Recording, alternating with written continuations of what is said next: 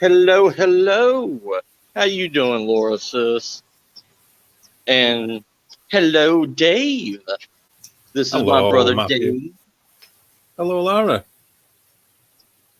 This is my brother Dave from Darius Lives. Oh, one of the very few YouTubers that gets my actual channel name right. Thank you, Matthew. Very much Always, appreciated. sir. Anytime Doris Day. Yeah, Doris Day. Been called worse. It's been worse than that, Oh, brother. yeah. I am going. Okay, so we are at Five Below. I'm going to see if there's any new stuff here. And Davy Boy over here is my co-pilot. Yes. And since Dave is not a prepper or anything, but he has enough common sense to be a better prepper than the majority of anybody else. And Unless you know, not in the company of people like yourself, but I appreciate that. I, Dave, in an end of the world situation, I would rather have you beside me than any of these big name preppers or whatever. That's only because if anything happens, you can hollow me out and crawl inside when I die. Like a tauntaun. Like a tauntaun, yeah. It doesn't get that cold over here. It's okay. You'll be saved for another day. Oh, that's reassuring to know. Always. Yeah. I apologise for my very crappy video feed, by the way, everybody. I do intend to get that sorted out, but at least you can hear me. Don't even worry about it, brother. I always do my stuff on a cell phone, so your stuff is way better than mine. Hey, Brown Dwarf, how you doing, brother? How you doing, bud? How are you doing, Lynn? Yes, he is an Englishman. Yeah. Yeah, I'm a limey. I'm yes, 100% limey. She is from Mexico. Ah. Yes. I'm not even gonna try any rubbish attempts at speaking Mexican or Spanish, whatever. So just hola, I suppose. Hola. Hola. Hola. You can say ¿Cómo estás? ¿Cómo estás? ¿Cómo estás? Yes. ¿Cómo estás? Thank you. ¿Cómo estás, everybody? There you go. That's as much as I can do. I know a few, but Laura still says I sound like a gringo Well, when I talk. She just said I'm not from Mexico. I'm from Spain, Madrid. Oh, you're from Spain, Madrid. Yeah. Madrid in Spain, yeah, the real deal. Yes, she's real Spanish. But she lives in Mexico City, but she's from Spain. Ah, that's it. Okay. That's what I got mixed up with. Sorry, Laura, sis. Mi casa, su casa. There you go. That's something else a bit of. Mi casa, su casa. So, I was looking at these when I drove by. Okay. And they are made out of plastic. And Indeed, sir. I was thinking, I saw this guy on YouTube that took one of these and a 5-gallon bucket and was able to hollow out the bottom end of the 5-gallon bucket and put a motor in it and turn it into a water power generator. Okay. I'm wondering if I could do it with my limited knowledge. Well, I mean, knowledge is only limited until you acquire it, isn't it?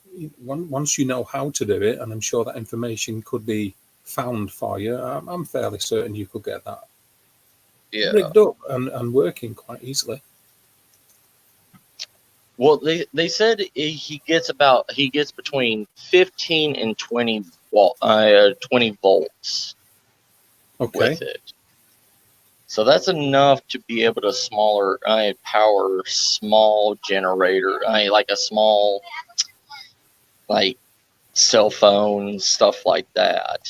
Um, I'm I'm thinking about something bigger. Like, I mean, you can't really go any bigger with a bucket than like a 5 gallon unless you get like an industrial bucket or something like that. Yeah. Hey, Or Sneaky. maybe if I could daisy chain multiple buckets together and run them all off of as one current source. Because I know you're good with technology. Yeah, only when it comes to finding spirits and ghosts and spooks and things like that, Matthew. Only when it involves chasing around me own shadow, really. Flashing boxes, nice black flashing boxes that cost a lot of money. Anything apart from that, I'm screwed. And breed like cockroaches, right? Yeah, they're the ones. Hello, sneaky sis. How you doing?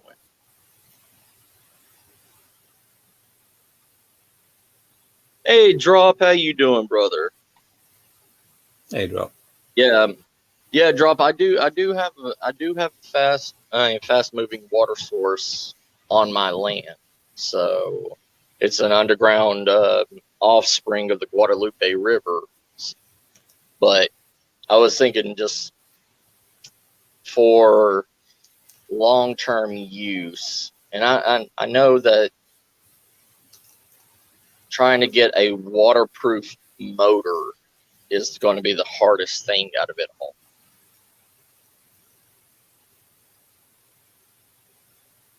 Can't find one of those at a secondhand shop, Well, who was it who, I'm trying to think of the name. Was it Pythagoras or something like that? Yeah. Who invented the gravity wheel?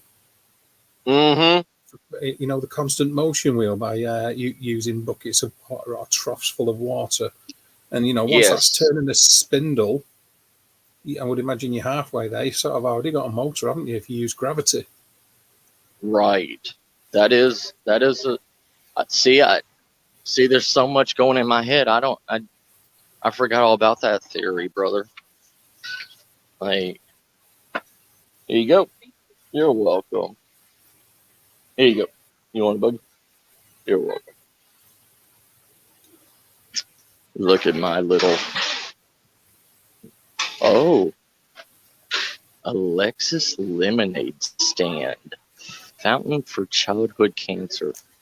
Donate here. Does it take cash?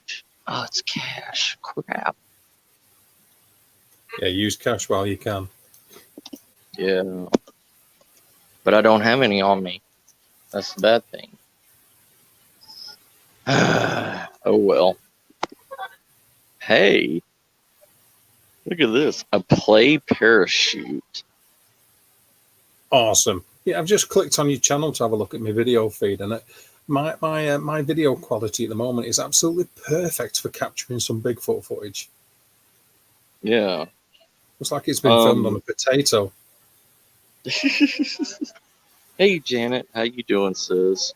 And Drop, I don't know. I'm wanting something that's going to be able to run at least a battery charger to be able to charge my batteries if ever my solar panels go out, Yeah,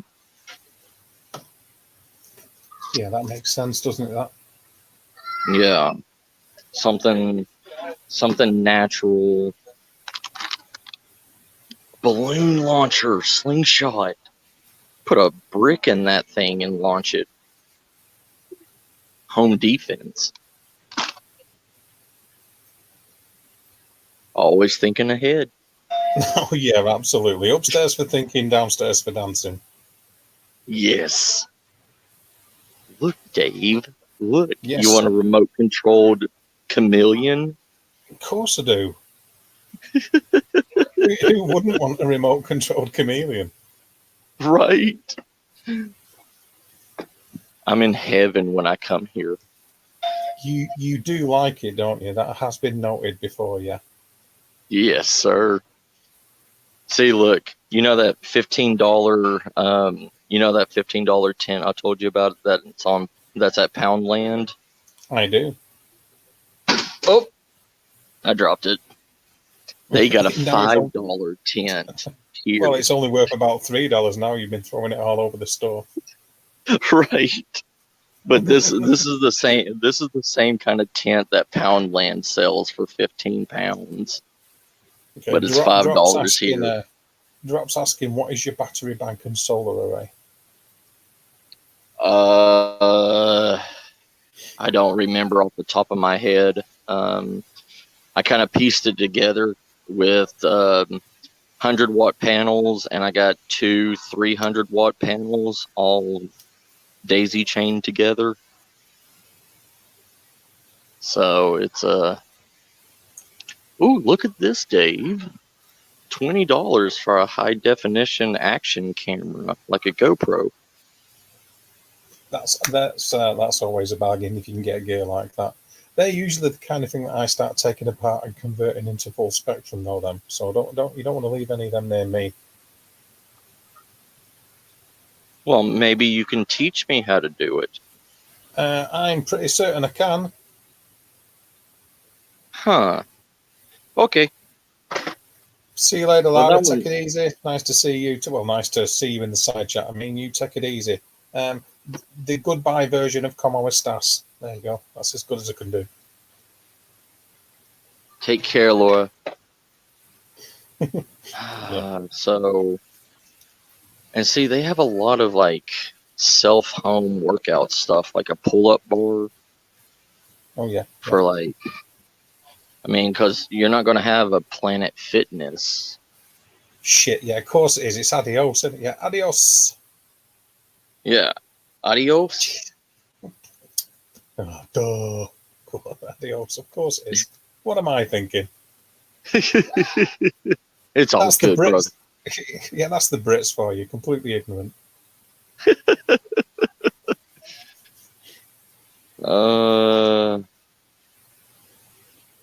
Hey, Yes, sir. you could start learning how to tomahawk toss with Velcro tomahawks. Velcro tomahawks. Yeah. Oh, just don't wear any felt pants. Right. Oh my god. Oh, they look awesome. I have to be honest. Yeah. Yeah, oh yeah. Drop wants to know how large is the battery bank.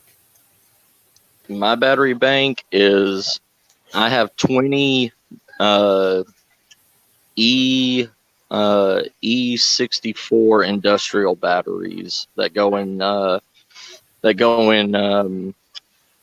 like heavy duty construction machines.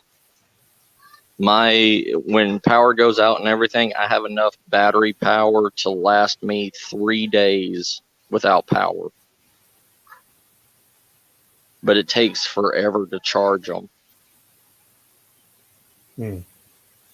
Yeah. Look, cloth hammocks. Cloth hammock for $5.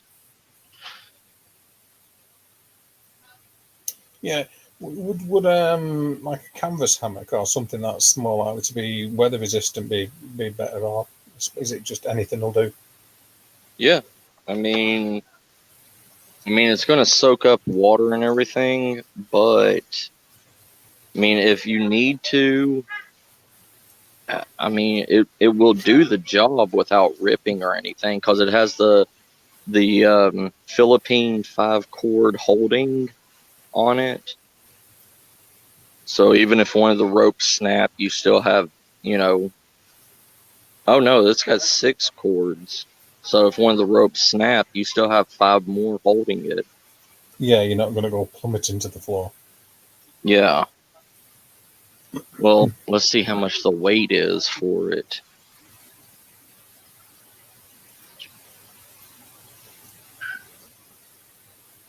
It will support up to 190 pounds. That's not half bad. That's pretty good, though, isn't it? Yeah, especially for $5.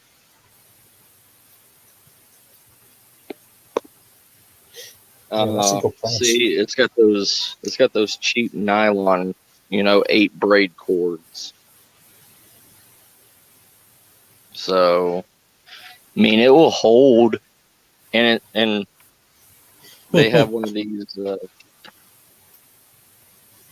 They have one of Yeah, these sitting hammocks. show us the cover. Show us the cover again, Matt, because he did The look like he cover. was chilling out. The cover of the hammock, yeah, that guy did look like he was proper chilling out. No, the Oh other one. yeah. Oh There was a dude proper relaxing, weren't there? yeah. Where was he?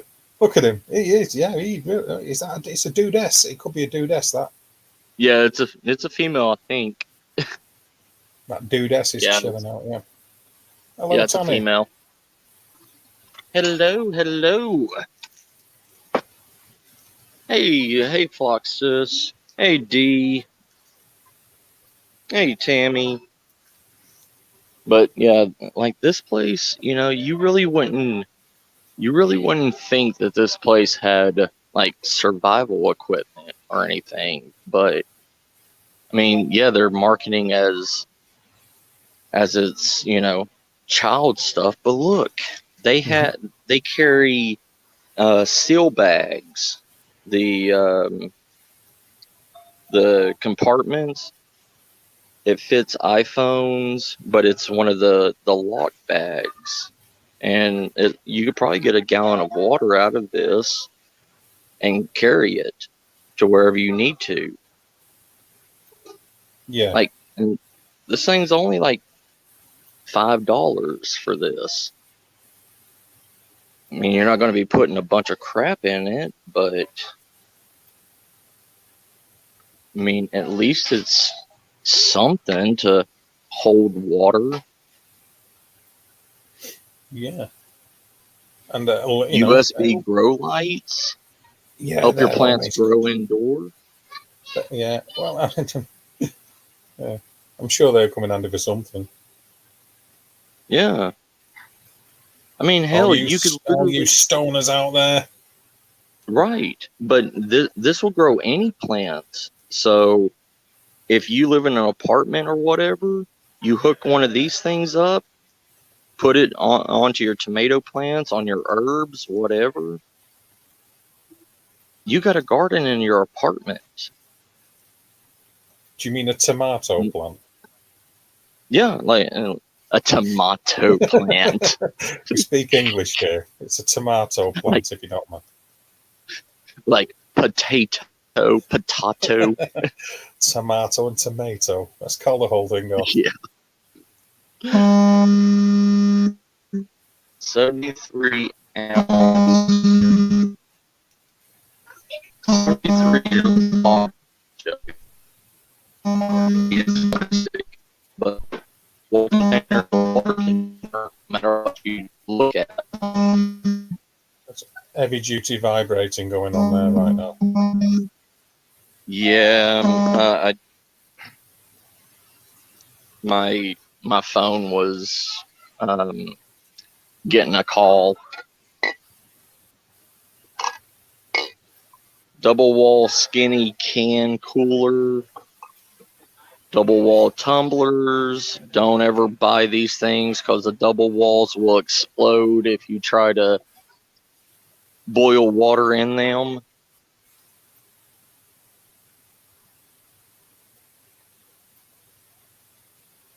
Yeah, exploding things aren't good, as everybody already knows. Right.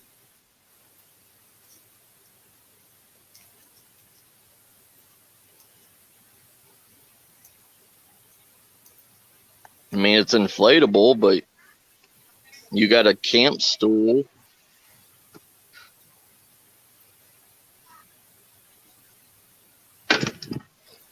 A picnic basket.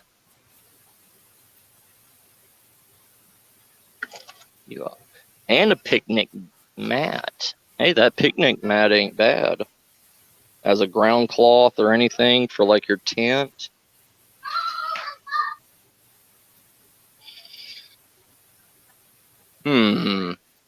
Oh yeah.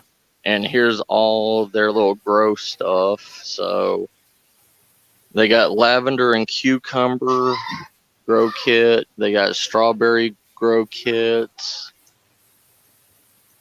Lavender. Lavender's always good for that relaxing feel when you're in a Yeah, critical survival situation. Dab yourself with some lavender and face all the thrills of the world ending. right. Just sit back and laugh.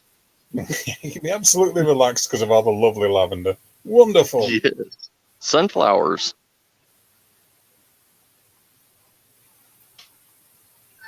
Oh, look at this. Go back to good old Brit, you know. Hello, Steve. Didn't y'all use these as perfume spritzers? Well, not too recently, Matt. We've invented the wheel since then. Oh, have you? Yeah, we found fire and everything since we last used them. Yeah, but yeah, yes, we did. I think you will see them in old Carry On movies where people are trying to kill flies or spraying the plants. Yeah, it's a plant mister. Yeah. Yeah. Do, do, do, do, do, do. Don't mind me. I'm just misting my plants.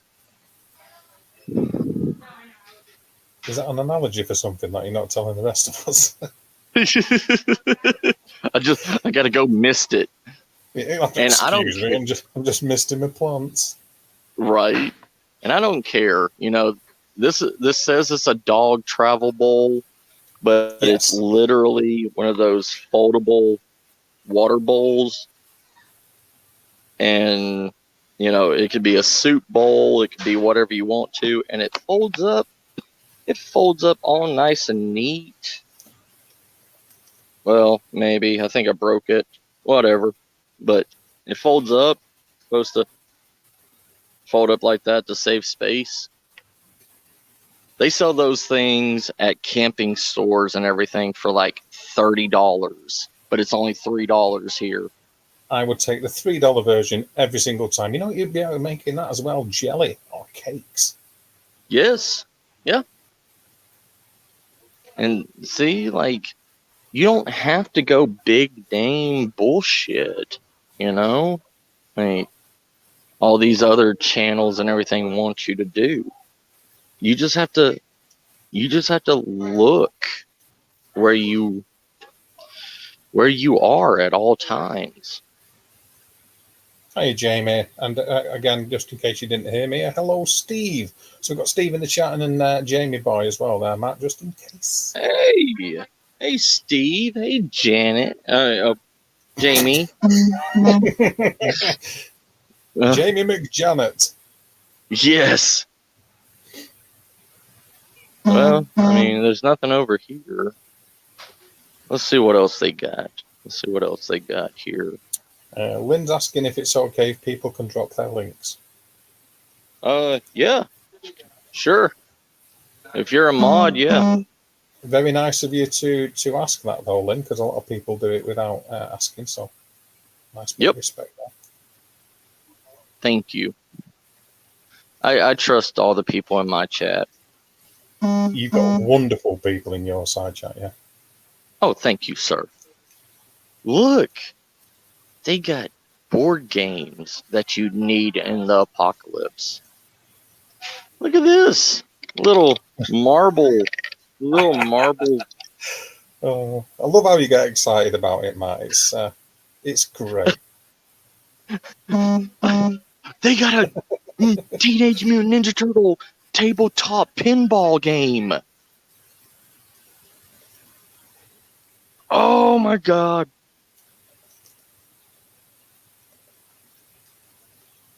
This is amazing.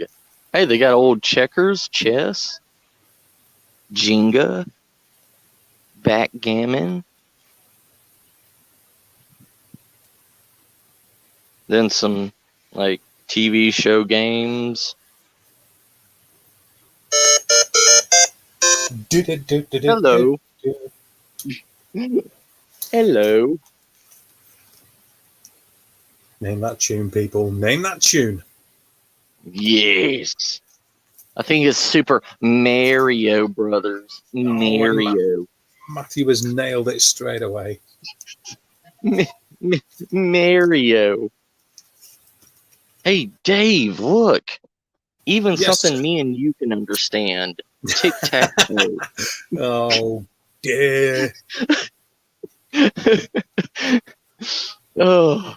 I much prefer the 2-slot version of that. Oh, I like that. Clapping hands. Yeah, little hands. You could slap somebody with little hands. Yeah, well, to be honest with you, Matthew, the people that I want to slap, I'd much rather use big hands.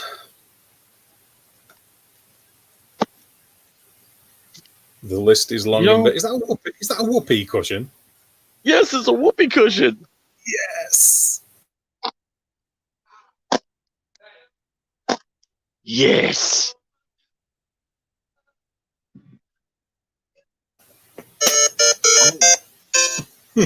Hello. Sorry. It's all good. It don't bother me one bit, brother. You got a toucan? A remote-controlled toucan. Oh, yes. Heck yeah. And it's a furry friend. For, in the moments of the apocalypse when you're all by your lonesome. Well, you need something or someone to cuddle, so why not? Yes, I will cuddle my little furry toucan. I have no problem with that. I think mental well-being is just as important as anything else in a survival situation, surely. Yes, sir. That is the number one. Hey, unbelievable science. You want to learn how to disembowel somebody during the apocalypse? Here you go. Well, or you could just ask me. Yeah, that too. Yeah. Yeah.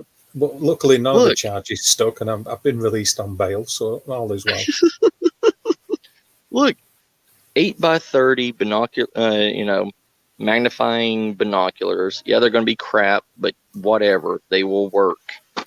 And a sewing machine, a handy dandy 3 AA sewing machine. I've got to be honest, to get a set of binoculars for that kind of price, even if the lenses aren't the best, they're still worth taking a chance on, because binoculars will always come in handy. Right. A freaking microscope here. 3x magnification, 100x, 200x, and 450x.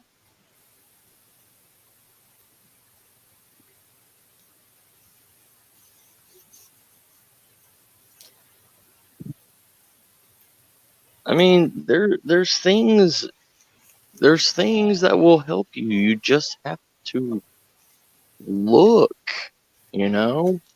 Don't rely on what other people. Kazoo! And a harmonica. That kazoo will come in handy for a crack pipe if you ever run out when you're in a survival situation over smoking some weed through. Right? You got it. You got it. And it's only $225 for a metal kazoo. Yeah, that is good. That is good. Yes. But to be honest, a kazoo is probably the least stylish musical instrument if you're going to join a band. In a post-apocalyptic world, if you want to get a band going, when Armageddon's setting in, you're thinking, what we need now that the world's coming to an end, we need a rock band. We need a kazoo player. You're not going to. Yeah, it's like we need a guy on the triangle and somebody on the kazoo. Hey, look, Hershey's hot chocolate bomb maker. They're silicone molds. I mean, if you're stockpiling,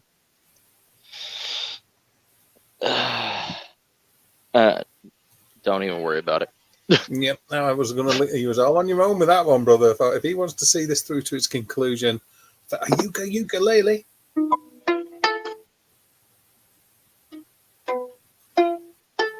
It's a ukulele. It is a ukulele, yes. And you know what else? In a survival situation, you can take the strings off that and use it to garrote a small creature if you need to. Yes. And a desktop drum set. Oh, dear me. Oh, is that a multicolored xylophone as well there, is it? Yeah, it's a It xylophone. is. It's a xylophone. You're talking about making a band in the apocalypse, Dave. An electric keyboard. Right. We need to get some members sorted out this. We got it all here, Dave. Yeah. Everything your heart could wish for. And right now, I mean, training boxing gloves. People want to know the name of the shop that you're in, the name of the store. I am at Five Below, where everything is $5 or below. Hey, Paul. They got a recorder.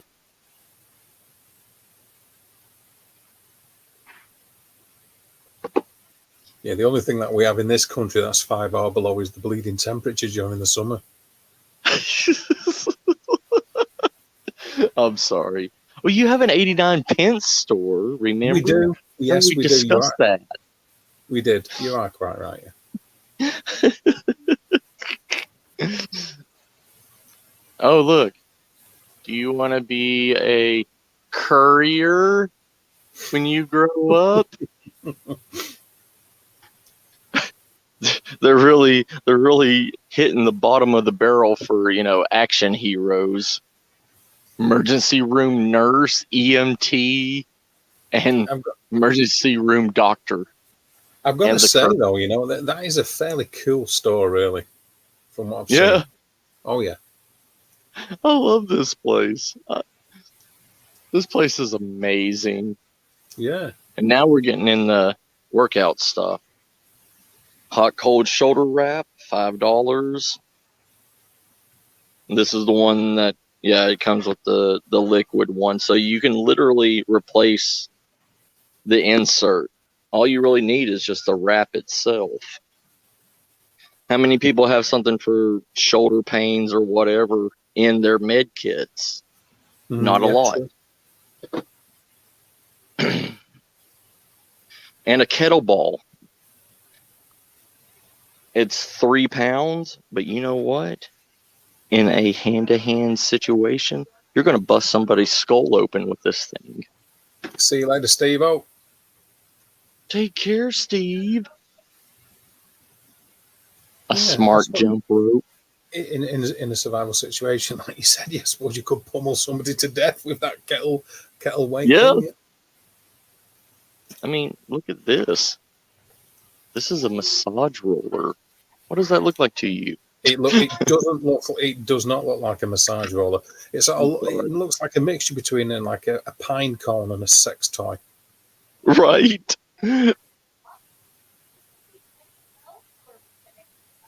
Oh, here we go.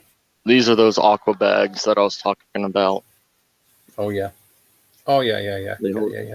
Holds up to 25 pounds of water. So that's what, roughly around 10 gallons? Kilos. Yes, well, yeah. 12 and a half kilos, about 12 kilo, yeah. Yeah. And I mean, you can, 25 pounds of water, and it's carryable. It's meant to work out, so it's not like it's going to snap on you. And this, nobody has one of these in their emergency kits. It's a complete Mylar sauna kit. It keeps you warm and hot to sweat off your body fat. Instead of carrying those pathetic little Mylar blankets, put this on. Same thing as walking around in a trash bag, but I mean, at least it has a dual purpose on it. Induces perspiration. So in a survival situation, you could literally recycle the sweat from your body and re-drink it. That sounds absolutely delicious. Hey, Hey, at least I'm not telling you to drink your own urine like Barry Grylls. Hey, Barry Grylls, he's the man. Well, in all fairness, I think it's only a matter of time before you tell us to drink our own urine, depending upon what part of the store you go to next.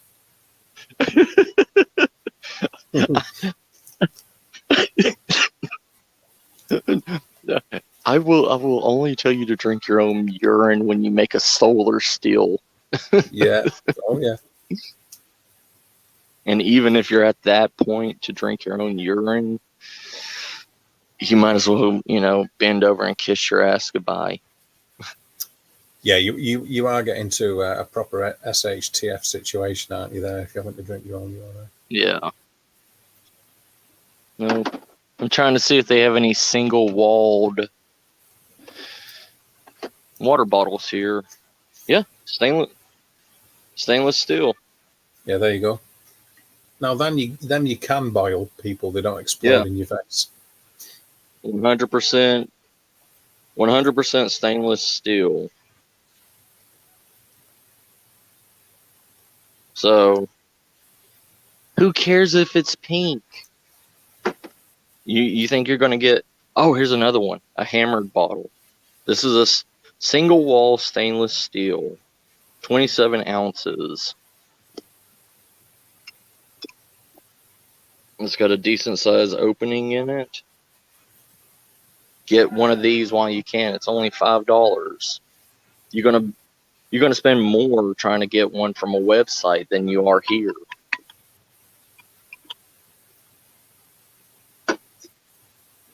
Because I know so many people are afraid of aluminum.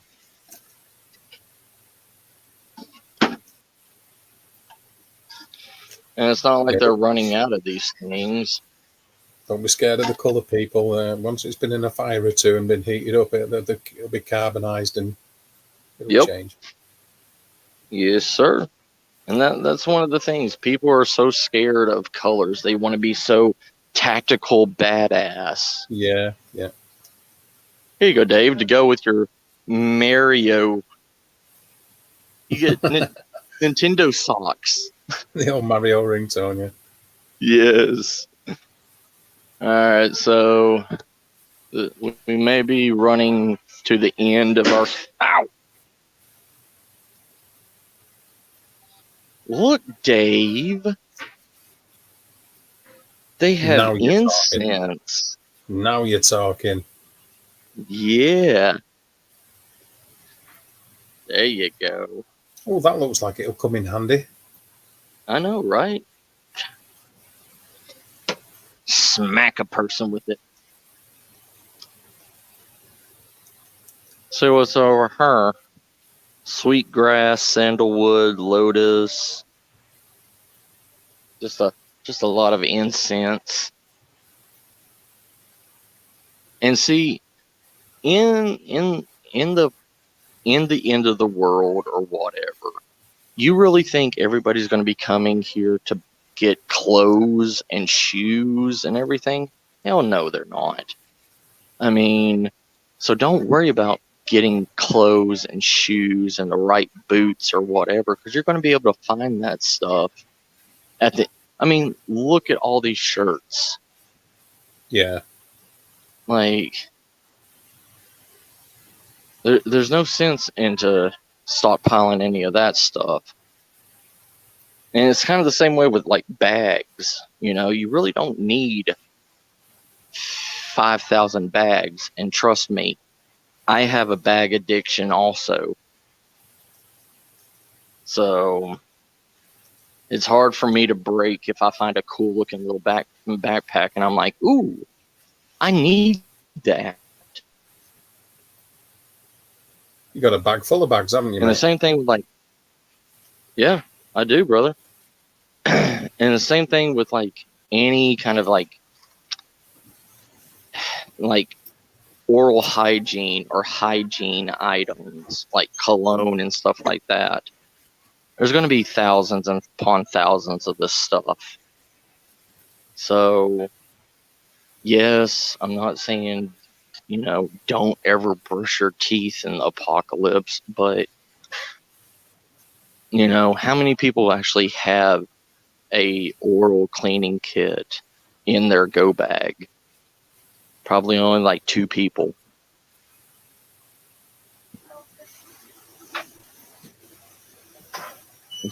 It's just something that's not on people's agenda.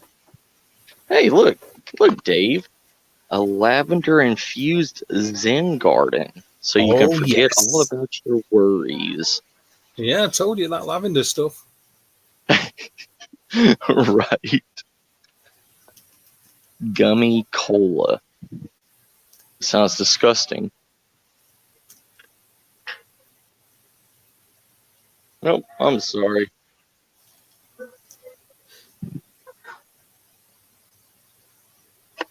Got more stuff to be able to hang up herbs and everything in it. Oh, let's see what they got. Let's see if they got any like. See if they have any like survival books Things. here. Yeah, I already found tarot. Oh, that'll come in handy, yeah. I found healing crystals. Oh, that'll come in even more handy in a survival situation. I found palmistry. Mm. Okay. Ancient healing. Oh, there you Wait, go, yeah. modern healing remedies for well-being and optimal health. Oh, So, it's was this Five Below opened by a group of hippies back in the day, was it? yeah. Sorted. Good, good, good. Okay, well, this is more acupuncture, qigong, herbal therapy, energy balancing, nutrition, and diet. I mean, it could work. I'd prefer something that can light fires and make food with, but okay. Yeah, same here. The 4 agreements, wisdom book. I need wisdom in the end of the world. Yeah, well, common sense would be more used to you. Let's make dumplings out of humans. Let's make dumplings. That's exactly the kind of book you need. Let's make dumplings out of animal feces and tree roots. Yes. It's perfect. Perfect. It's a cool store, though. It is. It really is. I mean, it is. Yeah. look. What other store are you going to find a Rick and Morty coffee mug?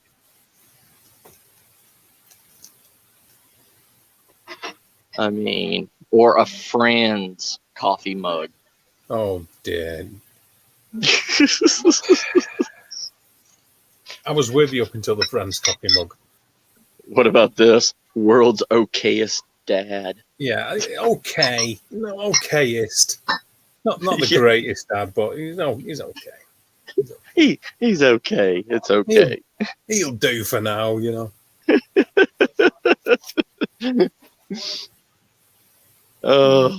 Okay. He's okay. Like they have a little bit of everything here. Like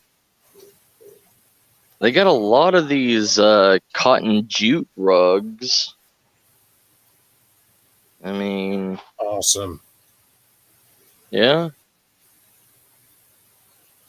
Hey, Dave, have you ever been driving in your car and you were like, damn, I wished I had a container to hold my ketchup in while I'm driving? Well, it's funny you should say that. No. Well, now you do. You have a condiment dipping cup that goes on your air.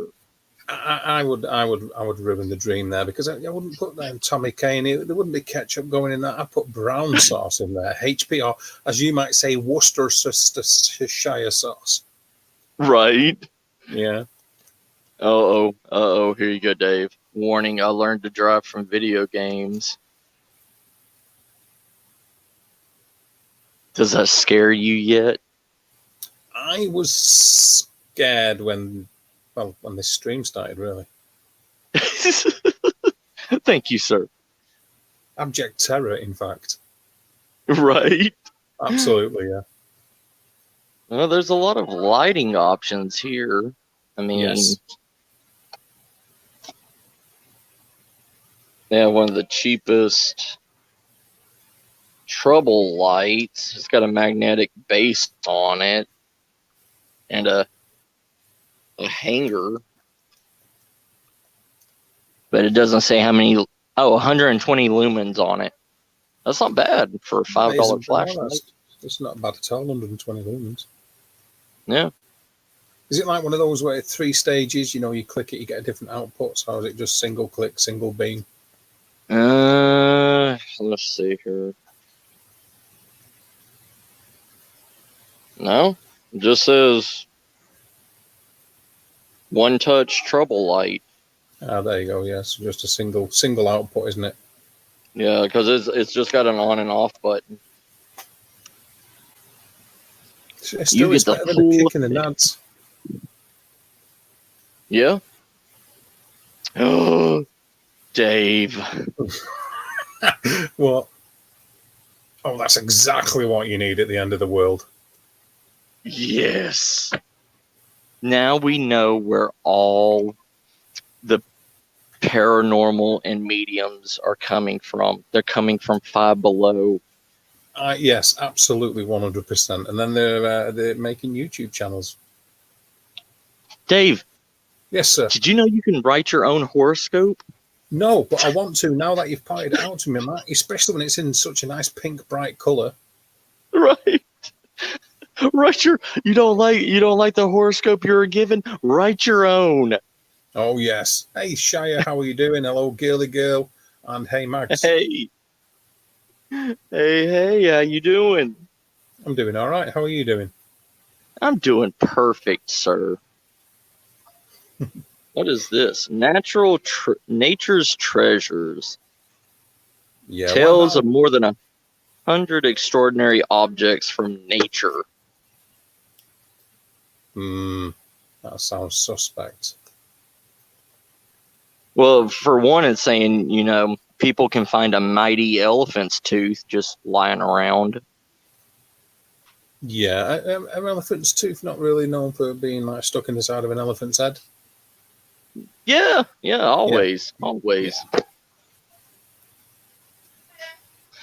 Yeah. The magic of astrology. Oh yeah. Hey, at least here's one book that actually fits all these books. The Book of Useless Information. Right, that could have been written by me, that thing. Or you, for that matter. Right? Co-authors. Book of Sleep. How does that work then? You can only be awake reading it, though, okay? Yeah. Mm-hmm. Okay. I think we've ran out of options.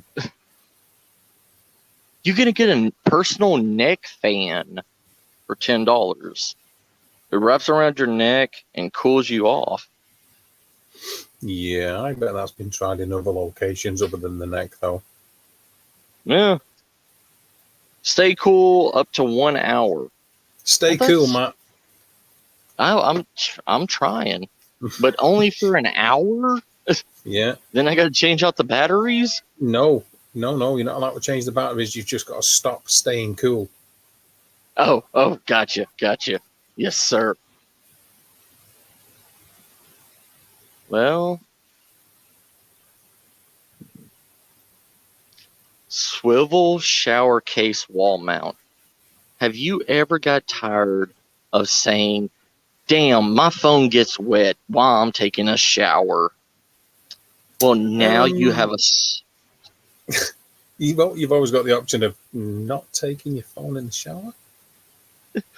But look at all the stuff it gives you, Dave. You can flip it sideways. You can watch your favorite TV show. Yes, It mounts to the shower wall. Absolutely, yeah. And look at that It's got anti-fog window on it too. Water resistant, not waterproof. No, I saw that it was only IP4 or something. Yeah. Yeah. Have you ever drove your car and you said, damn, I wished I could videotape the side, from the side of my car. Now you can. Never from the side. There's got a camera in the windscreen and in the rear recording front and back. I'm not sure why you don't want to do that.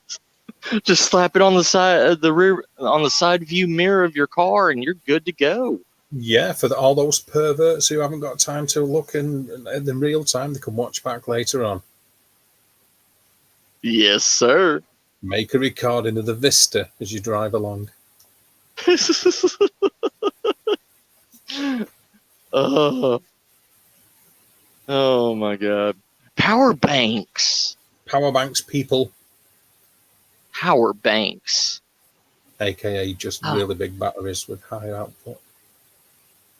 They're all the same price. Why would I get a 3600 milliamp?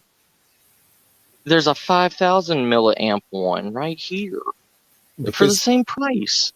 I understand that, but what you've got to take into account is that there are still idiots. That is true. Just in case an idiot comes along and thinks, I'll go on it. Oh, wait. This one has 4 LED indicators to show power level, and it's got a built-in flashlight. Oh. Provides up to 100% recharge. The thing is if that's got a built-in power light, you'd want that to have a high capacity to compensate for the fact it's got a built-in power light. Right. Does that have a built-in power light? No. This is just a basic one. Yeah. Yep. Nope. I gotta go for the pink flashlight. Yeah. It's the pink one. Yes. It's the pink one. Well, look at this one. What's that one? Here's another one. Another one. The exact same thing. Type C, though. Different USB types.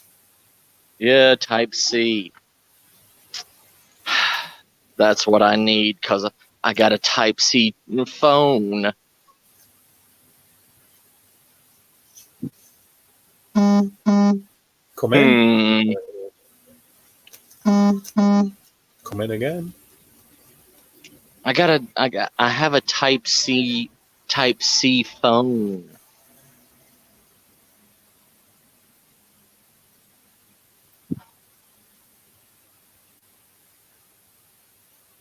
Well, here's Gaming Central. Doesn't look very central to me. Pink headphone. There's a lot of pink knocking about in that store, Matt. Yeah. Well, there's baby blue, glow in the dark. Oh, yeah. Baby shouldn't glow in the dark, and more importantly, they shouldn't be blue. Did you ever want a controller case for your gaming controller? It's funny that you mentioned that, Matt, because no, I've never wanted one of them. Well, too bad, Dave. You're getting one. Fair enough. Fair enough.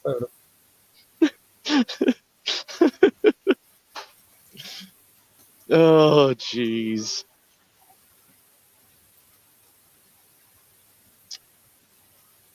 Okay. All right. Yes. Okay. We're done. You done? Is that it? Enough is enough, yeah? Yeah, we're done here.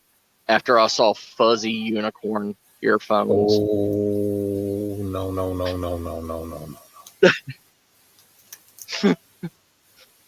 I drew the line. I draw the line at that, sir.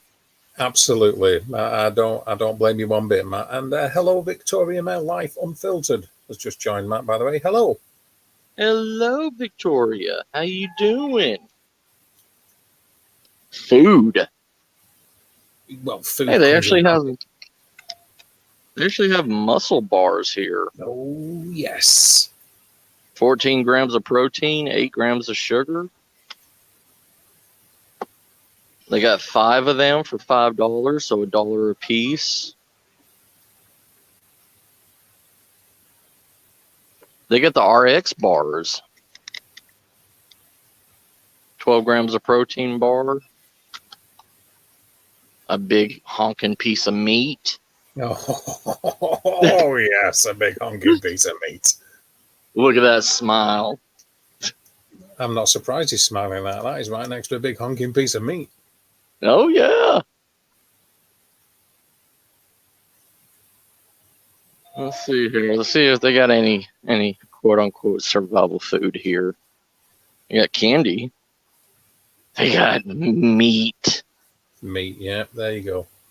Meat. That's all you need in a survival situation is meat. And get that protein in your face. Yes, sir. They got nuts. You see, Yeah, that's not really survival food. That's just snacks and junk food, really.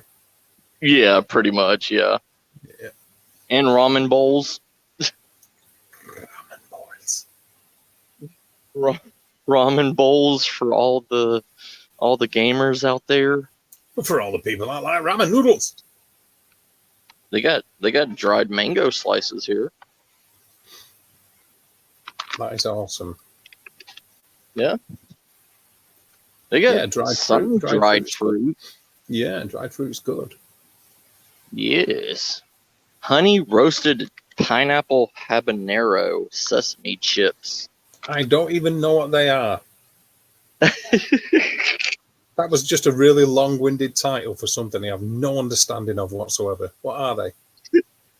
They are sesame chips. Honey roasted pineapple habanero chips. That's the flavor of them. Okie dokie. I don't know what habanero is, but they're just chips. Just chips. Just chips. Just chips. Just chips. Hey, Jimmy. Hey, Jimmy. Eye of the tiger. This has 25 grams of protein. It's the thrill of the fight, Matthew. Yeah. This has caffeine and turmeric in it. So not only you're getting the protein, you get 6 grams of sugar, but you also get caffeine and turmeric inside of it to help with swelling, blood flow, and you also get awoken with the caffeine. These ain't bad for $2 a piece.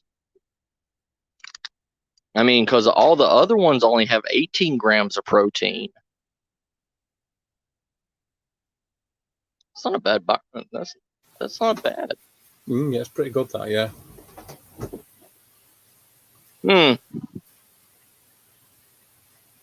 Here's a garrote right here.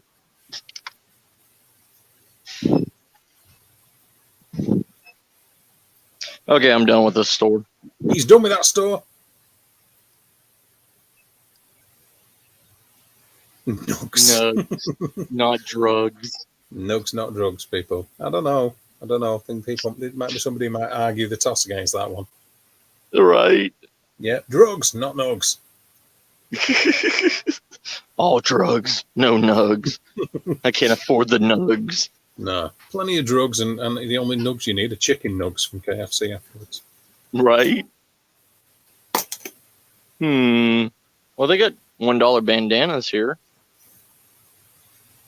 Always a bargain. That's not bad. No. Yeah. Can't go wrong. And nobody's at the lemonade stand. Even they gave up on their lemonade stand. They're like, nope, I'm done with this. Done with this BS. Yeah, that's never reassuring, is it? Right. They didn't even have any lemonade made. So it's not. So I would have to donate. Then I would have to wait for them to make the lemonade and then bring it back to me. Yeah, that's too much of a dedication. Yeah. I want it pre-made. I want it ready to go. Don't want any hassle. None of it. Uno momento. Give me 1 second. Let me switch the camera back around. Okie dokie.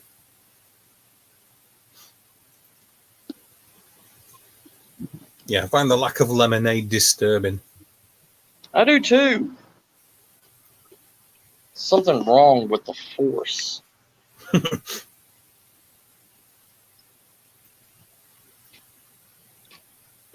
Boo! Yeah, Hello. who is that there? Who's that I guy? don't know.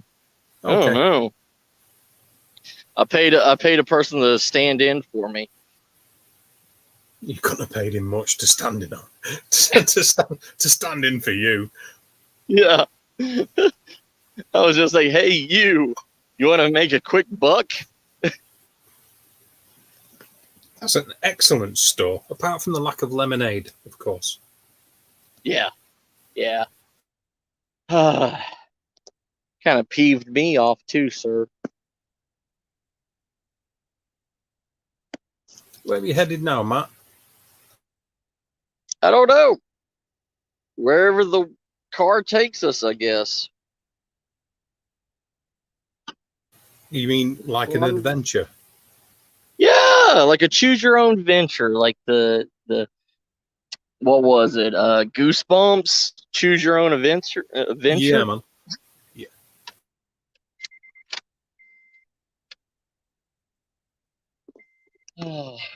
Choose your own adventure, sir.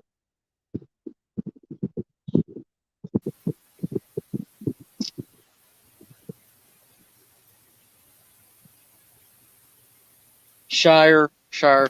Only 6 grams of sugar would lead to your heart swelling with happiness. Because we know what the 25 grams of protein is going to swell on you. Yeah, 6 grams of absolute joy. That's what that is. Yes. Absolute joy. Oh, let me finish my cigarette. I got y'all on the charger. Okay, yeah. I hear you. That is a good store, though, that. Thank you, sir. I love that place. Shopping with Matt. I know that for people that's in Canada, I know you have a store that's kind of like it called Dollarama, and Dollarama carries a lot of like, uh, oh, I forgot what the brand name of it, but Callaghan's like camping supplies and stuff. It's a pretty good brand,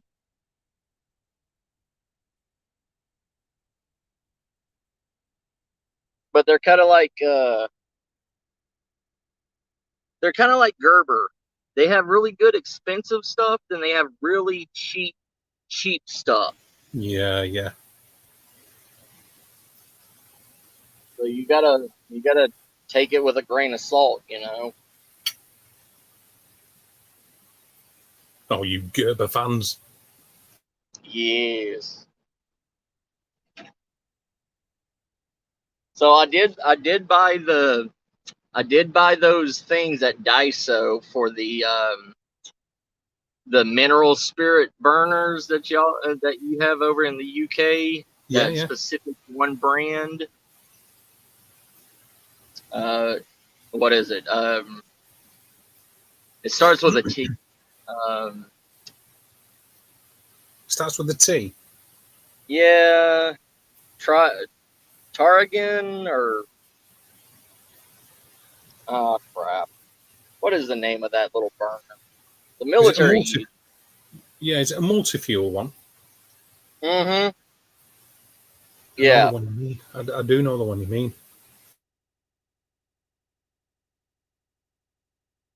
I mean, it's been around since like the damn 1700s. The Queen. Yes. She's been around since the 1700s. Do what? She's been around since the 1700s. I think she was the one that started it.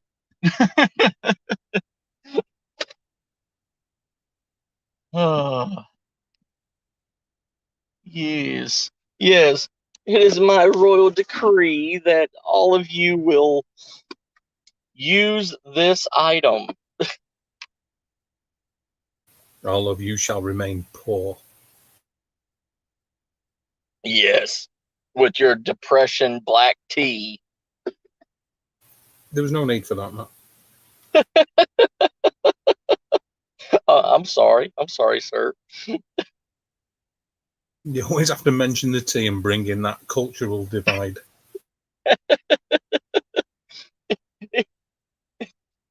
It's it's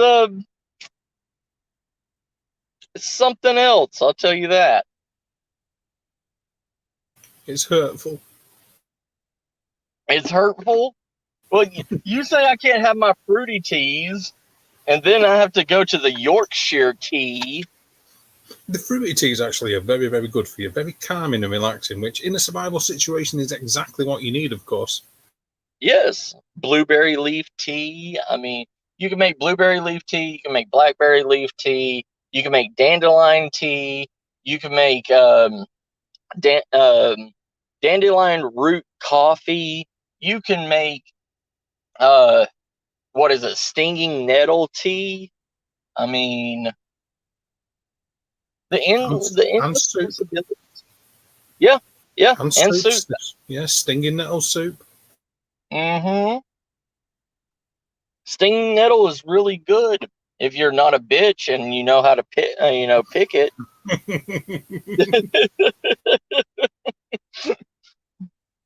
I mean, it's. I mean, don't get me wrong. I mean, I've trampled through stinging nettles, and I know how painful it is. But just gotta grip it. Gotta grip it hard. Hello, Carl. Hey, Carl. The Queen has yes, Shire. The Queen has the power to declare war. But when was the last time she declared war? Well, oops, excuse me. It's known as Her Majesty's government when they go to war. They sort of do let the Queen know. Yeah. And they do. Oh, yes. Oh, yeah. I mean, because she wants to get paid by using her navy. I mean,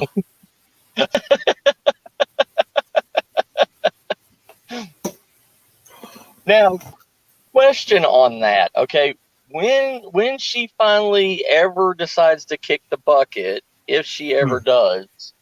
Right. A little bit irreverent of our ruling monarch, but okay, go on, I'll roll with it. Well, I'm just saying, where does that navy go to the UK after that, or does one of her grandchildren take over the reins of it? No, her son does when he becomes king, and then it becomes His Majesty's Navy. It Oh becomes the shit! yeah, still the Royal Navy. Oh shit! Giving it to him? Oh god! Well, he is next in line for the throne. Yeah, I know he is, but do you trust him with a battleship? I don't trust him with a rubber duck in a bath. I mean, do you trust him in a Mini Cooper? Yeah, I don't. Well, I don't trust any of them really. But Right? thankfully, they're not actually running anything Yeah. like they did back in the day of King Henry VIII. Yeah. Oh, granddaddy. Oh, my great great granddaddy. We love you, granddaddy. We absolutely adore your penchant for chopping off people's heads when they don't agree with you. Oh, yeah. Why not? Yes. Yes, D. Yes. Oh. Oh, man. Oh. Oh. Yeah. I hope old Queenie lasts forever. Um, I think it's unlikely she'll be around for 10 years. I can't see Don't that. say that. Well, she's a lot more infirm. She's calling off more royal appointments. She's doing less and less. She's in the 90s. So, Yeah, that's true. And her attack herd of corgis. oh yes, Don't fuck with those corgis. I would trust Matt with a water pistol, Shire. I would trust him as long as it wasn't loaded. What? Because I've been caught sucking on a water pistol doesn't mean anything. Yeah, I wouldn't. I wouldn't trust anybody with one of them. No. Oh, Least of all me. Least of all me. I don't trust myself. you're the one that's supposed to be, supervising me. Well, I suppose if you mix orange with it, like tang, as you call it over there, that might be an interesting game. Spraying it at one another, and then the enemy's on the other side there with their mouth open, going, trying to catch the stream. And if you were really being horrible, you could pee in one of them and not tell them. They'll think they're getting orange. Like, I'm gonna put lemon lime Gatorade in them and spray it at people. That sounds all right. Yeah, it'll look the same as urine. I suppose it really would, yes. Yeah. Oh God. Let's see here. I'm looking on GPS where to go. Hey, I always put meat in my mouth there, clock. Ask Dave. Dave has experienced me I've chucking experienced down. far too much. My flock, you don't really want to go there, honestly.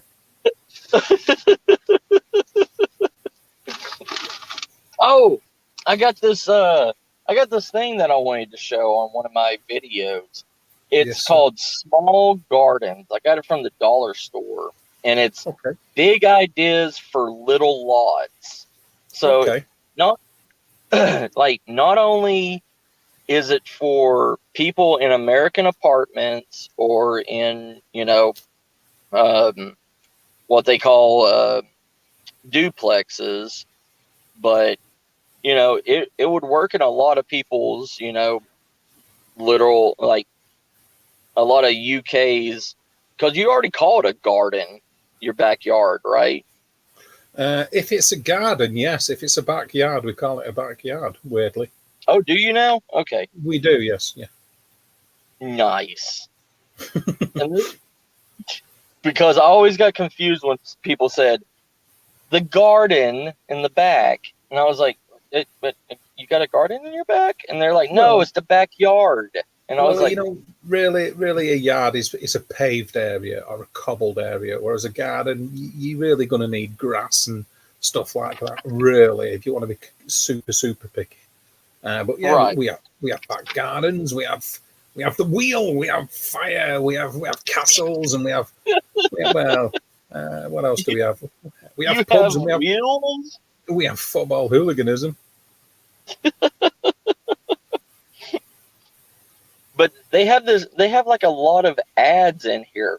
They have something that's called a rain handler, like gutter system that literally forms the water to go out into like a small stream to be angled to be captured in a rain containment center. Mm-hmm. Yeah, and it doesn't clog. It doesn't get any like debris in it. It recycles rainwater. Easy installation, maintenance free, and it's only for like $200.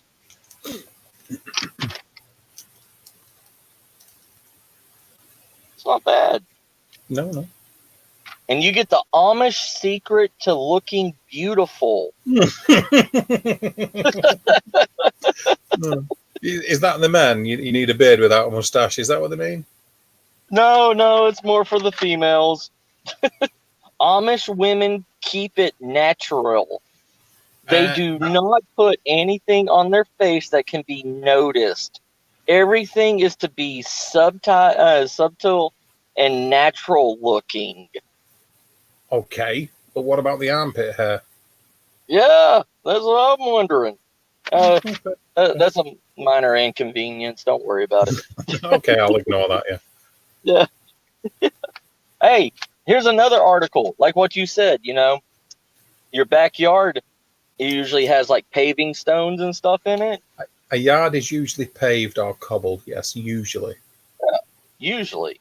Well, Usually. here they have one from tips for the UK from slab to fab.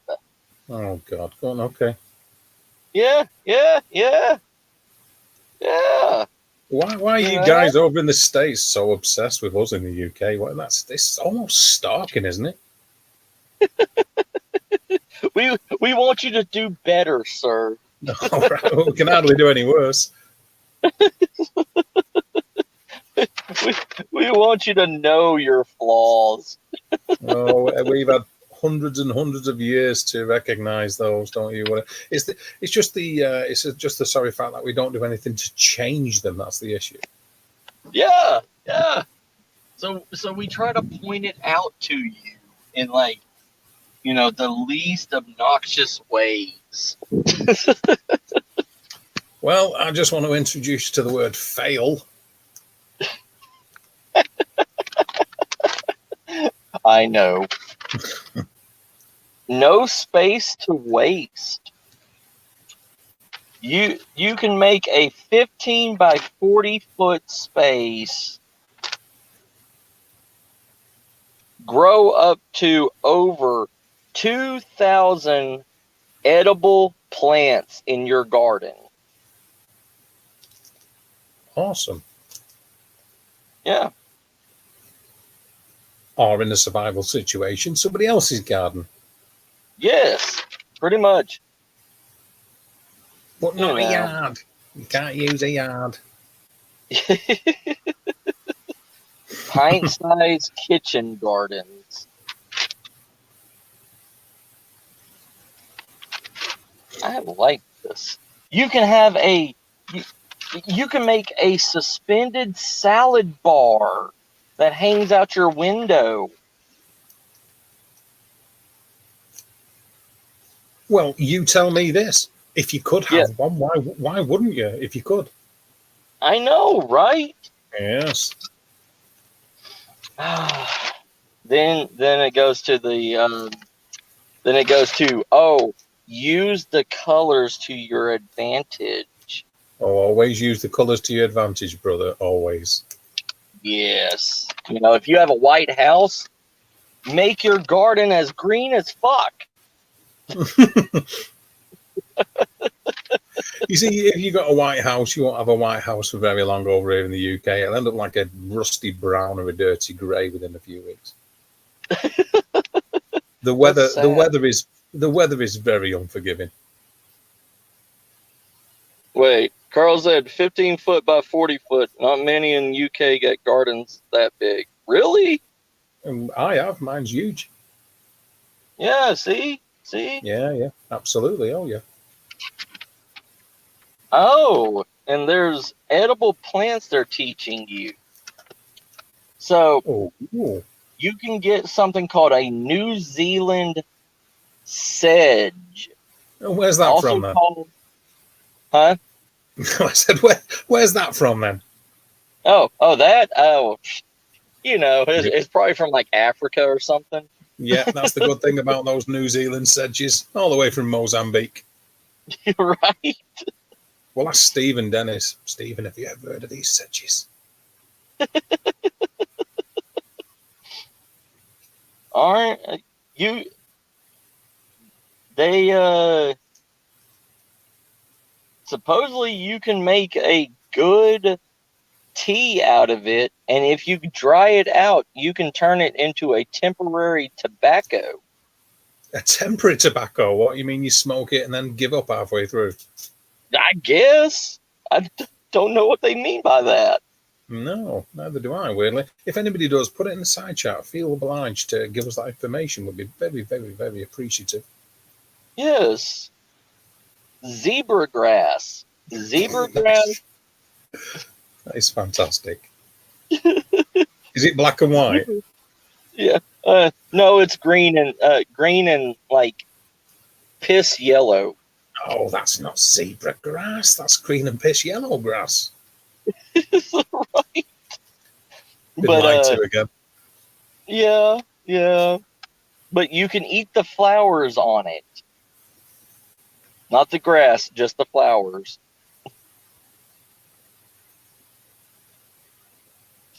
Yeah, that's fair enough, Carl, but your statement was not many in UK, and you're wrong. Yes.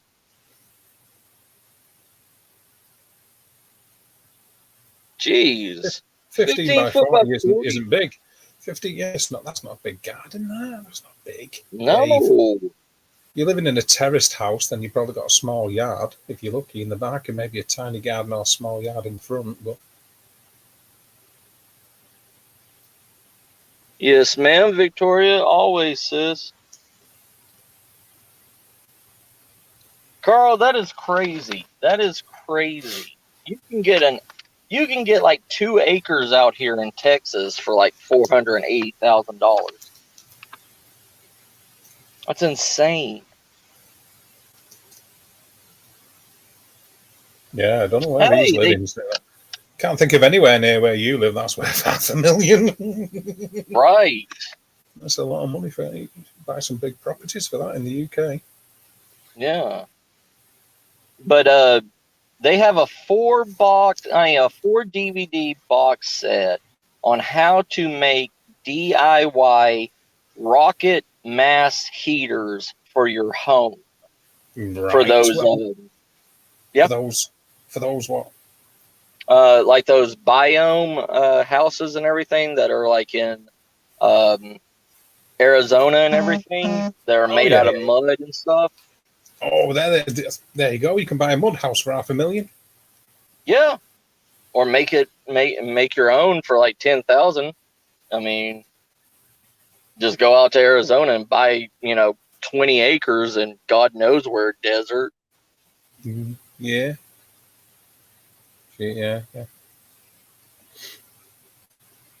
Permaculture. I do not like the name that they created for this permaculture website. It's called permies.com. Yeah, I don't like the sound of that either. Yeah.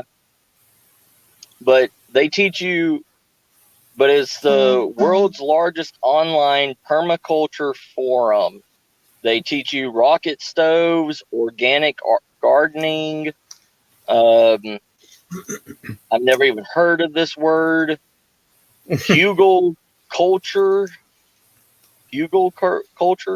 They teach you solar panels, wind turbines, medicinal herbs, homesteading, and Dave, permaculture. Yes, oh, well, there you go. I'm interested in permaculture. North Alabama Cryptid has just said hello to you, Matthew, by the way.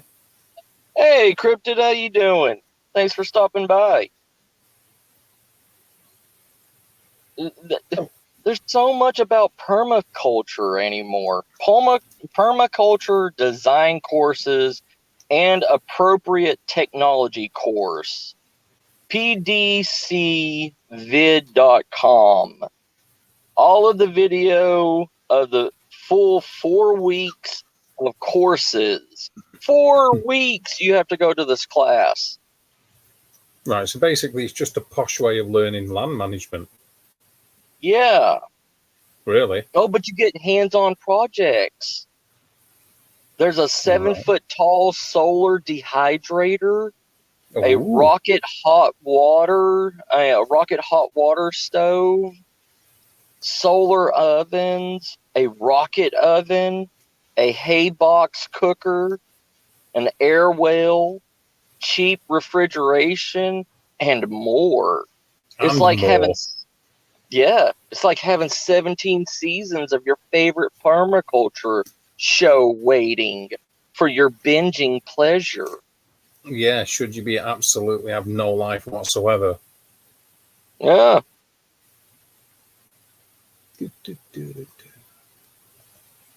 Hold on. Holding. Hey, I've just done Carl just something I said, haven't done for a while. I've just headbutted the microphone. "Oh, did you? Yeah, that's the first time for months. Just thought I'd Oh announce it. shit!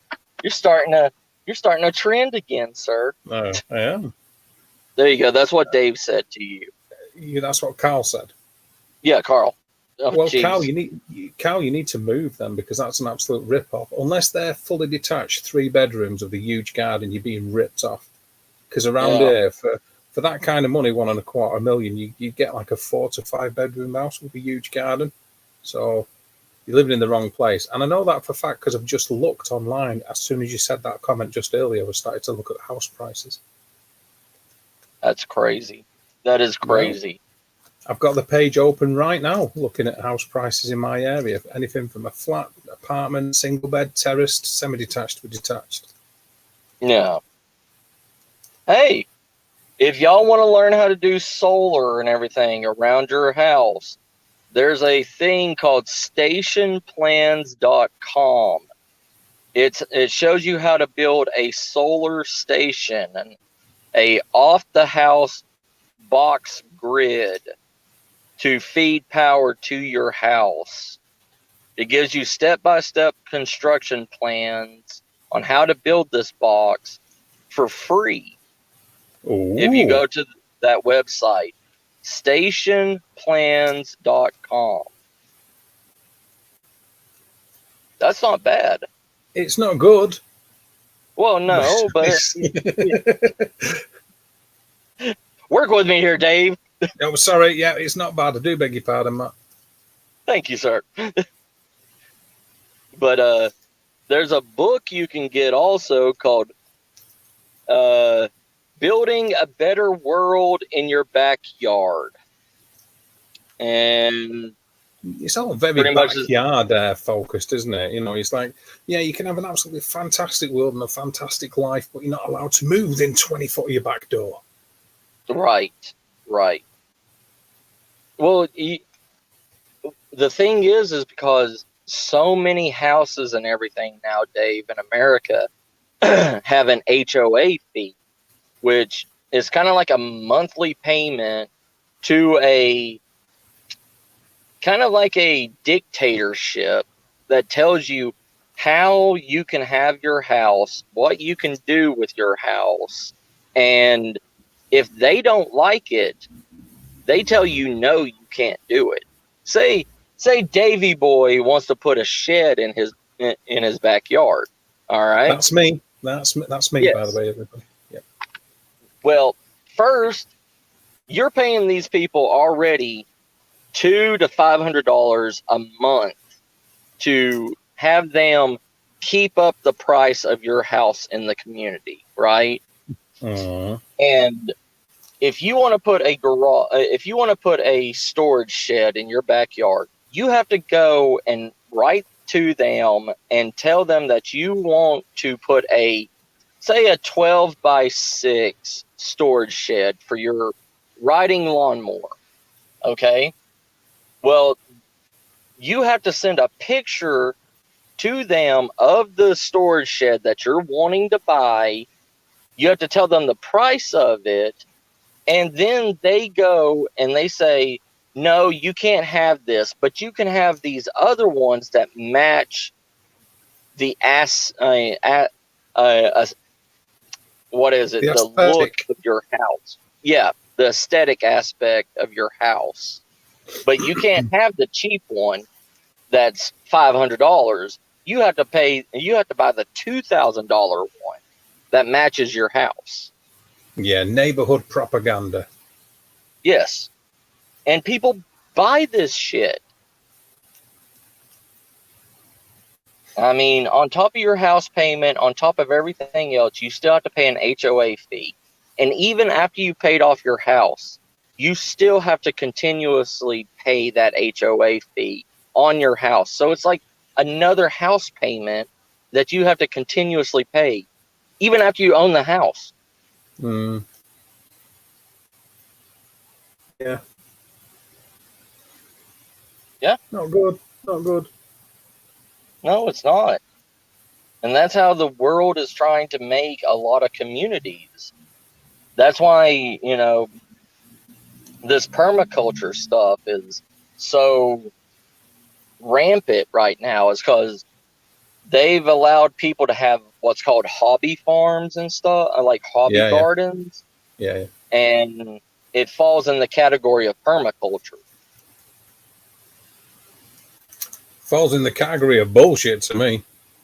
Oh, it does, yeah. It's a way of eking more money out of people. Yeah. It seems it. It seems that way. Oh, yeah, it is, brother. It is. Oh, from our farm to your garden. Oh, Irish eyes with a hint of garlic. Irish Grow what? one. The brand name of this company is Irish Eyes with a hint of garlic. Ooh.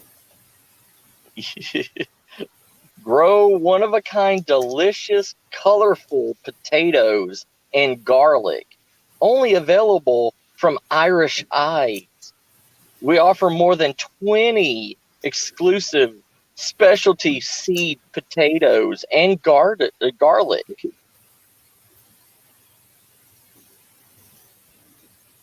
Oh, jeez.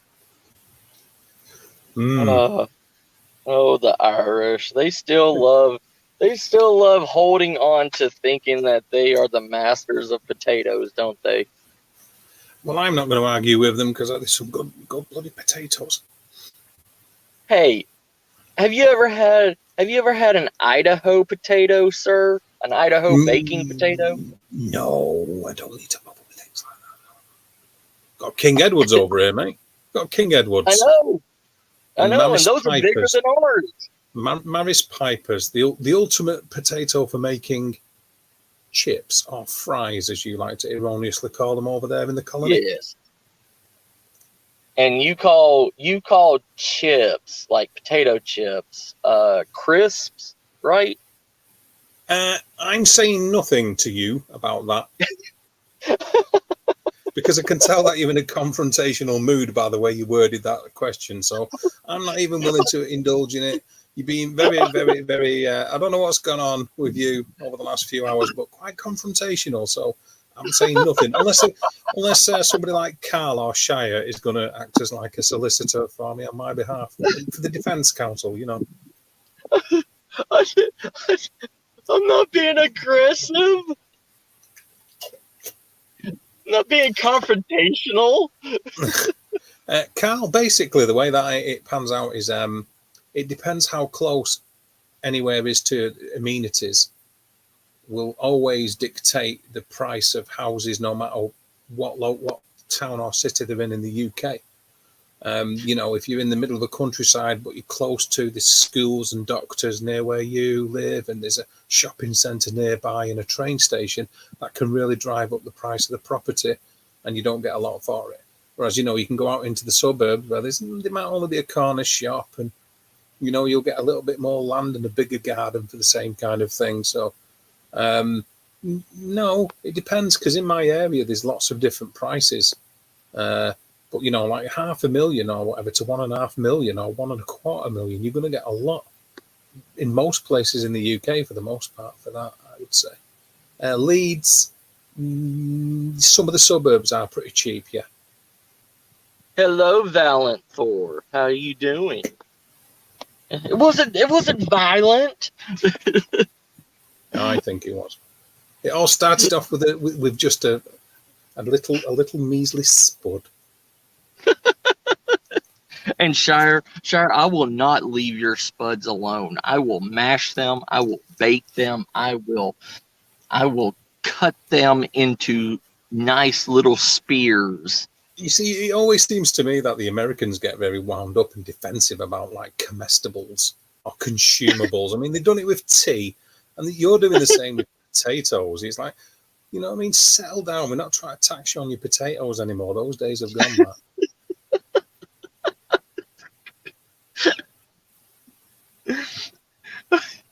We left the 13 colonies behind. We said screw it. Yeah, with some size 62 musket balls up our asses, but we left all that behind. It's all done. You just flipped us off on the way out. It's true that actually, Shy. Yeah, so far you have dissed the Queen tea, the Irish, and your testicles. Yeah, you had a go at the Queen earlier too. Did have a go at the Queen. I love the Queen. I'm just afraid of her offsprings. Yeah, even I agree with that. That's fair. It was a true concerning question that I asked. Yeah, well, I don't think she'll be around much longer. Don't want to be too depressive about it, but she's getting on, and she's missed quite a few appointments over the last 12 months or so. Yeah. She just needs to lay back and relax and rest, she pushes herself too much because, I mean... What have you got against the Irish, by the way? What? I didn't say anything about the Irish. What have you got against the Irish, you, Roberts? I'm just saying the Irish is very proud of their spuds for some reason. The Irish are very proud of the US. Are they? Yeah, you want to remember that when you're stabbing them in the back, mister. I'm not stabbing them in the back. I'm just saying, potatoes came from South America, and the Irish, The South Americans weren't using potatoes correctly. That's all I'm willing to say. Oh, gotcha. It's only when the Europeans got hold of them and started to fling them over to you guys over there, and then you ruined them by making potato chips and fries. Well, we use common sense with our terminology. It's like, what are you putting in your mouth? A chip? What where did it come from? A potato. So potato chips. We could have called them potato slices. And I'm surprised you didn't. I mean, it hasn't been lost on most English people or most people from the UK that a lot of American terminology is descriptive, like you're going to forget what you're doing. It's like, this is a sidewalk, which means it's on the side and you walk on it. Right. And, it's like you're giving instructions in the title of every single thing. It's like, it's horseback riding. Yeah. We're on the back of a horse. And you're riding. Yeah, absolutely. I completely get it. Yeah.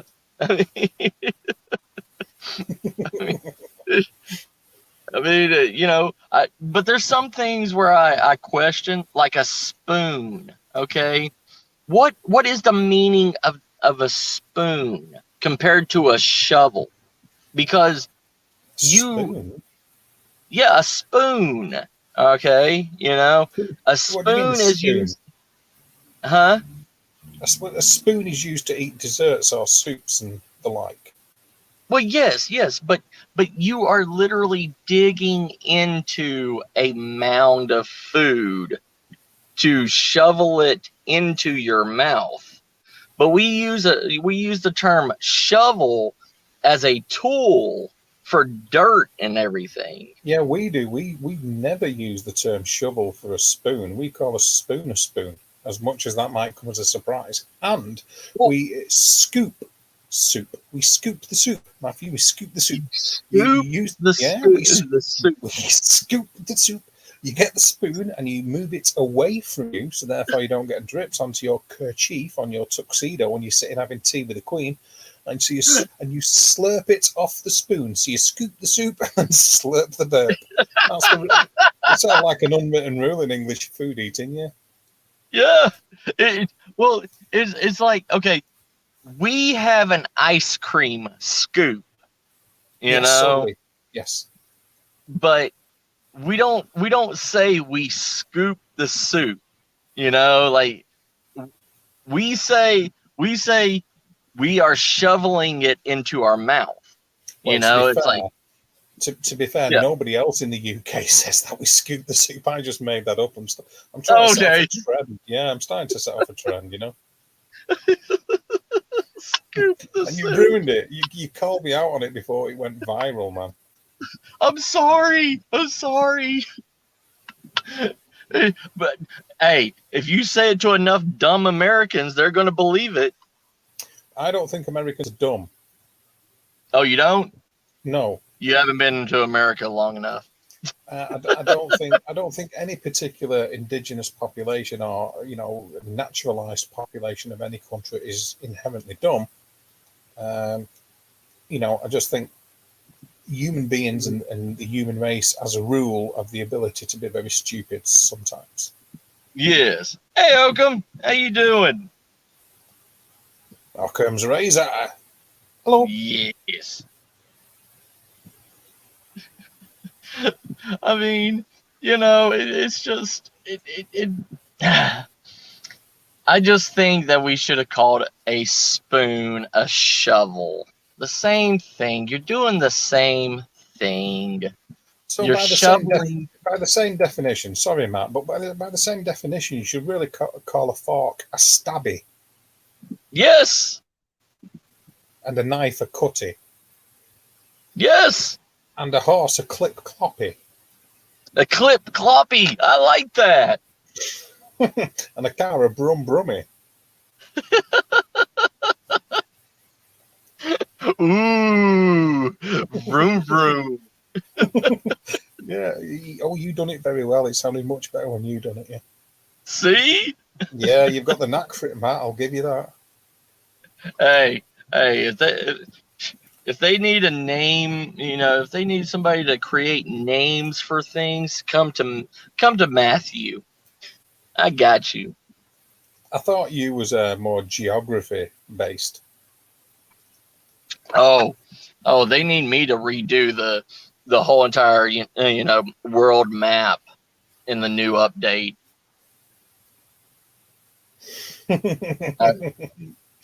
They need to put me in like GPS coordinates. I will have the world going everywhere. Well, technically speaking, you've already got the world going everywhere with the way that you describe the UK. England, isn't that in Scotland near Paris? It's like, what? Isn't Paris in the Sahara Desert? Yeah, and isn't that desert in the middle of the North Pole? Yeah. Technically speaking, it is a desert. Well, the South Pole is anyway. Isn't Iceland right beside Dutchland? Dutchland.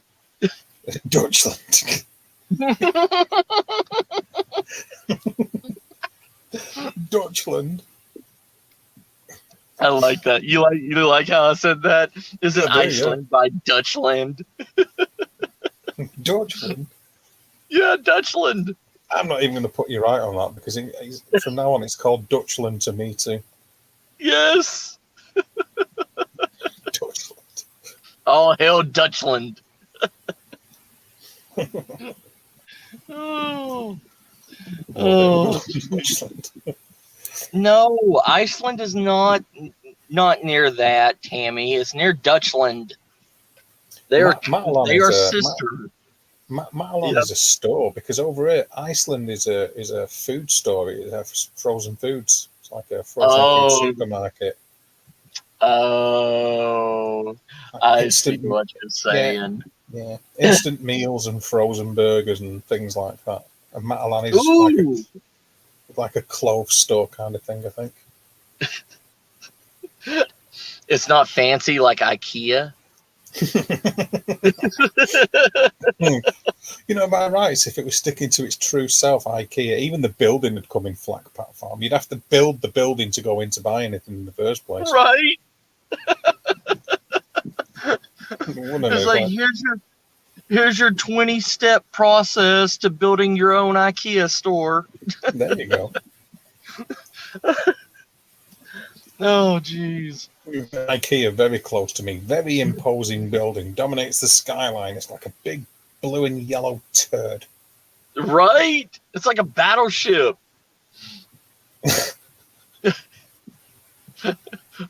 with the Kia army. It's like IKEA, are you really going to fight me? I mean, all my soldiers and everything are fully armed and ready to slaughter you, and you have nothing. And it's like, it's okay. All my people are programmed to build anything and everything they need in a moment's notice. Yeah, usually incorrectly. Yes. Hello, The Mark. gun fires backwards. How you doing, Mark? I hope you're well. Hey, Mark, how you doing? Oh, man. MC Marky D. Yes. Hey, don't be knocking Poundland, Carl. Oh, Carl, careful. Yeah. I love Poundland, and I've never even set foot in it. Yeah, you saw him earlier, Carl. Don't get him started. You saw him having a go at Potatoes, Irish, the Queen, and Shire's ball bag. Hell yeah.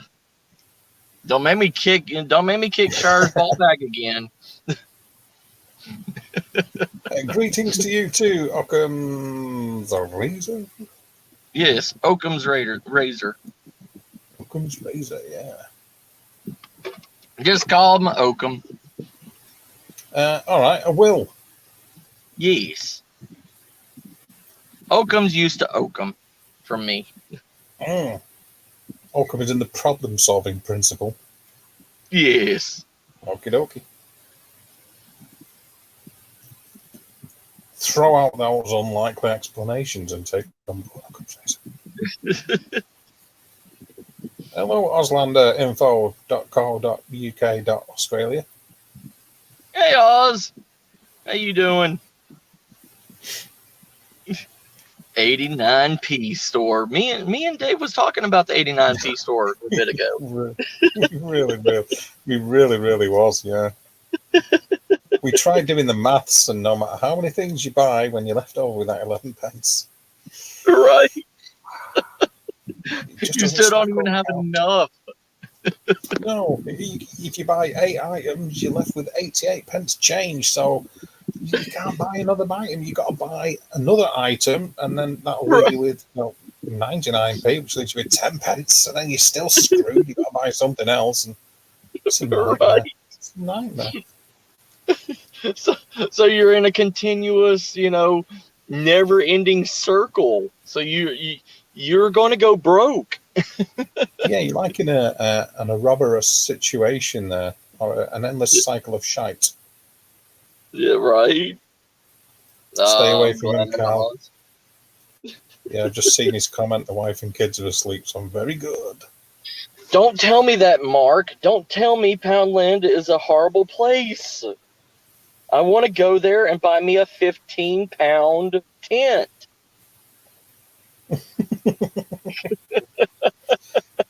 Oh, dear me. Oh. I'd much rather take Mark's first-hand knowledge so I can survive inside a Poundland. Yes. You will be our tour guide, Mark. Because I think that fella will know exactly what's what and how to get out of there alive, really. Especially when they have a buy one, get one free.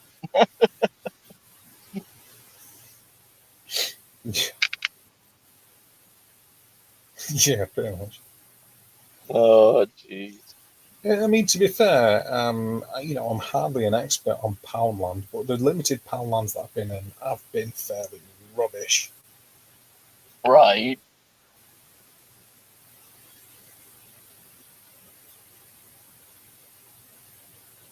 Yeah, Well, you know, I agree with that. Sorry, Matt. I was just going to say, Max just said you got more chance of getting a tent at Aldi over here in the UK, and that's true. You actually have.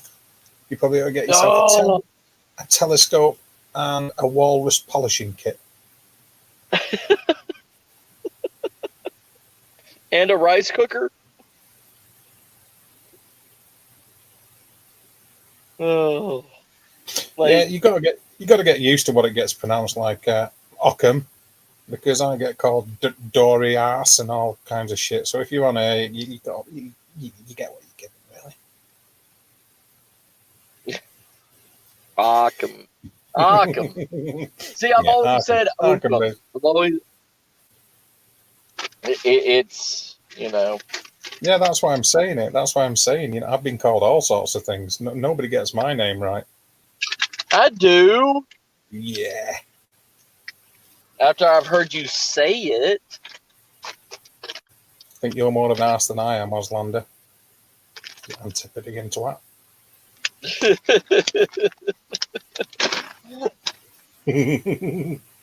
Oh shit. Yeah, go and rob something. I do. I do remember the old 50p stores, yeah. 50p. Who cut the cheese?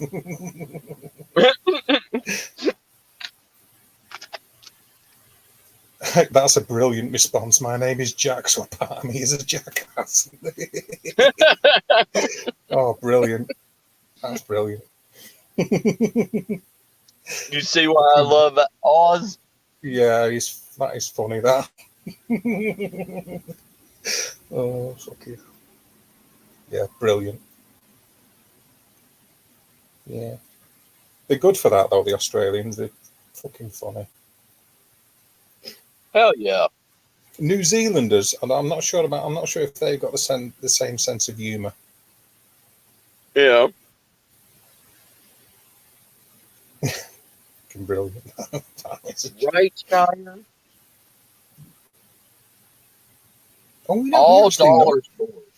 we actually know somebody from New Zealand, don't we, though? Oh yeah, we do. Yep. Good old Steven. That good, lovable Kiwi. Yeah, I think they're totally different peoples, though, really. I mean, the same neck of the woods, but you couldn't say they were the same, surely. Right. No. Have you seen that? Just don't touch Oh their yeah. sheep. I think they're of Welsh origin. Oh shit. Fucking Oh brilliant. man. That is brilliant. Unbelievable. I want to go to a 50p store.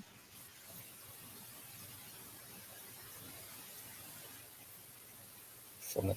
I like it. Can you? You'd love a 50p store, man. Yeah, I'm sure you would.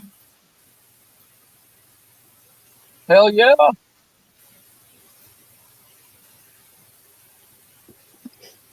Dave, when I come over, Yeah. we're doing a whole entire collab of all of UK's dollar stores, or 89p or 50-cent p or Oh, look at that. There you go. Talk of the 25 Kiwi. shillings. Speak of the Kiwi, and they shall arrive. Hello, Stephen. Hey, Steven! How's my favorite Kiwi? How are you doing? Are you lot of Welsh origin? Are you guys of Welsh origin? It's been suggested you might be. I like sheep. And I don't have any Welsh in me. Yeah. Did y'all see that? Did y'all see that? Did y'all see that Icelandic movie that just recently came out called Sheep? No. like it's supposed to be like a mind horror movie, but supposedly it's like this Icelandic couple that lives out in like the mountains in the middle of nowhere, and the husband can't give the wife a child, so she has sex with a ram and it creates a half human, half sheep hybrid. And No. oh, oh, You said that as if you wanted some Welsh in you. yeah. No, You've got a no. good sense. The well, the I like him. He's got a good sense of humour, that guy. I love Oz. Yeah, he's got a good sense of humour. Yeah, brilliant. I like that. He's a good old military guy too. You can tell. Yeah, you can have Yep. a crack. Good lad. Yeah, excellent. Oh, I like the banter. Well, you know, when people can come back with quick, funny comments. Brilliant. right. Yeah, it's always good. That. Occam, really? Oh, Occam is Welsh. Never mind. We have to lay off the Welsh now, guys. Well, you know, I mean, it was you that was having to go with the Irish earlier. Hey. Hey, don't bring me into this, sir. So, I told you when you do get over it, you really would benefit from visiting Wales. Oh, I will. We are going over there, sir. Yeah, wonderful country, beautiful place. I don't know how well I'm going to handle being able to driving on the other side of the car in the wrong side of the road. Whereabouts? What side of your family is your heritage from Wales from, Occam? Is it on your mum's side, your dad's side? I assume that your dad was Davis. I assume it's your father's side of being Davis.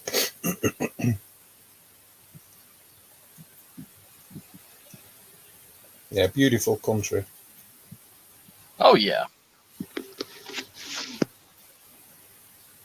That's all I care about. I care only about nature. Oh, I totally agree with that. Actually, yeah. Everybody takes a time. Everybody takes a go in the barrel. Yes, we do. It's just a bloodline and a 100% US mutt. Oh God, I love your side chat. Thank you. Funny. Yeah, they're funny. I like Love it. them too. Yeah, it's great. Good stuff. Nothing wrong with 100% US. Not wrong with that. Right. Yeah.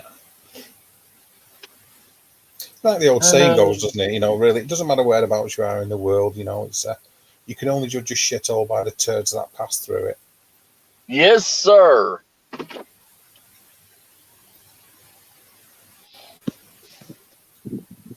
And I got a lot of little shits in here. Yeah.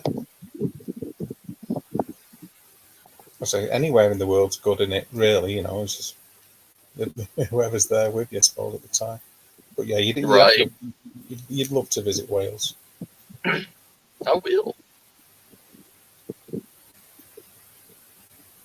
Oh yeah. So the other place outside Dublin I lived was Finglas as well. Okay, a big click of Mylar actually from just outside Dublin. On my mother's side of the family, it's Maguire. My maternal grandfather was called Michel Podred Magura, or Michael Patrick Maguire, for those who don't speak Gaelic. Yeah. I lost that. I never learned it. Exactly, yeah, we all have to come from somewhere. Hey, I have, if I got to come from somewhere, the world's really in danger. Eka Paddy. Yep. Yeah, sorry. Yeah, here we go. It's my turn in the battle. Yep. Paddy. On my mum's side of the family. Yeah. Oh, jeez.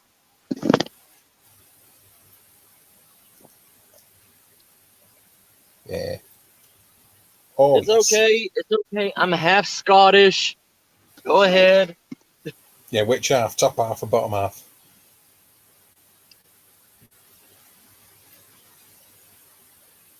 I'm a half Scottish and I can't grow a freaking beard.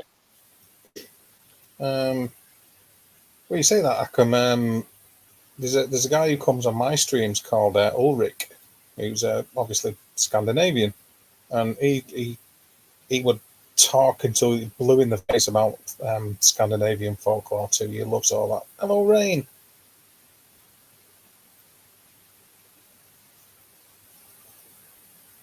Let's leave it at that. A compliment. Okay, yeah, thanks, Oz. Yeah.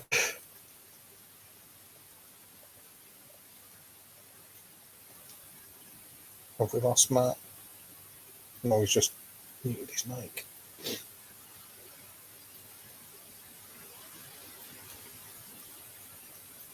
Yeah, Ulrich's always at it, but he would any gaps in your Scandinavian folklore knowledge, trust me, he would fill them with glee.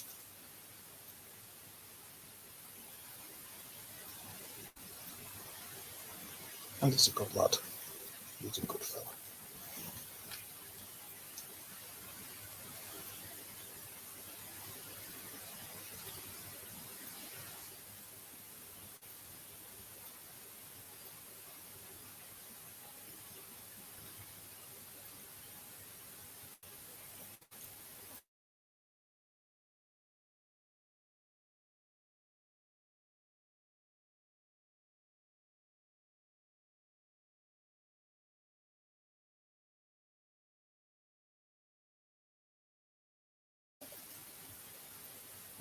Well, he's just working out which half Scottish. To leave. Just put it on the farm. Oh, okay. They didn't want you staying with their sister, even though I wanted to stay. Why didn't they want you to stay there? Because you're English.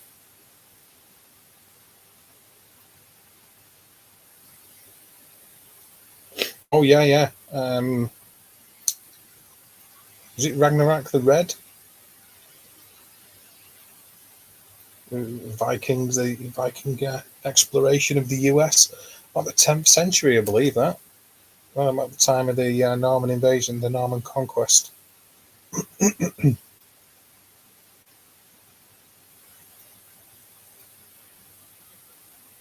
think. Was it? Was it? Hang on a minute.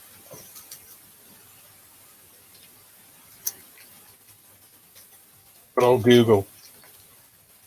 Okay. We are going to go to secondhand shops and see what they got for survival shit. Yay! Yay! Was it Ragnarok the Red who went to the US?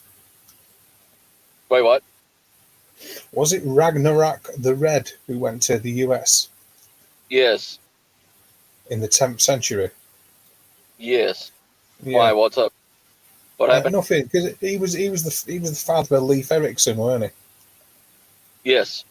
Yeah. Yes, sir. Oh, we are going to go to the Salvation Army because I know there's a lot of army stuff sometimes there.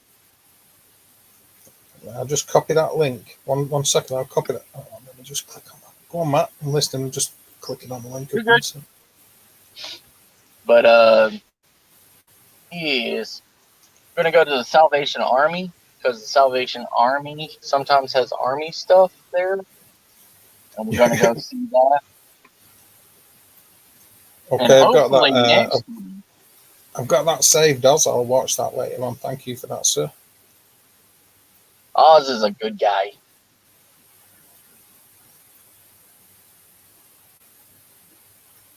Oh, yeah. I want to do another Goodwill, like, storage bin search, like I did a couple of times. Oh, Like the overflow, overstock, yeah, Goodwill. yeah, I remember. But I don't want to wake up at the ass crack of dawn and go out there.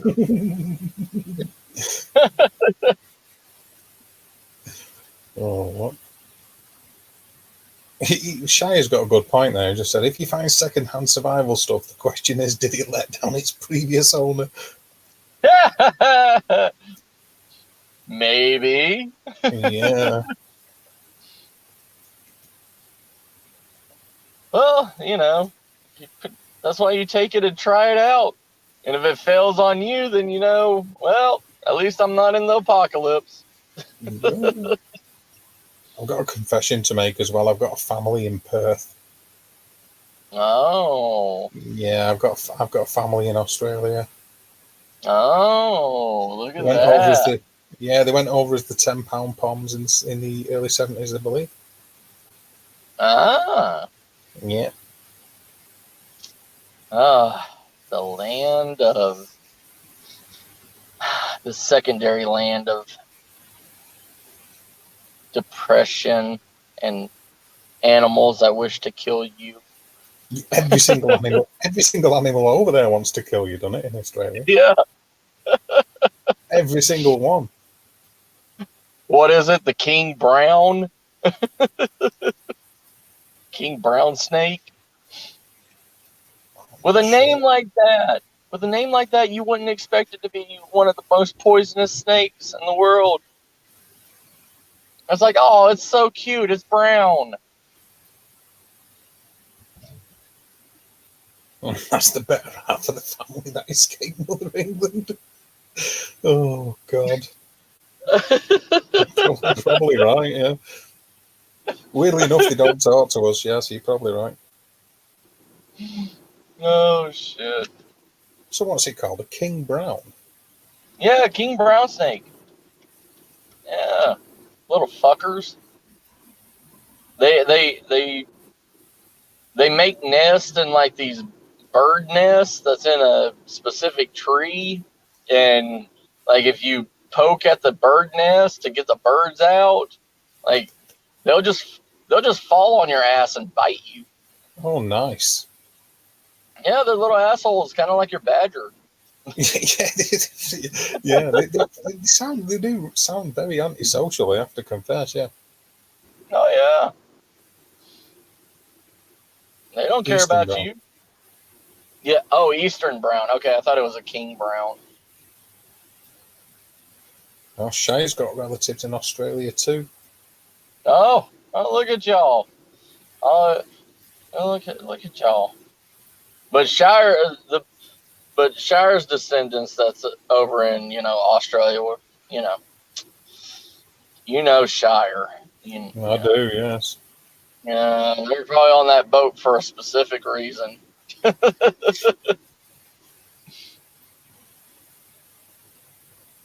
the SAS Survival Handbook by John Wiseman was a really good book, actually, Mark.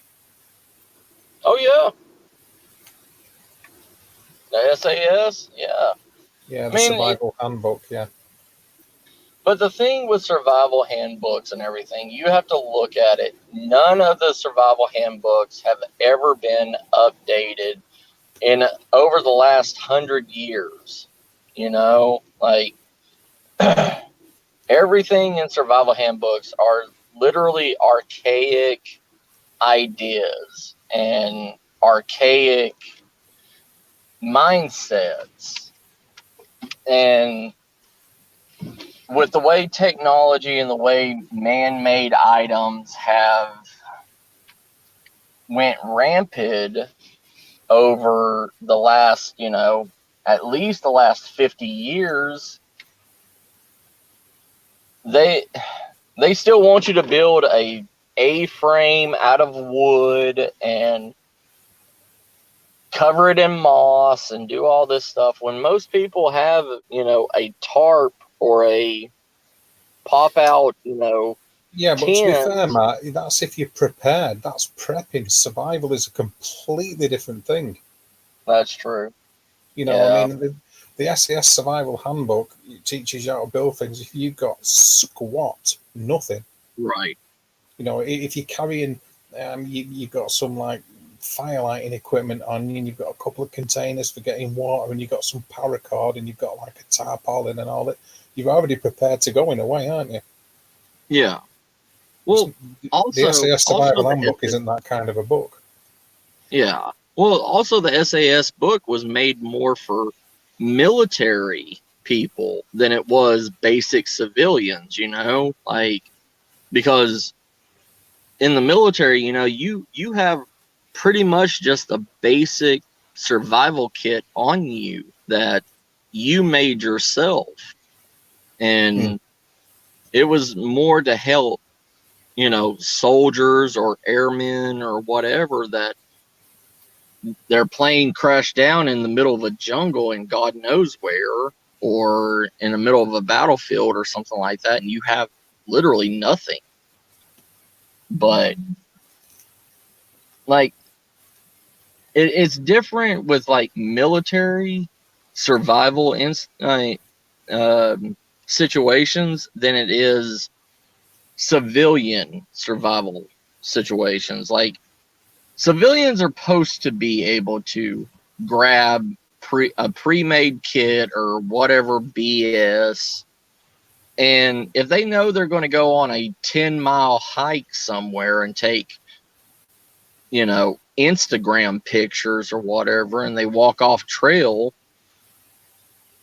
it's their dumb ass that didn't buy a basic survival kit to help them survive. So you I don't really expect those people to actually pick up an SAS book or anything. Hell, like most 411 cases, they're people that walked off the trail to go look at a waterfall, turned around, and it's like, oh shit, I'm lost. Yeah. But I mean, like 90% of the survival handbooks were more made and more tended to people of the military, not civilians. Well, It they were was sold opened to up civvies. to. They were sold in the high street. Oh yeah, I mean They were. They were. I they don't were. think they were. I don't think they were sold for anybody to actually survive. They were just sold to make money, and because everything were going cool about the special forces because of the Iranian embassy siege and the Falklands War, and Right. the SAS being on TV more, and they think, well, this is a good idea to fucking make money after we left the forces. Quite frankly, that's what I think. Oh yeah, I mean, and but as you see also with a lot of the survival TV shows and everything, like Barry, Barry Gills, you know, he he was ex special forces. He was all this, glamorized stuff. And, I have a lot of respect for him for what he did do. But once he became a face of survival and a face of stupidity on TV, my whole entire outlook on him changed overnight. You know what I mean? Like, Well, I would argue that anybody who's making all this, anybody who's famous for being a survivalist, hasn't achieved anywhere near as much as Bear Grylls has. oh yeah, no, they Because haven't. despite what he's done on TV, he's the real deal. Yeah, All the shit he said he's done. yeah, Whereas a lot of these and that gobshites that sit behind being survival experts haven't fucking left the front garden. right. And that's why I say, I have the uttermost respect for him outside of his TV show. You know what I mean? Mm-hmm. Because he he has done all this stuff. He Yep. is. That cop is driving with his back window open. Anyways, Well, sorry. oh That no, was you're all weird. right. But I have uttermost respect for him outside of what Gerber has made him become now. So it's Gerber you've got your beef with, really, then? Well, yeah, No, that's yeah. understandable. That's understandable. That's fair enough. I mean, have you ever seen one of Bear Grylls' licensed survival kits that Gerber created? I mean, not even Bear Grylls uses any of those survival kits in any of his situations. He's Hello, never once. Deanna. How are you doing? Hey, Deanna, how you doing, my favorite little cryptid? But it's also like, okay, Bear Grylls, he does in all of his later episodes and everything after he got Gerber and all this stuff, he never once used one of his licensed Gerber knives in any of the survival situations he went to. Why Well, is why would that? he? Well, why would he need to? Because that's just a product, isn't it? It doesn't mean it's what he would. That goes without saying. If a company, say a company of guitars, which I Yeah, didn't use myself, but they wanted me to endorse them off the back of my name, I would right. do that. But that doesn't mean that I would use their guitar in the studio or use the guitar that I think is the best one and best suited for me to do the job. Yeah. I just, I don't know. It's just, if you know your shit is shit, why why are you still taking money from this place? Why are you still Because he's putting got to your make a face living. on it? Why shouldn't he make a living? Yeah, And it's like, there you go, Baby's on video having takeout food between filming, but that's a TV show, and besides the point, because it's the lesson that's important, and that's true. yeah. That's like anybody who wants to speak about survival. It's like, well, unless you're in a survival situation, shut your face. But it doesn't work like that because you still need to press on the knowledge, don't you? It's like Yes. I learned French at school, but don't walk around speaking French because I don't need to unless I'm in France. Right. You know what I'm saying? Oh It yeah. makes sense to me. I just, I don't know. I guess it's because I hate Gerber. Yes, that's what I said. That's what I said. Your beef is with Gerber, Yes. and that's understandable. That's fair enough. Everybody's got a beef with Gerber. Yeah, I mean, because they're literally ruining his name and ruining his image. You know what I mean? By bringing out shit like and charging out the ass for it. You know what I mean? Like one of the Bear Grylls like all-in-one survival knife.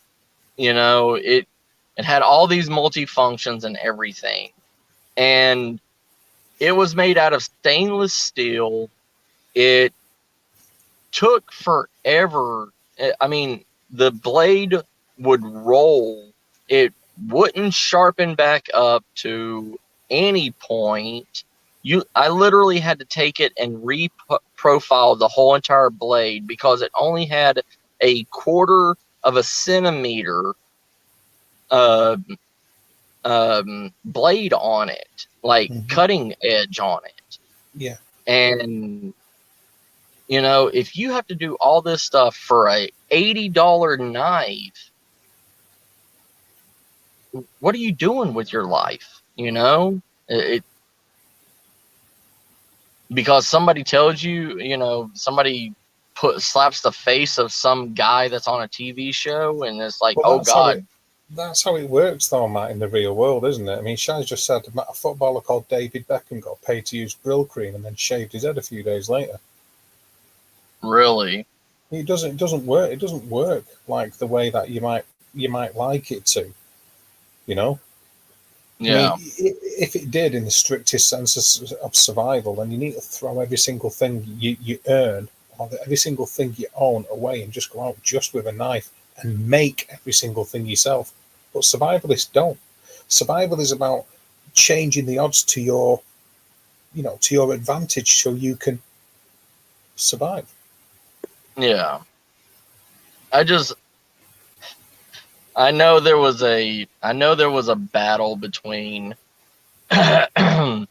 Barry Gills and um oh, what's his name? The other lackey on Discovery Channel. Survivor dude, but Oh, and one of them was bashing the other's I don't survival know. kits. You saw that? No. Oh, Mark, thank you, but danke, Mark, aber ich bin besser in Deutsche. Oh shit. Yeah.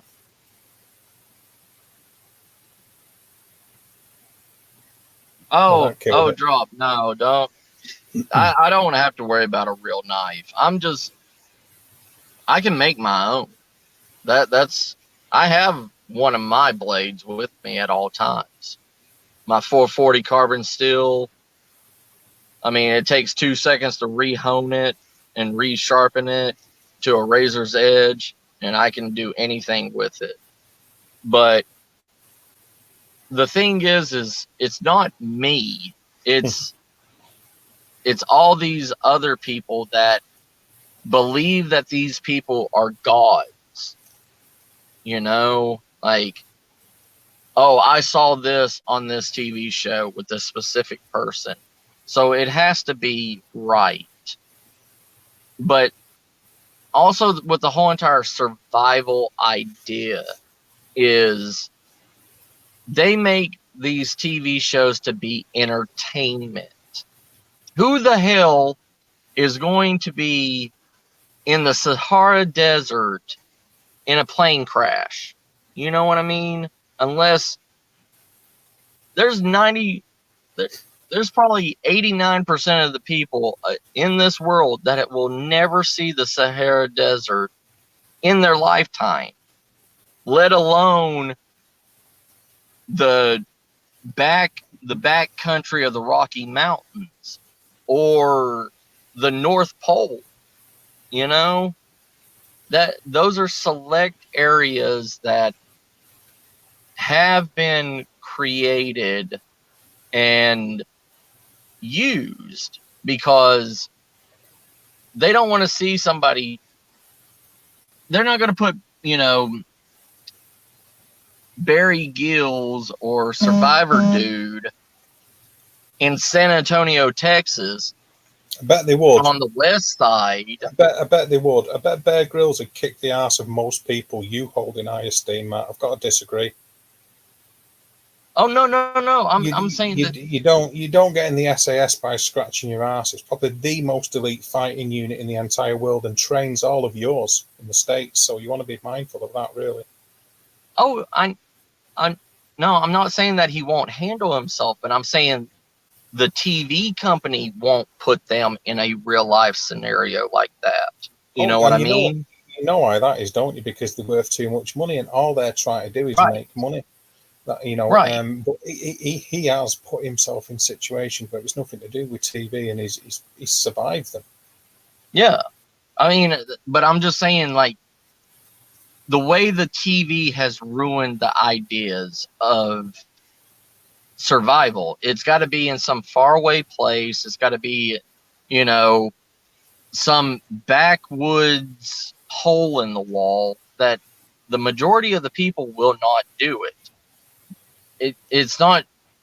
Now, if Bear Grylls was if Bear Grylls or whoever was doing something like a 411 missing persons, like a natural scenario that can happen, that is something that the majority of the world can get into. You know what I mean? but they're not gonna put Bear Grylls. I know he can handle himself and everything, but they're not gonna put him in a gang area, downtown. You're lost, you're hurt, whatever, and he's got to find his way back to get home. They're not going to put that guy in that situation because, like what you said, he's worth too much money. Not that he can't handle himself, it's just they don't want that threat onto him, Yeah. Oui, je me souviens que trop marque, by the way.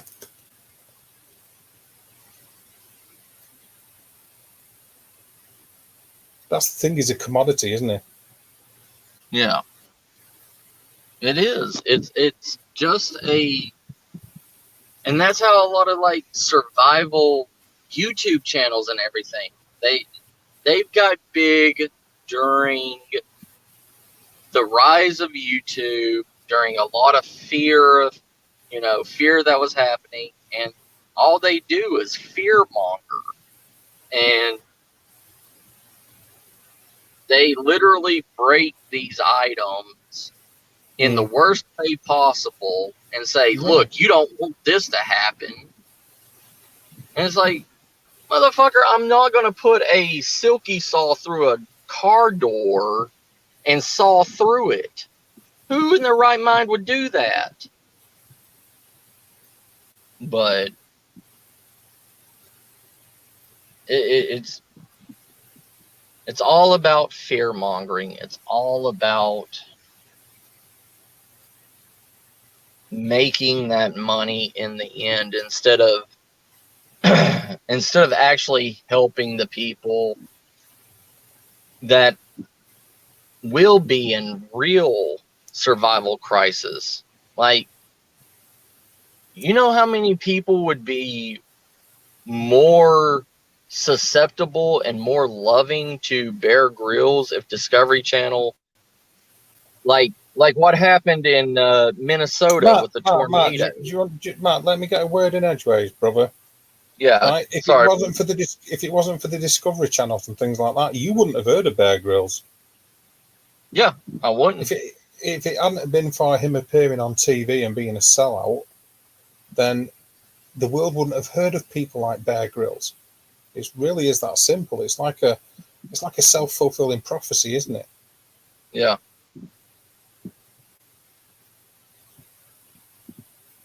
It is. But and you imagine how bad it is for I don't want to say our respective fields, because that almost makes it as if like there's no interest outside of those fields. But I know, and you know that that's not true. But say, for instance, cryptozoology or the paranormal. You look at the people that are on TV representing us. So I get where you're coming from. It gives the wrong impression and sends the wrong message mostly. Yeah.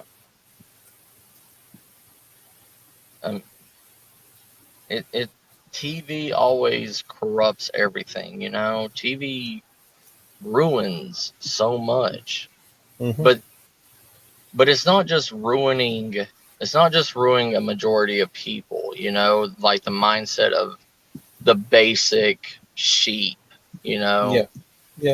It's also hurting the image and that person's respect after a long time period,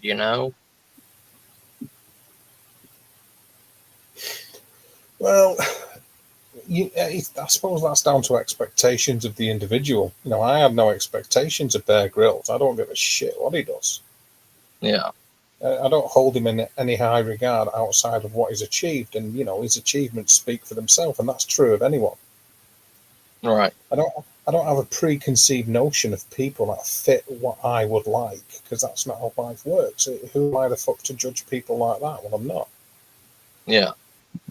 So yeah, he's climbed Everest. I haven't. Right. I haven't either. There you go. And I don't think anybody in the chat has. So he can't be that shit, can he? Oh yeah. It's one of them. We force fed all sorts of stuff because of the mainstream media. And for most people, like you said, the masses, and I'm not trying to be rude, but the masses, Yeah. that's the only exposure they have to that kind of thing. So if all they see is, you know, the Bear Grylls version of what survival is, then that's the only version that they'll know, isn't it? Yeah. Unless, of Yep. course, they, you know, Actually start, do. well, yeah, basically, yeah. Yeah, basically.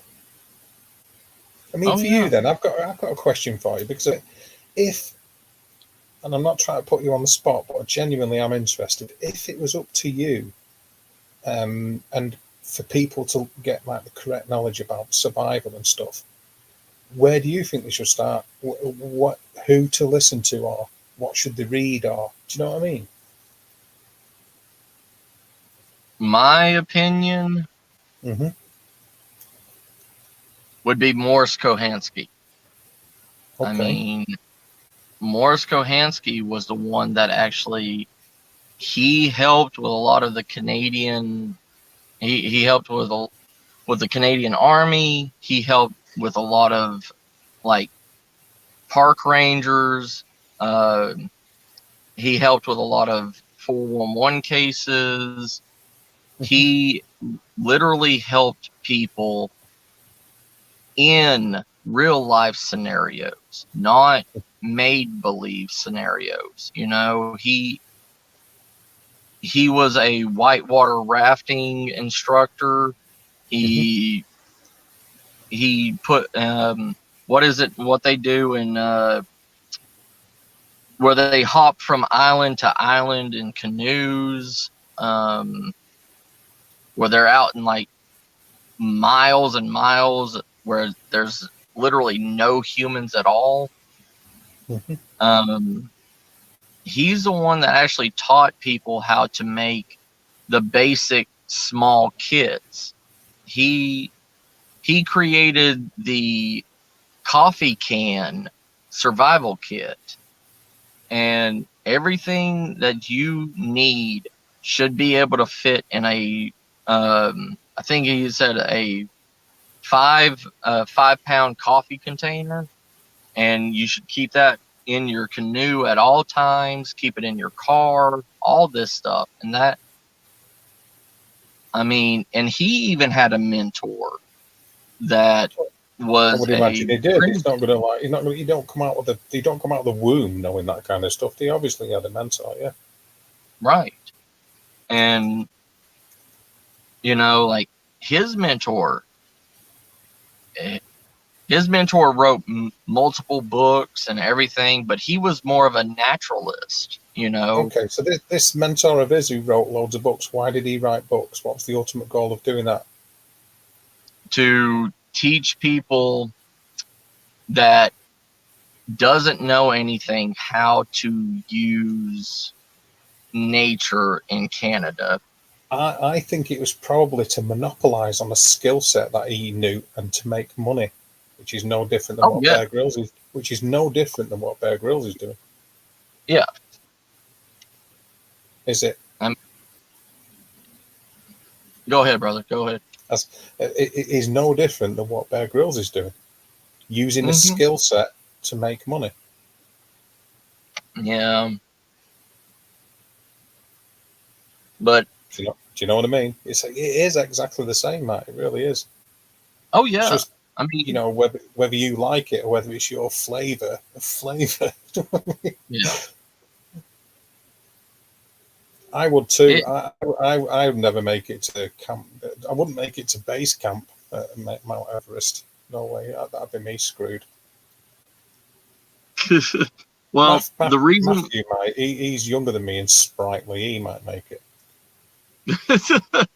Well, Oz, the reason for the coffee can, because when Morris Kohansky created the coffee can idea, it came with an aluminum can with a plastic lid.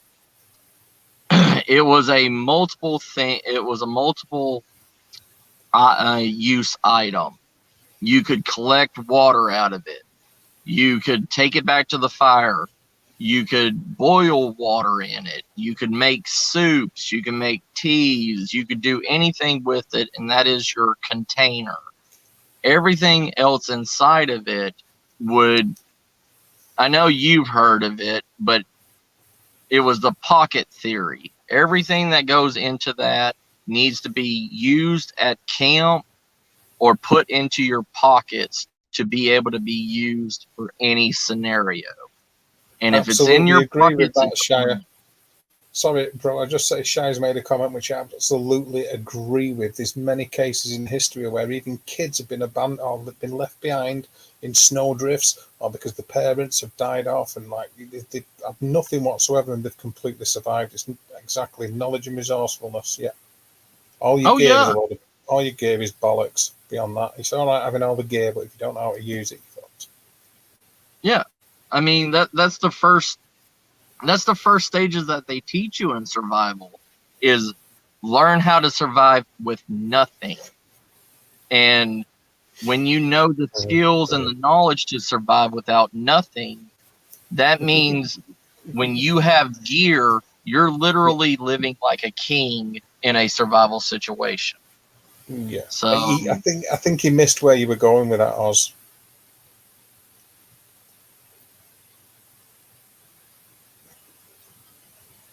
oh, He was, I'm yeah. sorry, Oz. I don't know. I, No, it's when he typed it, I was reading it. I think, Matt, what are you doing, Matthew? I He just, started answering it. It was like, what the fuck? But okay. uh, sorry, I was like a wet dream. So I Oh. I can fuck up a wet dream. Trust me. Oh, brilliant! You're funny, you Matthew. Fucking madness. Oh damn! Salvation Army is closed. The Shit. Salvation Army's closed. No. Yeah. Damn it. Oh well, fuck it. Okay. Now what? Go to the second best. Goodwill. Oh, Goodwill. Yeah. Yes, sir. Oh, you like a bit of that. And You like surfing these stores, don't you? I do. I like it. Hmm. Like, like what is it? What is it called over in the UK when you have like uh, a bunch of people in their cars selling shit? Like, Car boot sale. yes, boot sale. Yes, I want to go to one.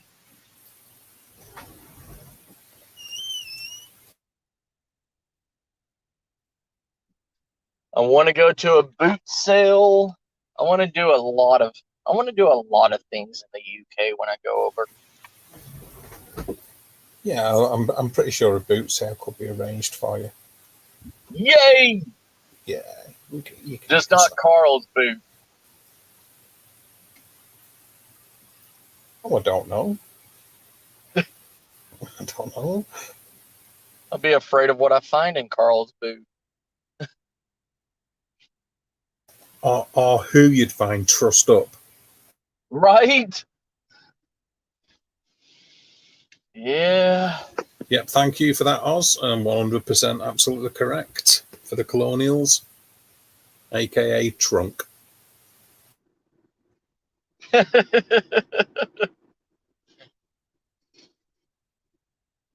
uh, yeah, I Oh, don't a know. bit of fun. I'm just really pissed off at the big box, quote unquote, survival companies. You know, Yeah, man.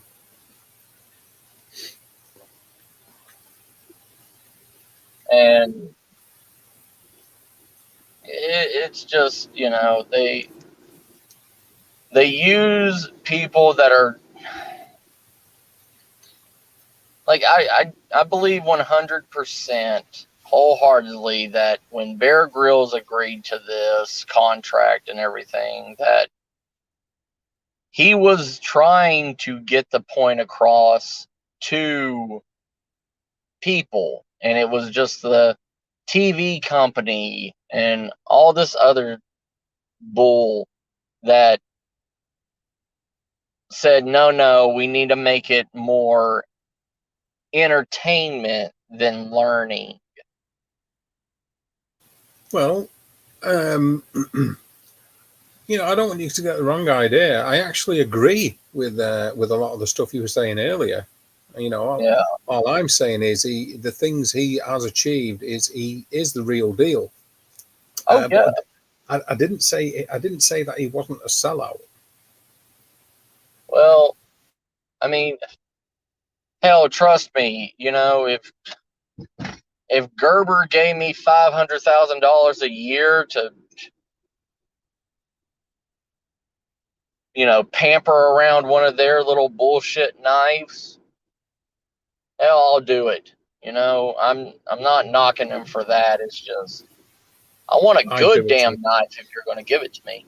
Yeah, but he would do that, but he's also got good knives that he uses himself for that very same reason. Oh yeah. You know what I mean? Hello, Sheila. Hello.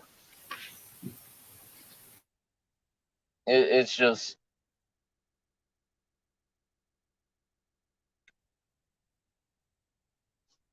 Oh my God! What the hell are they doing over here? There's like 15 cops at Goodwill.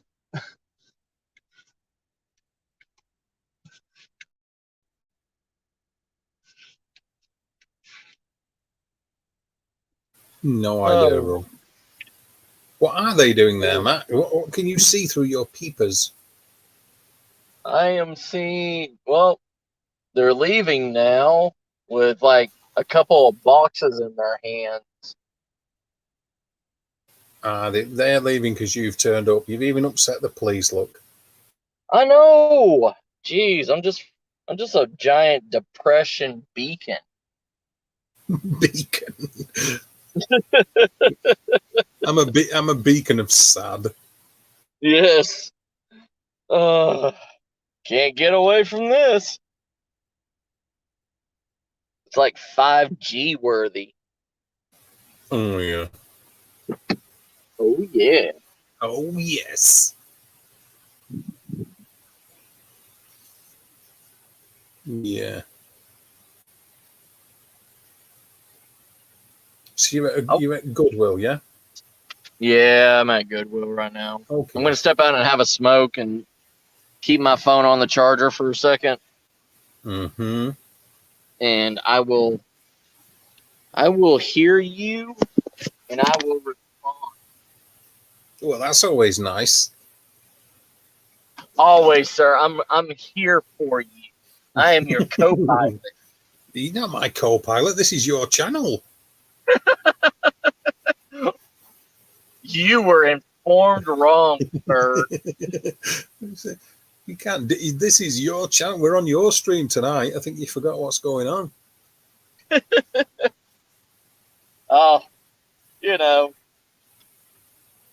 Mr. Dave owns both channels. Don't let him lie. Oh no! You don't lumber me with responsibility. I can't handle it. How much responsibility is it to feed a turtle, sir? I don't know, but I think turtles are massively underestimated pets. Oh yeah. Nah. You don't think? No. They like a good bit of shrubbery. Shrubbery. Maybe a piece of fruit. Oh yeah. Very easy to look after, low maintenance creatures, a bit like football fans. Yeah. And it's not like they're going to escape from you in a hurry. Well, yeah, but they're not likely to take up breakdancing anytime soon either, are they? No, sir. No. I suppose they'd be very good at spinning on the back, but they won't be able to get back up again. They, if you get like a baker's dozen of them, they may be able to pull a wagon.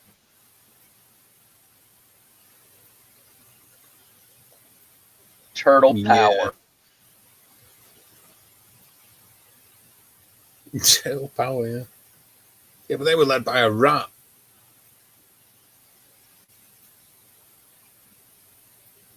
Do what? They were led by a rat. Yes. A really Hey. unconvincing rat, not even a good rat. Oh yeah. No. I wonder. I wonder if a turtle would be a good survival tool. If you scooped it out, you could turn it into either an ashtray or a pair of bowls. No, I'm just saying because a turtle can find water anywhere. So if you just have like a small turtle in your pocket, you just put it out and it will find you water. It's a water magnet. Hmm. And then, if it lets you down, you can do the other. Yeah, but to be fair, by the time they reached the water, you'd have died of dehydration, wouldn't you? If you're going to be like Yeah. tagging along behind a turtle, going, come on, you're going to die of dehydration. The speed them things move at. What you want is like a water divining gazelle. Well, at least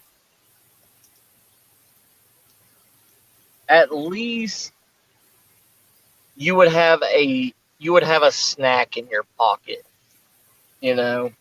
Also, like a turtle is a self-delivering snack. Yes. I like that. You just keep it around until you need it.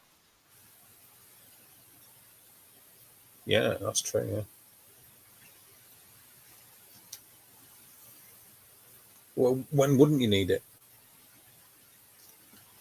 Uh, I don't know. I'm still going with the prize it apart to make a pair of ashtrays thing, me personally.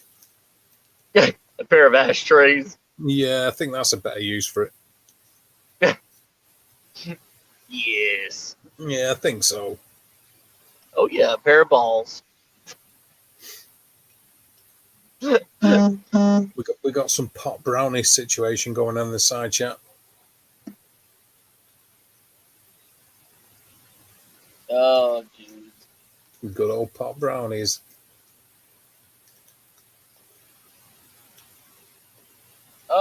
Do I want fried chicken, Dave? Yes, please, sir. Yes, please. Would Yes, you like a please. Would you like a Would you like a 2-piece? At least. All right, I'll get you a leg and a thigh, sir. Oh, I'm a bit of a And if thigh you're a good man. boy, I'll get you 2 legs and 2 thighs. Well, if you're going to go there, don't be scared of throwing in a breast or two as well, Matthew. Nudge, nudge, wink, No. wink. All right, I got you. I got you 2 legs, 2 thighs, and 2 breasts. Yeah, man. A matching set, sir. Oh, yeah. Well, that's always helpful. Ashtray and a drinking cup. Yeah, you're quite right, Carl. That's a good idea. An ashtray and a drinking cup. It was like a mini Woodstock on a small farm in the woods. Wait, what? Just Hackham's Razors. I've played some pretty good festivals over the years myself. That have been like that been interesting. I'll say that. One of my favourite venues to play is a festival. Nice. Yeah, I like playing festivals, man. Better than pubs or clubs or venues, Yeah. really. Like Howard the Duck kind of nightclubs. I've played in all sorts of places, Matt. Oh, have you? I'm afraid I have, yes, over the years, yeah. Some absolute dives. Played some big open air festivals and some rallies, biker rallies and like big halls, concert halls and stuff, but I've played some absolute shitholes. Right. Oh, yeah. Utter shite holes. Shitles, yeah.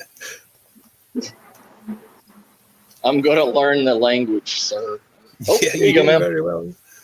You're welcome. Shitles. Yeah, let's see what they got here. Mm-hmm. Got a wheelchair. Oh my God. You should say they're closing in 30 minutes. Yeah. Absolutely Ooh, right, look at Oz, actually, these. yeah. There's, you've played them kind of places yourself then by the sound of it. Some of them were pretty Yeah. ropey. Oh, yeah. Look.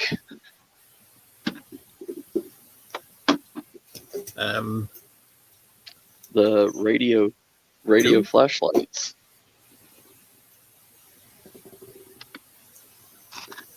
Radio $1.99. flashlights. $1.99 for both of them. Oh, wait. Never mind.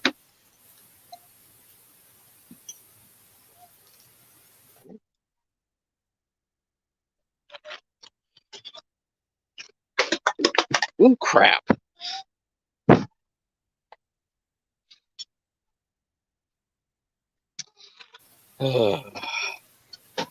Throwing things around now. I am. I really am.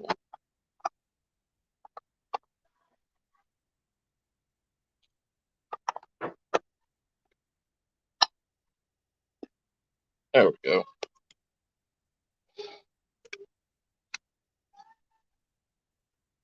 They're as seen on TV ones. Yeah, that's It's just got a a posh way of saying. siren. That's just a posh way of saying rubbish.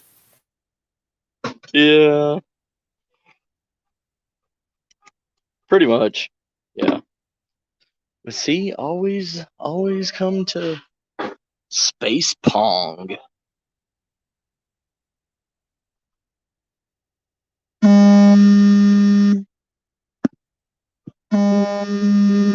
Oh my goodness. Okay. Anyways, let's go see what they got over here.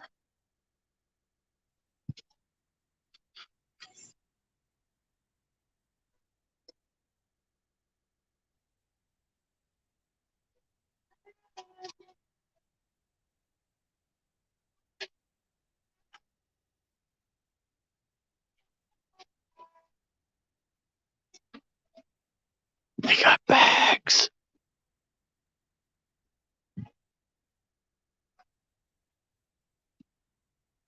I thought we didn't do bags. Oh, we do them kind of bags, yeah. Yes. How much? Doesn't have a price tag. Well, Oh, then it yeah, it must be does. free. $20. $20. Got a sleeping bag, an Embark sleeping bag for $2.99.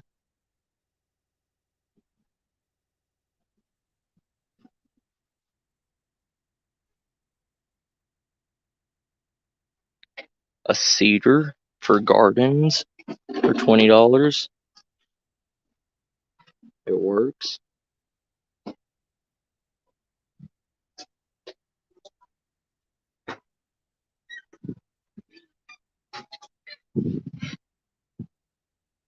Yeah, the good old survival golf clubs. Survival baseball bat. Oh, yeah. Need some nails through it. Alright. It's aluminum. You gotta put screws in it. Let's see what we got over here. More wheelchairs. $30 for a wheelchair. I mean, if you fuck yourself up and everything, and in end of the world scenario, you're gonna need this. A purple walker. Hello, American Justice of Texas. Hey, what's up, Texas?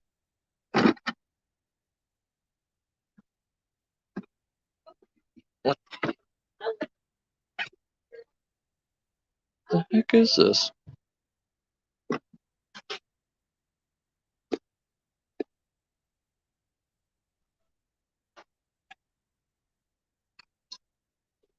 I don't know what it is.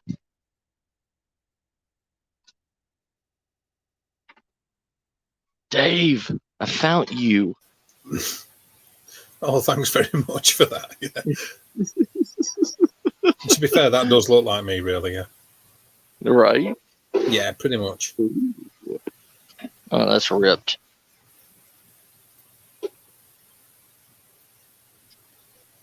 Hmm.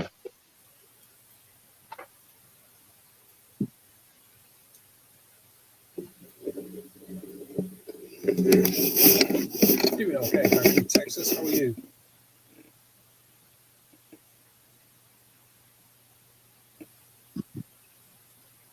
Ooh.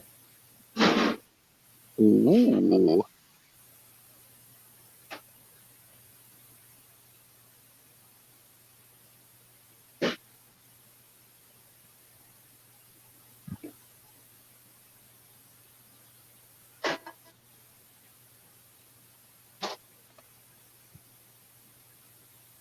See you later, Mark. Take it easy. Sleep well, and thanks for jumping on Matt's stream. I'm sure he appreciates it.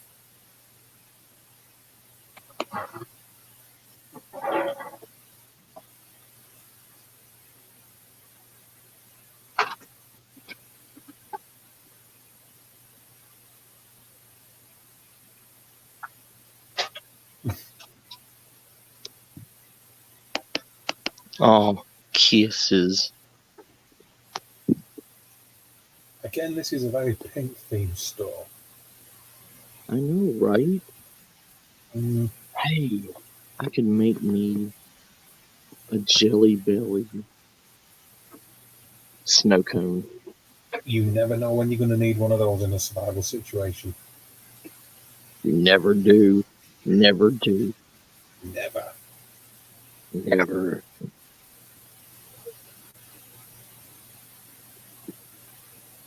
Toys. You just know for a fact somewhere in that store there's got to be a Frampton Comes Alive LP. Right. You know, or the jazz singer on cassette. It'll be in there.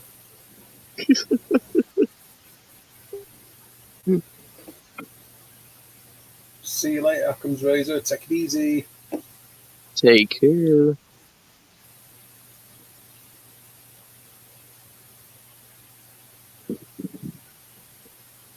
Hmm. Hmm. Oh, let's see what they got over here. Hey, Dave, remember when I said about a rice cooker? Yes, I do say, yeah. There's the rice cooker. Oh, yes. Ooh.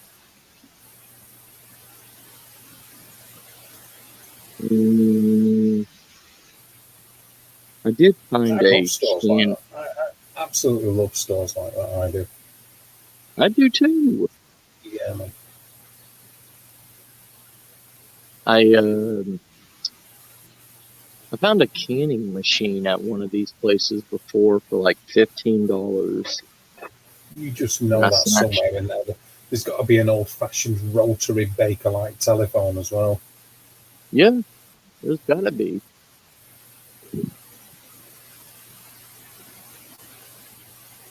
Hmm. Let's go see the rest of their.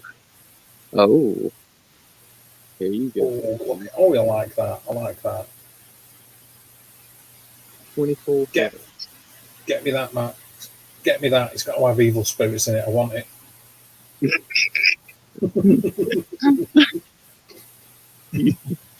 It said made in China.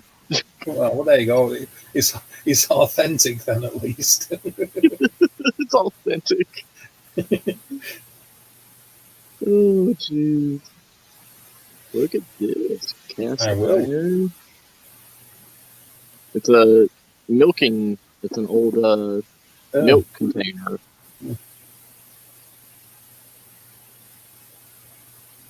Yep, the old milk container made out of bronze, bronze and brass. You can make a distill out of that. That could make moonshine. well, go back to your heritage, eh? Right? Hey, Dave. Paint, paint Oh, again. they're fantastic. Yeah, absolutely. Electronic stapler. An electronic stapler. Yeah, electronic stapler. I think Oh, that'll come in handy should you suffer a wound. And if you haven't got any super glue, you can just staple it back together like Rambo. wow. Look at that old thing. New release Mac.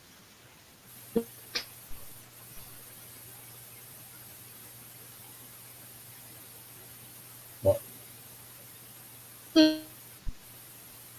Nearly, Matt. Try again. Oh, crap. Nope, got you back. Heard you then. Yeah.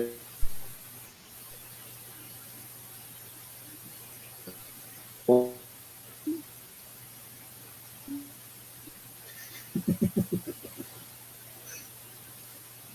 Oh, you gotta love it, haven't you? What's that, Matthew?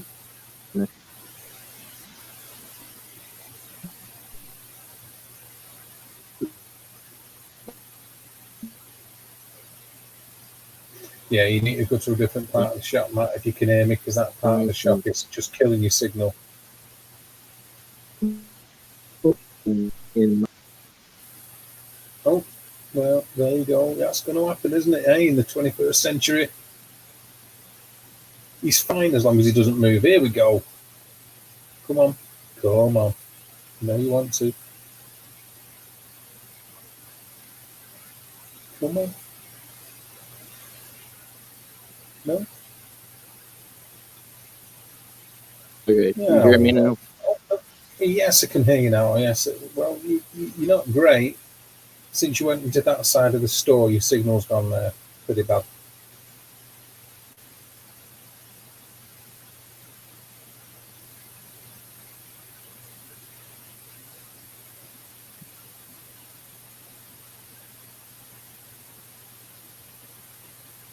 Well, we tried, didn't we? I got a big knife in there.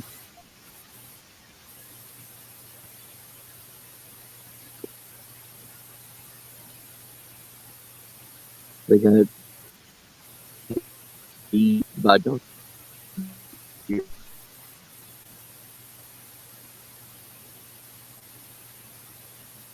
And he's gone again. So cute. Oh no, he's back again. In and out like a fiddler's elbow. Hello.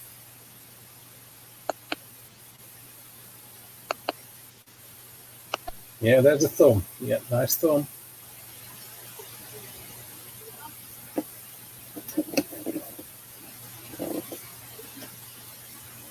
Yeah, that's better. That's how it was. Let me see.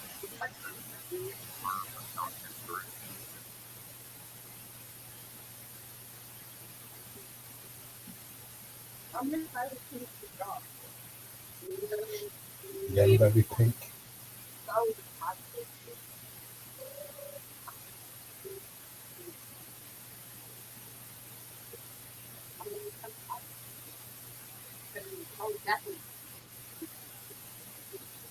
Tonight's stream brought to you by the colour pink. Right.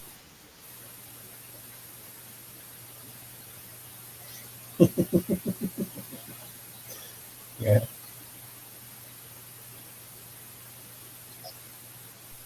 Mm-hmm.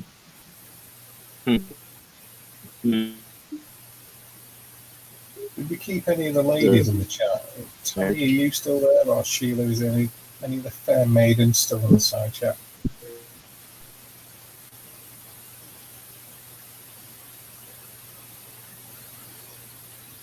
Or have we lost chat?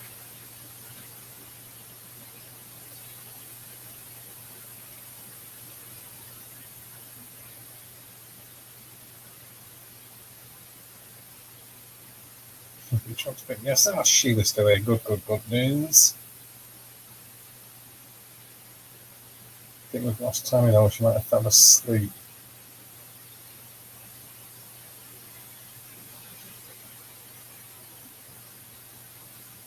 And he's gone again. He's going for the record tonight, I think.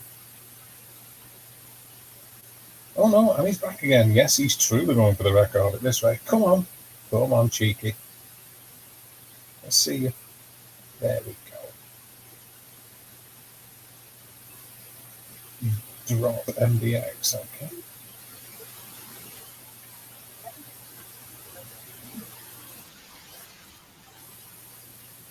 Neither do we.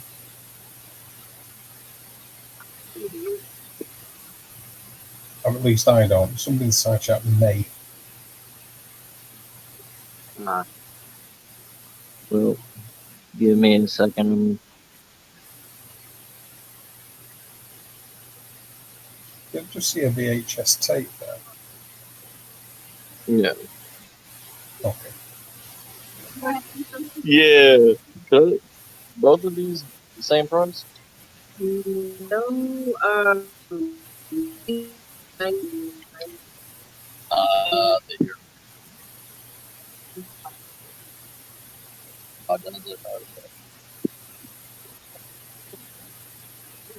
yeah, that's what I was looking at.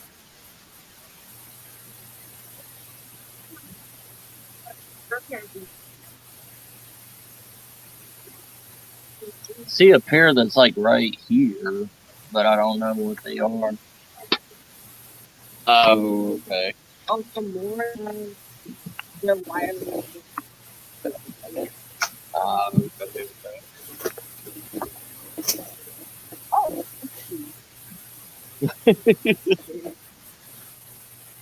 Yeah.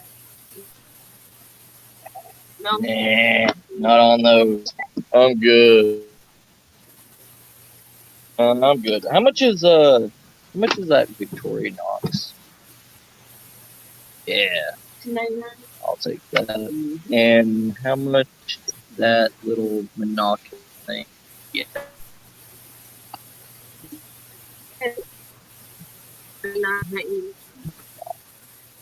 Well, actually,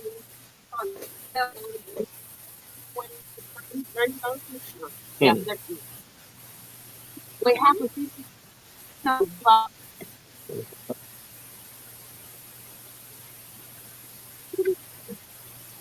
bad.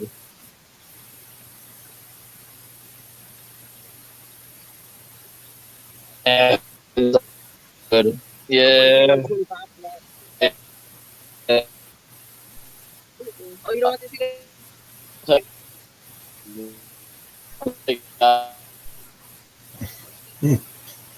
Oh, this is great, isn't it? Guess the conversation. Oh,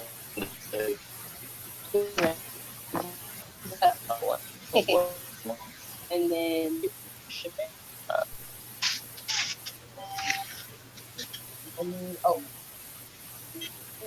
that's for the gaming event we have. Like, well, actually, just seen all the consoles. They have some. Got any older ones? I actually don't know. There was there's more boxes back there, but I couldn't really too much see what was in there. So okay.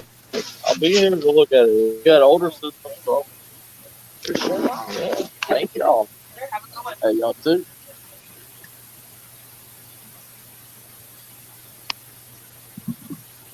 All right. So yes, I got a Victorinox unopened small keychain knife collar nonsense. it's that good. And the monocular that rain out 20 years. Ooh, that hurt the ears. I'm wearing headphones. Have a care, sir. Did the battery compartment? I opened it. It had one of those recharge battery cells that's sort of in it. Okay, so good. And, well, you can. Oh, no, he's back again. Here we go. Hello. Okay. Can't knock An him for trying. LLP Yeah.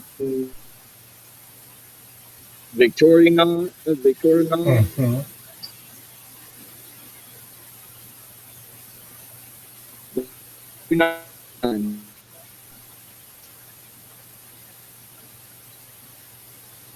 Right.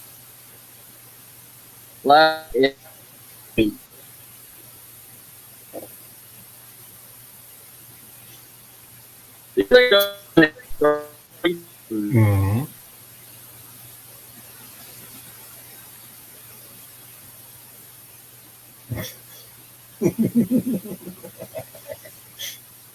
Yeah. Mm-hmm.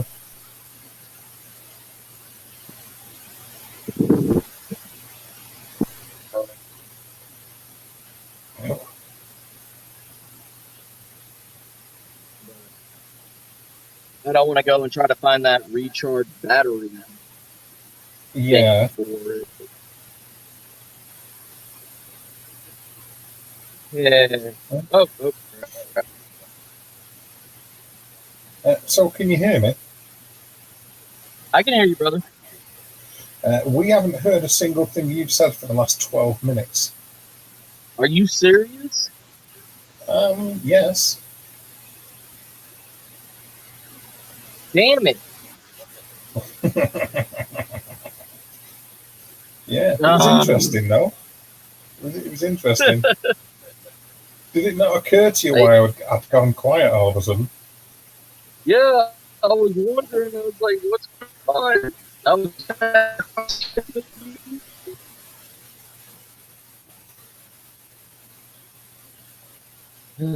It's, well, you know how these things go. You've been here before. Yes, sir.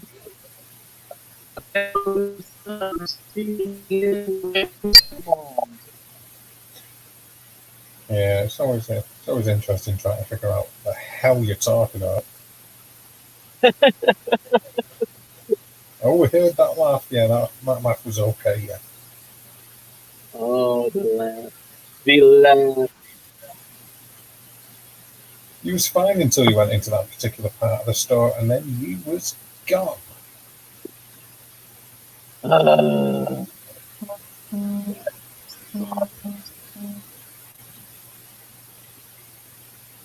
Always give your fruits and veggies a good wash.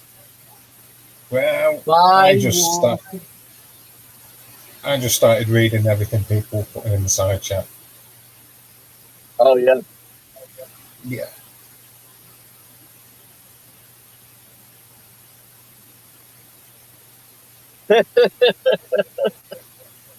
Yes, Simon.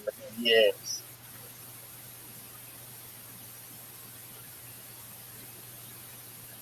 What do I want to go?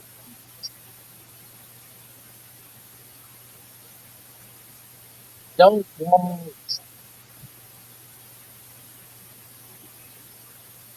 to. Pardon? Don't.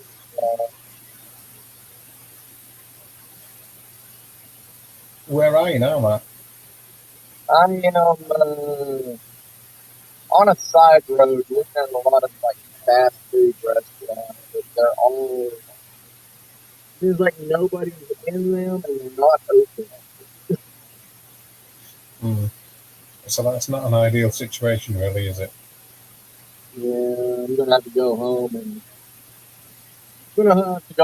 cook. Oh no, not the C word. Yep. First is.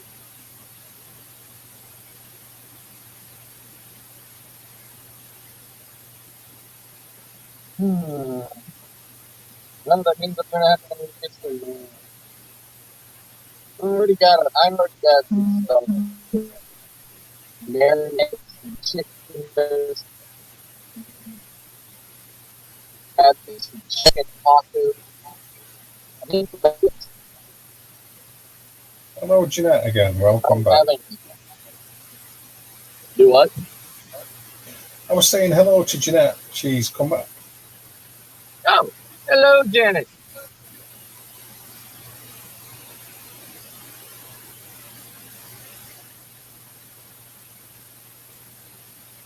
But, Mm-hmm. Yes. but yeah, I'm gonna have to go get some lettuce. Lettuce. Yeah, I don't have any lettuce at the house. For my Living the taco. dream there, man.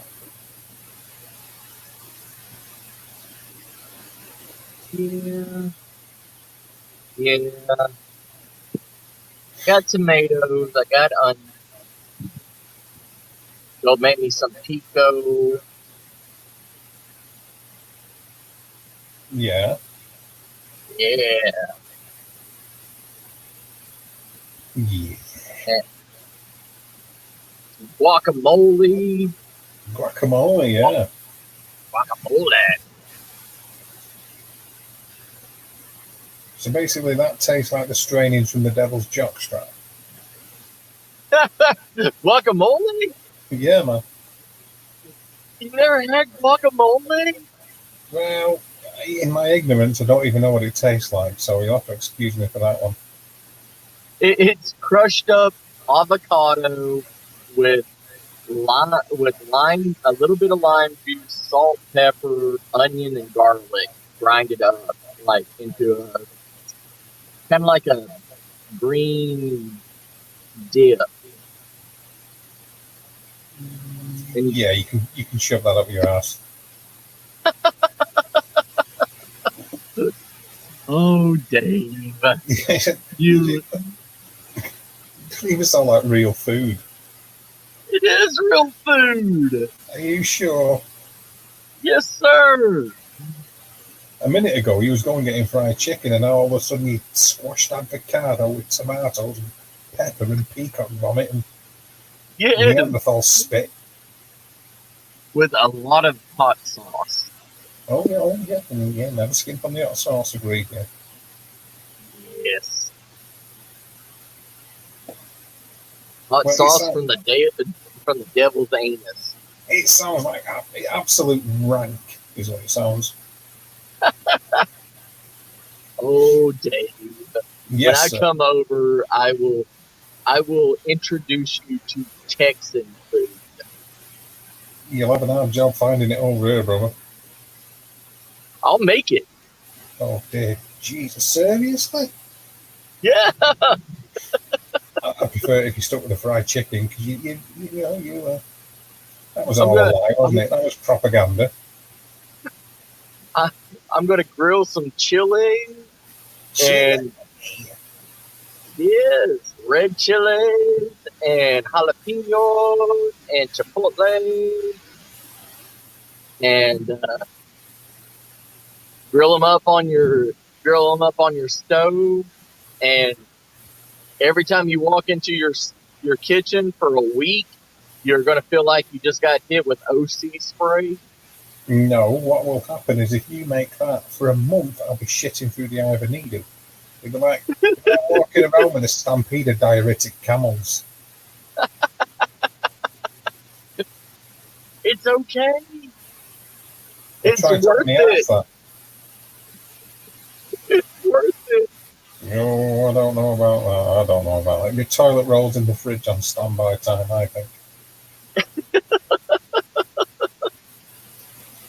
Oh, this would be amazing. Amazing. Yeah, it sounds dangerous to me, that, Matthew. Make some pork carnitas. Oh,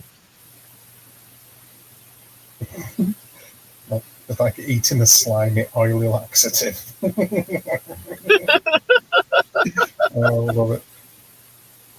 hey, at least I'm not having you eat barbacoa. Pardon? Barbacoa. It is the fried cheek meat and tongue of a cow. Well, no, we tend to eat the normal parts of a cow over here. Welcome to Texas and Mexico. So, what is it basically? What else do you eat? Like the cawed out anus of a cow?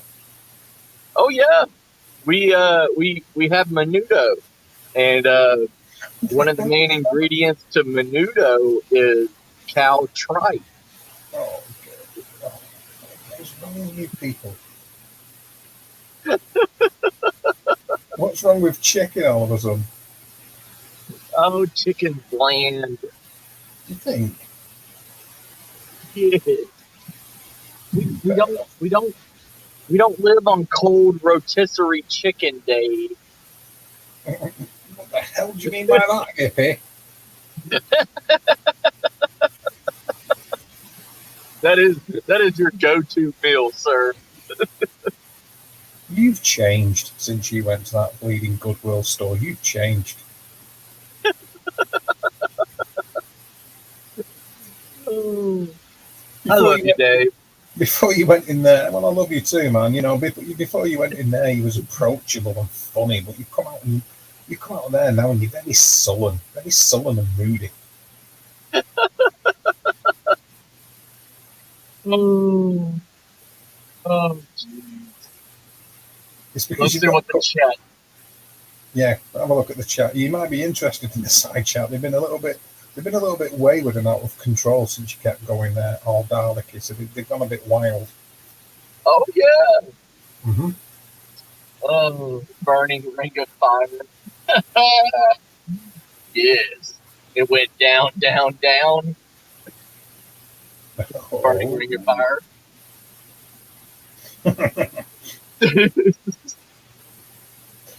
Brilliant, all right. Oh God.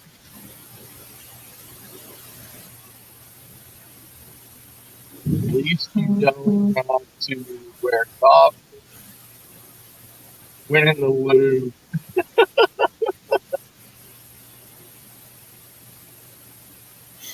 White gravy. Don't know whereabouts in the UK you've been. We don't real gravy over here in the UK. Real gravy. Real gravy. Real gravy. It's like lava. Like lava. Yeah, the consistency of lava. It's steaming out. It's like a pyroclastic cloud coming out of the kitchen when we make gravy over here. White gravy. Oh, that's wonderful. White gravy. God. I'm used to buttermilk gravy. Right. Oh yeah, buttermilk gravy, cat head biscuits, and sausage patty. Yeah. Jalapenos are the Texan pickles. Right. Are they? Oh. So they're hot then, I take it, jalapenos or jalapenos. They're very hot. Oh yeah.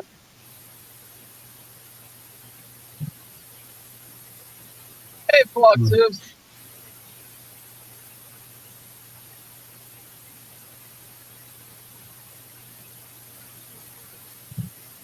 Freelock. I remember White gravy has what? I remember Ale? The other stream you were doing the other day. Yeah. Yeah, Flock was up on panel, yeah? Yes. Yeah. Yes, white gravy has to be ale, so yes. Made with ale and meat juices, yeah. See, white gravy over here in America is buttermilk and flour, a a little bit of meat grease. Okay.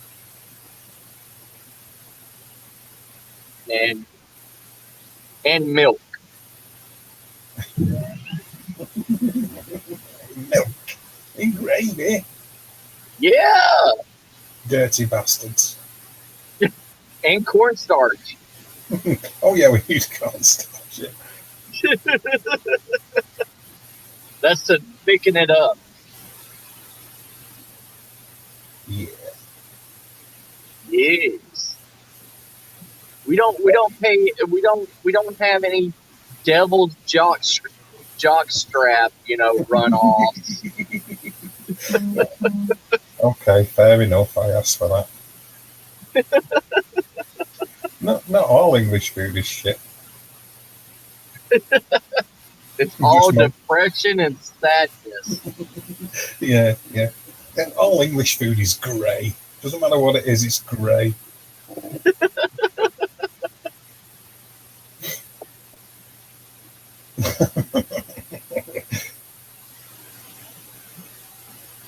Okay. Add cream or milk with flour along Yep. with seasoning. Okay.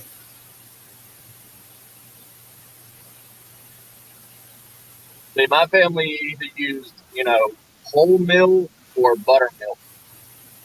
Okay. Each family has their own different recipe, but it's all the Yeah, all the same. Passed down from generation to generation, like Pox was by the Waltons. Yes. Pretty much, sir. You get the recipe for the gravy, John boy. Like, white gravy is mayo and garlic mayo? What?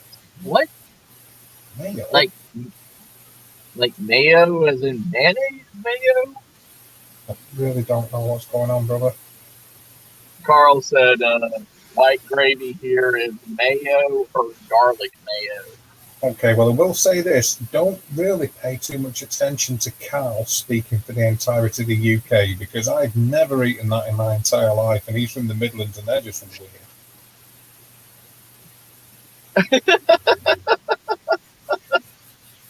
I've never. It's a foreign delicacy. It's pretty much, yeah. I don't know what he's talking about. Is he from the same country as me? Are you sure? I'm surprised. I'm surprised that Tammy hasn't came in with some weird Dorset recipe. Yeah, I think all the guys in the side chat scared Tammy away.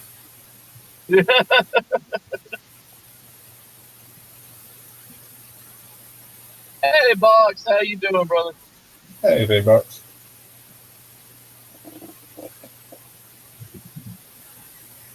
Oh man. Well, yeah.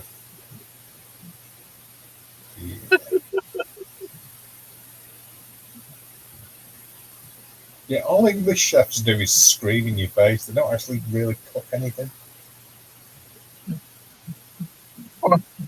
Part of British SAS training is to survive a day of English chef food. Yeah, that's what I was saying.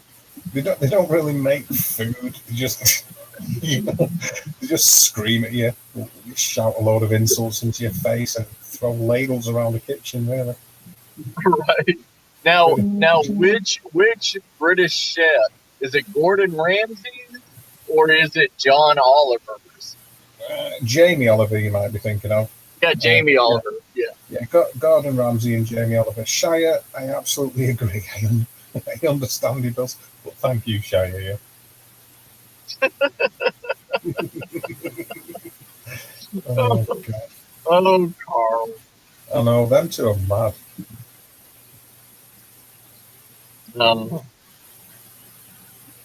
See, look at Carl trying to get me. You see that? Carl's trying to get me in the shit. Have you seen it in the side chat?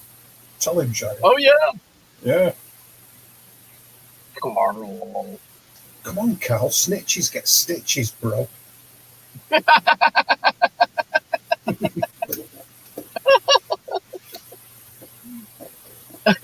Yeah, but Carl likes that. not supposed to grass people up, Carl. Jeez, man. What's on about?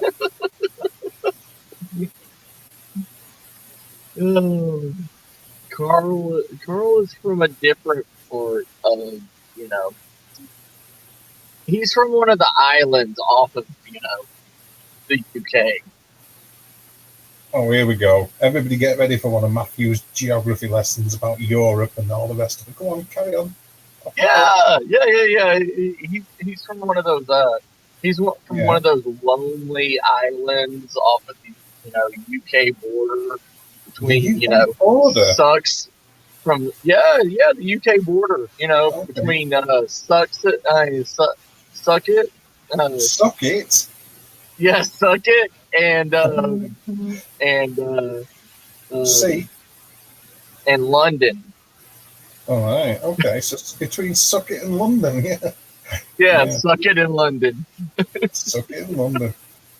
I know where I'd rather come from. It's from a very special island. I know where I'd rather come from. I fucking hate London.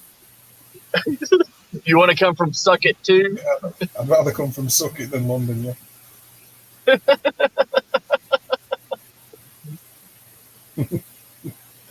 Oh, Suckit. Suckit. But doesn't that sound like a place that, that the wonderful Brits would name an island, Suckit Island? No.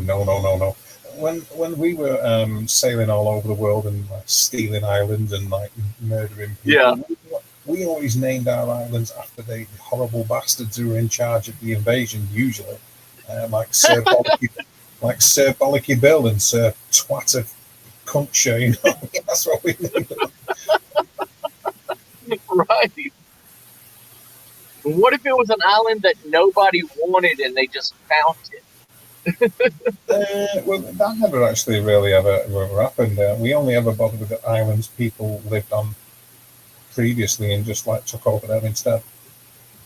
True. Yeah, that's very true. Yeah, well, history. Well, there had to be one island. There had to be at least one island. They were like, we thought it was a good island, and then it was just a bunch of bollocks. Yeah. And I can tell you that island, it was the fucking US. It's America. Right? Those natives of America. Yeah, I'm only pulling your leg. They have no respect for the British monarchy. Okay, now that's not even going there. Half the British haven't got respect for the British monarchy. We're going to go. Boys, we're going back to Dutchland. Good old Dutchland, yeah. Good old Dutchland. Yeah. I mean, all I'm saying really is history. You can't argue with history, and it's pretty true what Auslander's put in the side chat there. You just stick a flag in it, and it's yours, isn't it? And that's what we were doing for a long time, the British. Right. Pretty much. Can't really excuse it or defend it. History is what it is. Unfortunately. Right, horrible set of fuckers. Wait.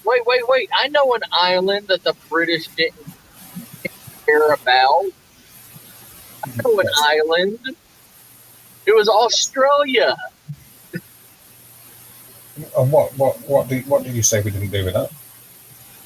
That the British didn't want. They just found an island just to put their prisoners on.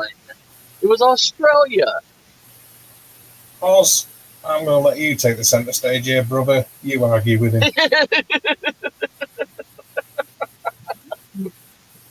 I'm going to let you deal with the tirade from the side chat now, Matthew. You're on your own.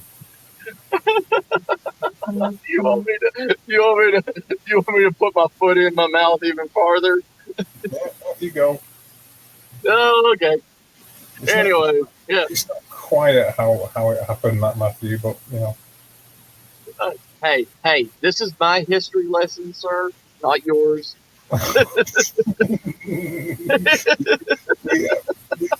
we can tell, yeah. Okay, a long time ago, Mm, Australia was founded, and the found Brits said, "Hey, look, this is a nice piece of land." And then they started getting attacked by all the animals.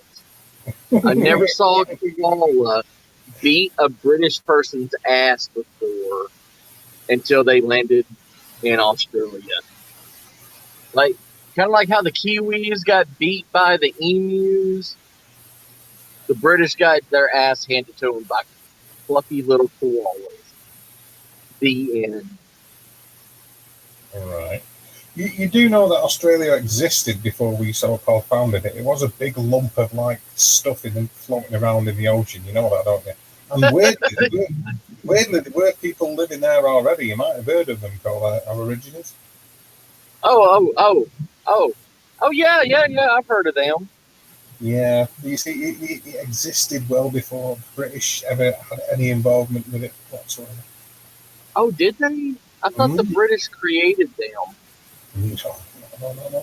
No. It's just the same as it's the same kind of input that the British created. The same kind of thing you've got going on over there. You know, with the 13 colonies. Yeah. Look, right. If it wasn't for the British in your ancestry, you lot would be French. I probably would. No. Look at your history. Oh, I know. The 7 Years' War, forcing the French out of Canada. Yeah. Yeah, but we all know about the French. They would have gave up.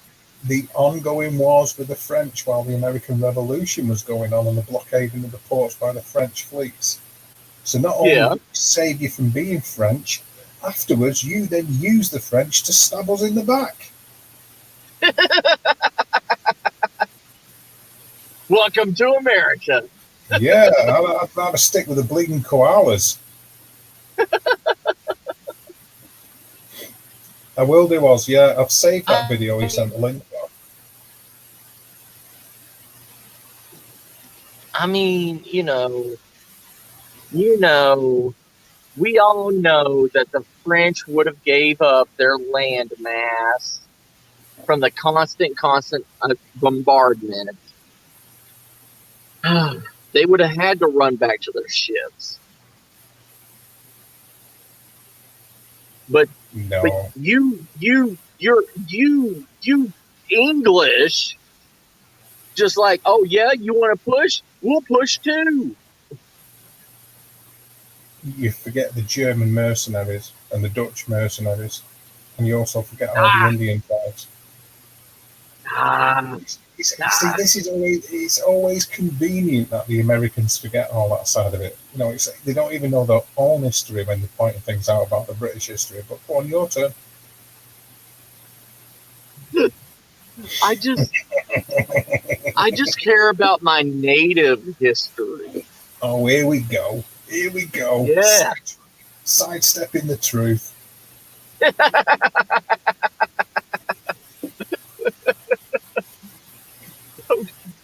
We don't need to worry about the other countries that came in.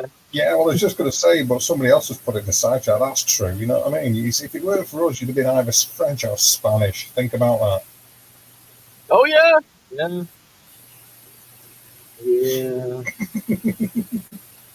Because the French were all in Louisiana. Well, you know, it's like a big chunk of where some of the major settlements were. But yeah, they were all over. The big areas, 13 colonies were actually still owned by the French. Yep. A lot of them. And the Iroquois confederated group of tribes that were like allied to the French. And my Cherokee ancestors were like, fuck you all.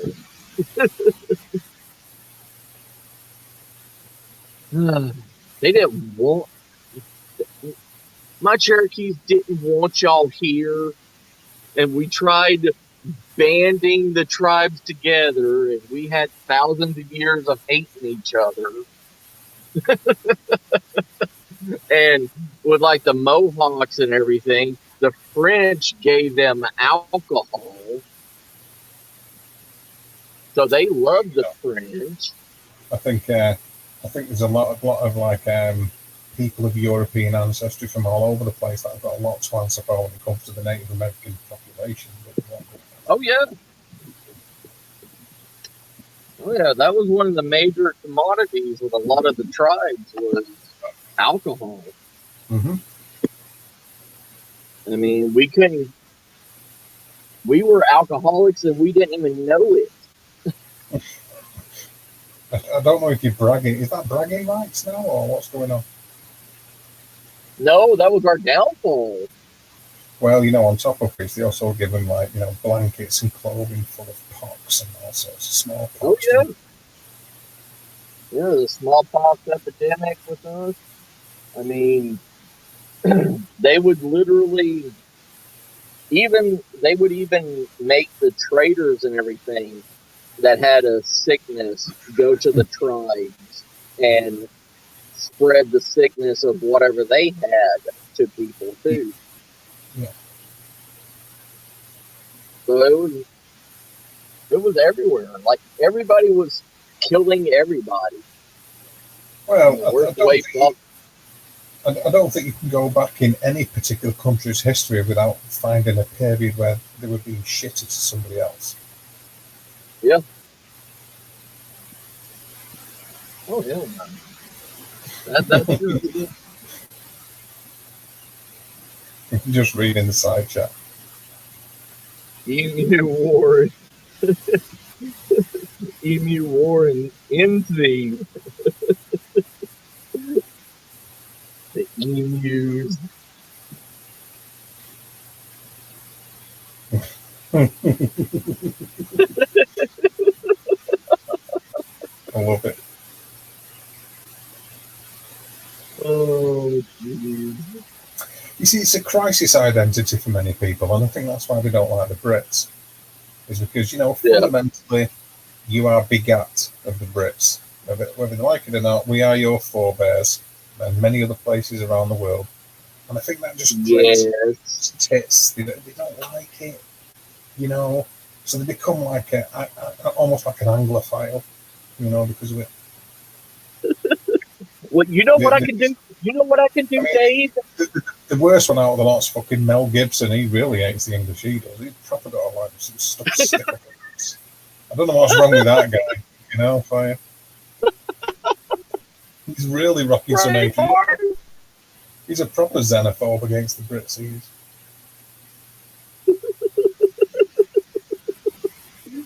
You know what I can do, Dave? I can create a time machine out of a washing machine, go back in time, and just end my bloodline.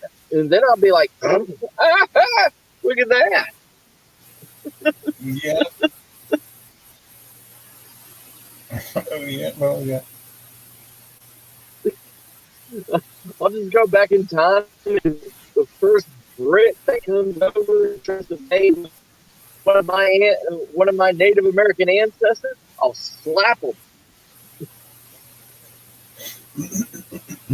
Excuse me. Oh yeah. Yeah. Hey, look what Oz says. Boy, don't pick on Bale. Oh, he fucking says something, all right. Full of shit. Absolutely full of shit, that fella. Fucking hell.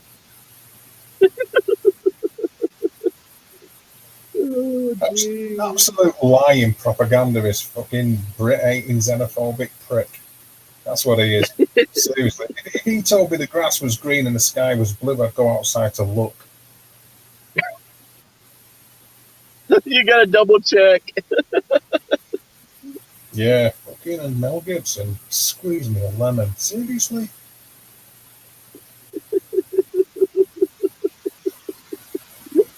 Oh, dude. Yeah. Okay. Who we picking on? Well, to be honest with you, Sheila, Matthew's pretty much picking on the rest of the world, really. I can piss off the world if you want me to. I'm shy. I'm shy as bollocks, apparently, too. So really, he's having to go at potatoes, the French, the Brits, shy as bollocks, and chicken, as well as gravy. He's had to go at gravy, too, now that you mention it. Yes, gravy. Made out of mayo. Ugh. Yeah. What the hell are you eating, Carl? Can't believe it. What's he Can't what? believe it. Huh? What has he what, sorry? Carl was the one that said white gravy was made out of mayo or garlic mayo. Oh, yeah, don't listen to him. He doesn't speak for the rest of us. Yeah,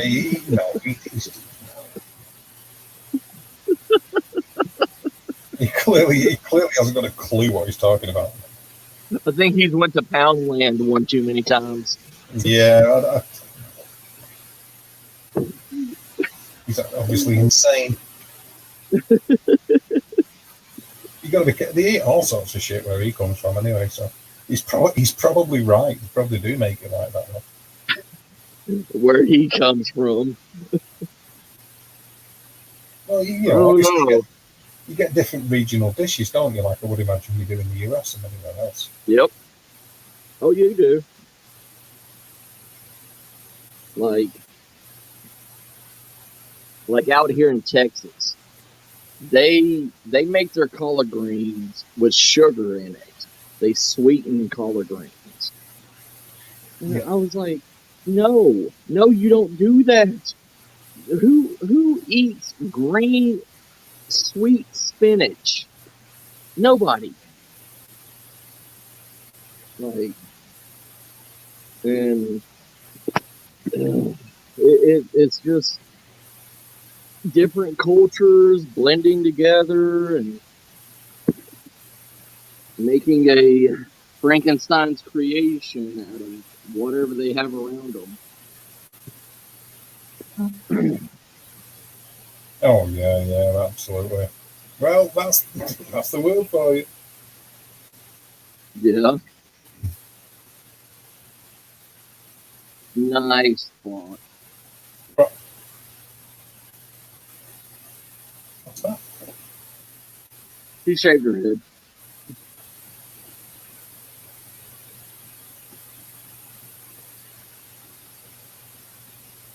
Oh yeah.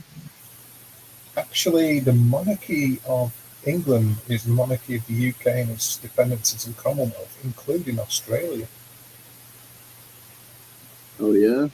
Yeah. So she's the Queen of England. She's also the Queen of Australia. True. Mm-hmm.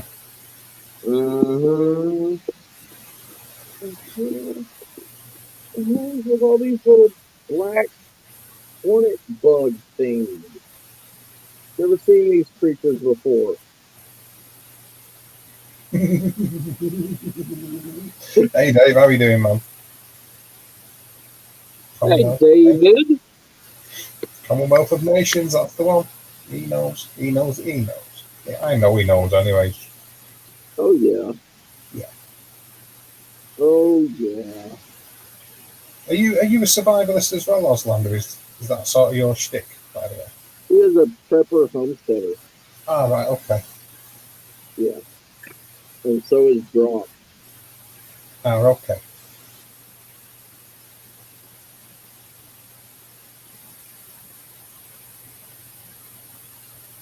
Yeah, I think he might be.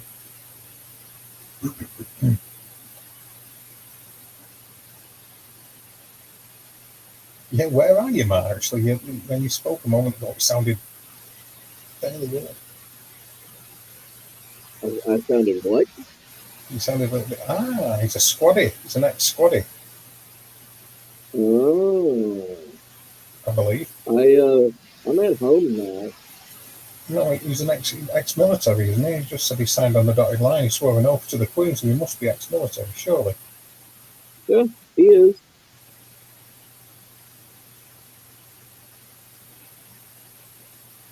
Good man.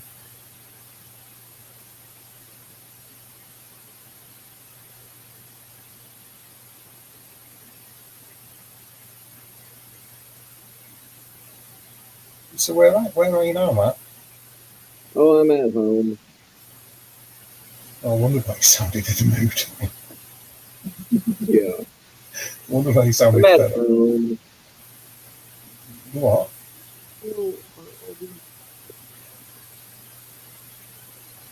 Oh, okay. I don't know if you can see that or not. Yeah, I can see. There's like 50. It's like 50 black little hornet-like bugs flying around, but they're not dirt daubers. I don't know what the hell they are. They look like they're hornets. I don't know any of them weird creatures you have over there. Ain't that the truth? Yeah, I don't know. We have hornets, but I don't think like them things that you have, which can like pick small children up and carry them off.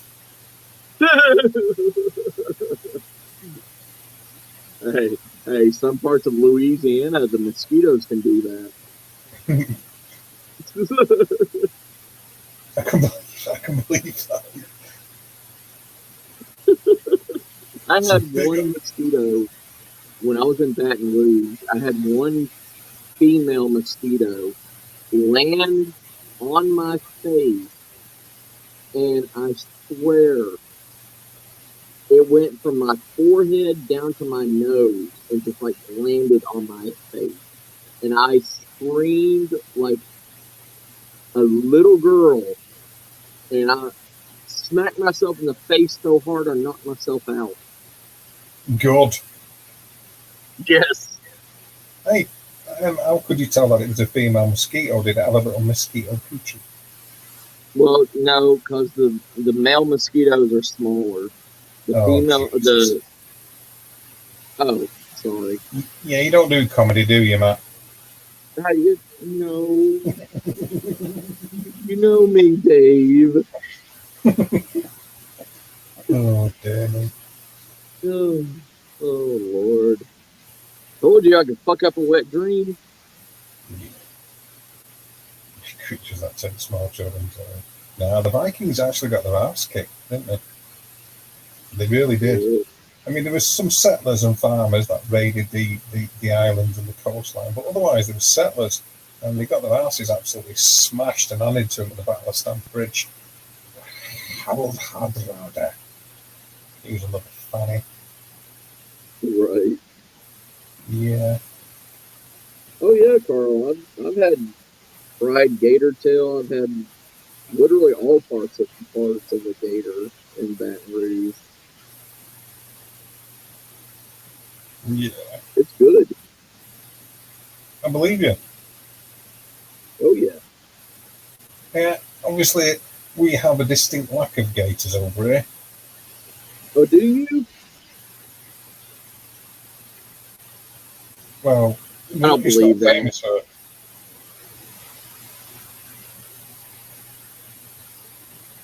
Yeah, it's the only reason the Aborigines put up with the Aussies, that isn't it? Because it saved them having to fuck the fucking kangaroos. Right? Yeah. I You're believe a Brit. Hey, Aussie. Oz, you're a Brit, right? You are a Brit. Get over it. Your ancestry is a Brit. You are British, okay? Don't give me this bullshit fucking xenophobia crap about the Brits. You are born of being a Brit. Are you listening? Unless you are an Aborigine, you are a Brit. And you love it. You are British. British ancestry. Somewhere in your blood, you've got the same bloodline as the rest of Wales. Yeah, even me. Yeah. Yeah. I gotta swallow it too, Oz. You just say that. Don't knock it till you try it.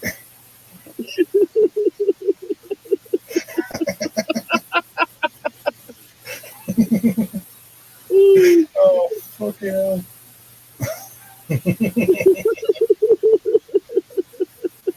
Oh, God. Oh, damn. Oh, Brilliant. God, that's great. I love it.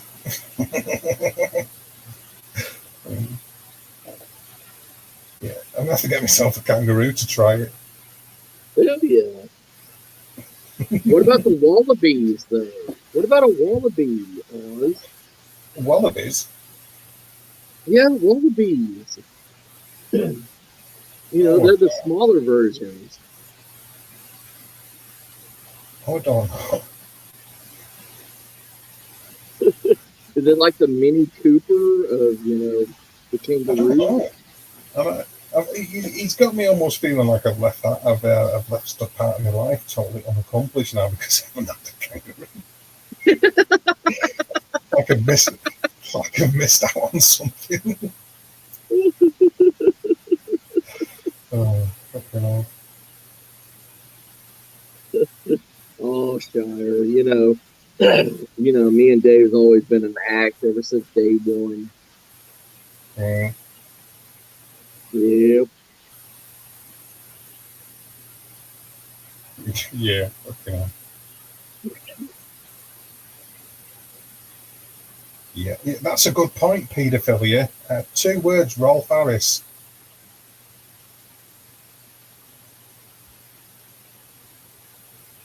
All right, so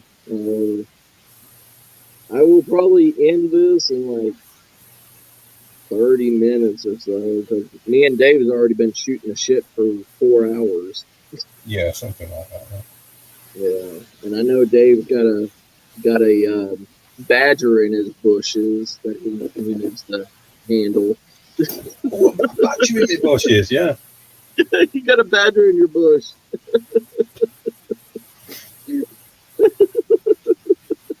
Not the first time I've heard that. All right. You get some special cream for the badger in your bushes, you know. Oh yeah. Rub this on for 2 weeks and call me afterwards. Oh yeah. So what have you got planned, Matthew? Then are you going to eat something, I assume, and then that's you going to chill out for the rest of the night, yeah? Hey Chad, what's up, buddy? I will always deliver you a deluxe box of lip cocks, sir. Oh, okay.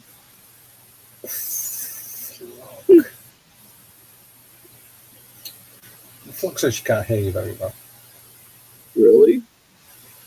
You are a little bit muffled, now? yeah. It's like well, yeah. It's like you're talking through like a, I don't know, kangaroo's gooch. Okay, hold on. Oh. Nope. Go on, give it a go. You can do it.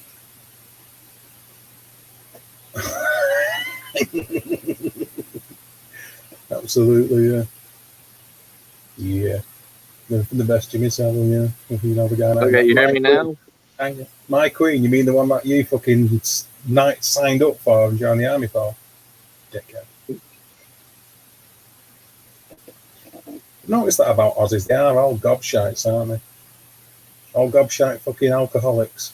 Are you part Scottish as well? I bet you are.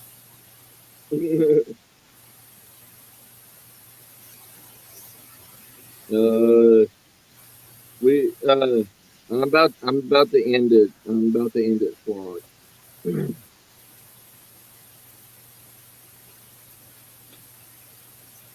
Unfortunately, yes. Yeah. Look, we got like. I gotta go eat everything. I gotta go cook some meat. Yes, because you failed at getting the Kentucky Fried Chicken, you see, Matthew. Well, it wasn't Kentucky Fried Chicken. You're gonna be upset with me. Oh, right. What was it Kentucky then? Fried Chicken. Because Oz is a Kentucky Fried Chicken freak too. but Okay. it was Popeye's chicken. Popeye's chicken? What's that? Never even It's heard of Popeye's chicken. Louisiana chicken. Oh no, I'm sorry. What's that? What's Louisiana chicken? Yeah, I mean, what separates that from any other kind of chicken?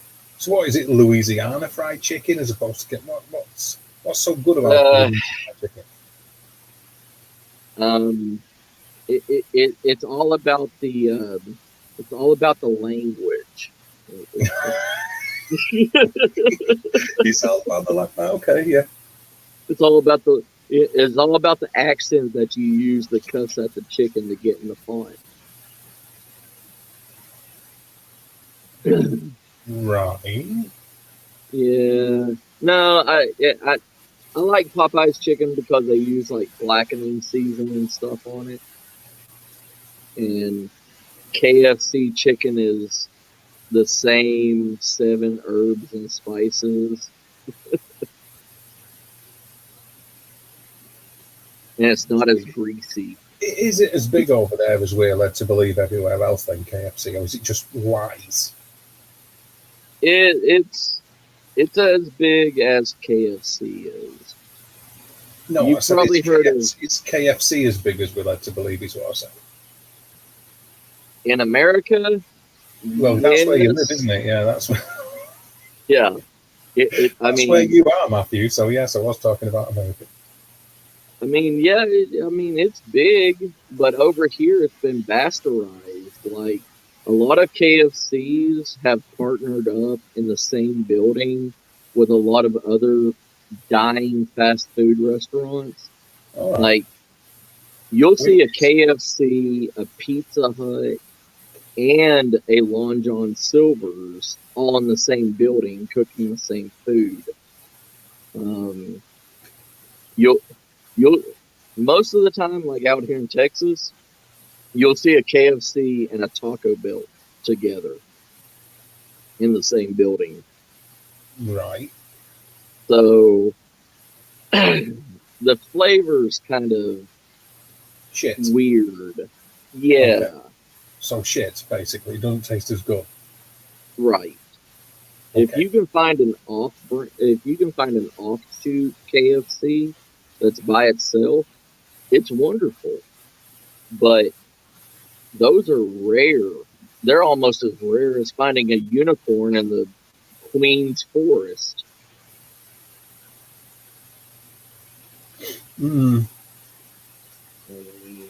So no, then really, but McDonald's is surely. McDonald's has to be.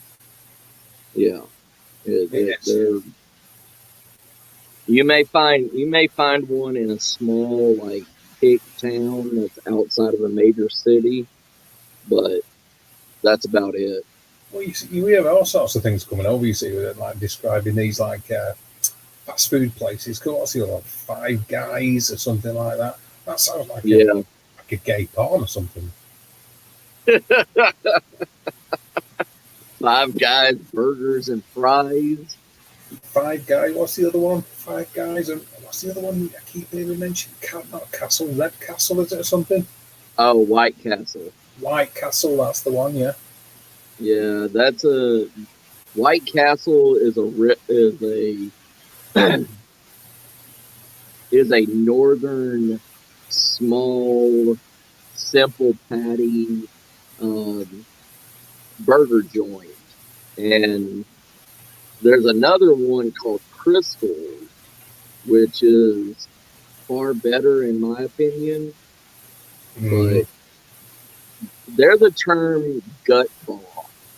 If you eat a lot of those, because they're highly saturated in grease, and all of it's saturated in grease, really, isn't it? Oh no! Like, you know how a sponge absorbs water? I do, yes. A White Castle patty absorbs grease. Even when you push it down, the grease just goes back up into it. But, yeah. Like, and then they fry the onions on top of that remaining burger grease and scoop it up and put it on top. Oh, that sounds absolutely delicious. That does. Oh, it does. It's amazing. I'm not so sure about that. See, that's the thing, isn't it? You can like get a taste for something, go out, it's shut, as is the case with your good self. 20 minutes ago or so, you found out everything was shut. Now you got to go home and cook it yourself, and it's never quite the same, is it? I mean, I'm not saying it's not good. It is good. Yeah. But it's never quite the same as when you got your mouth-watering taste for, I don't know.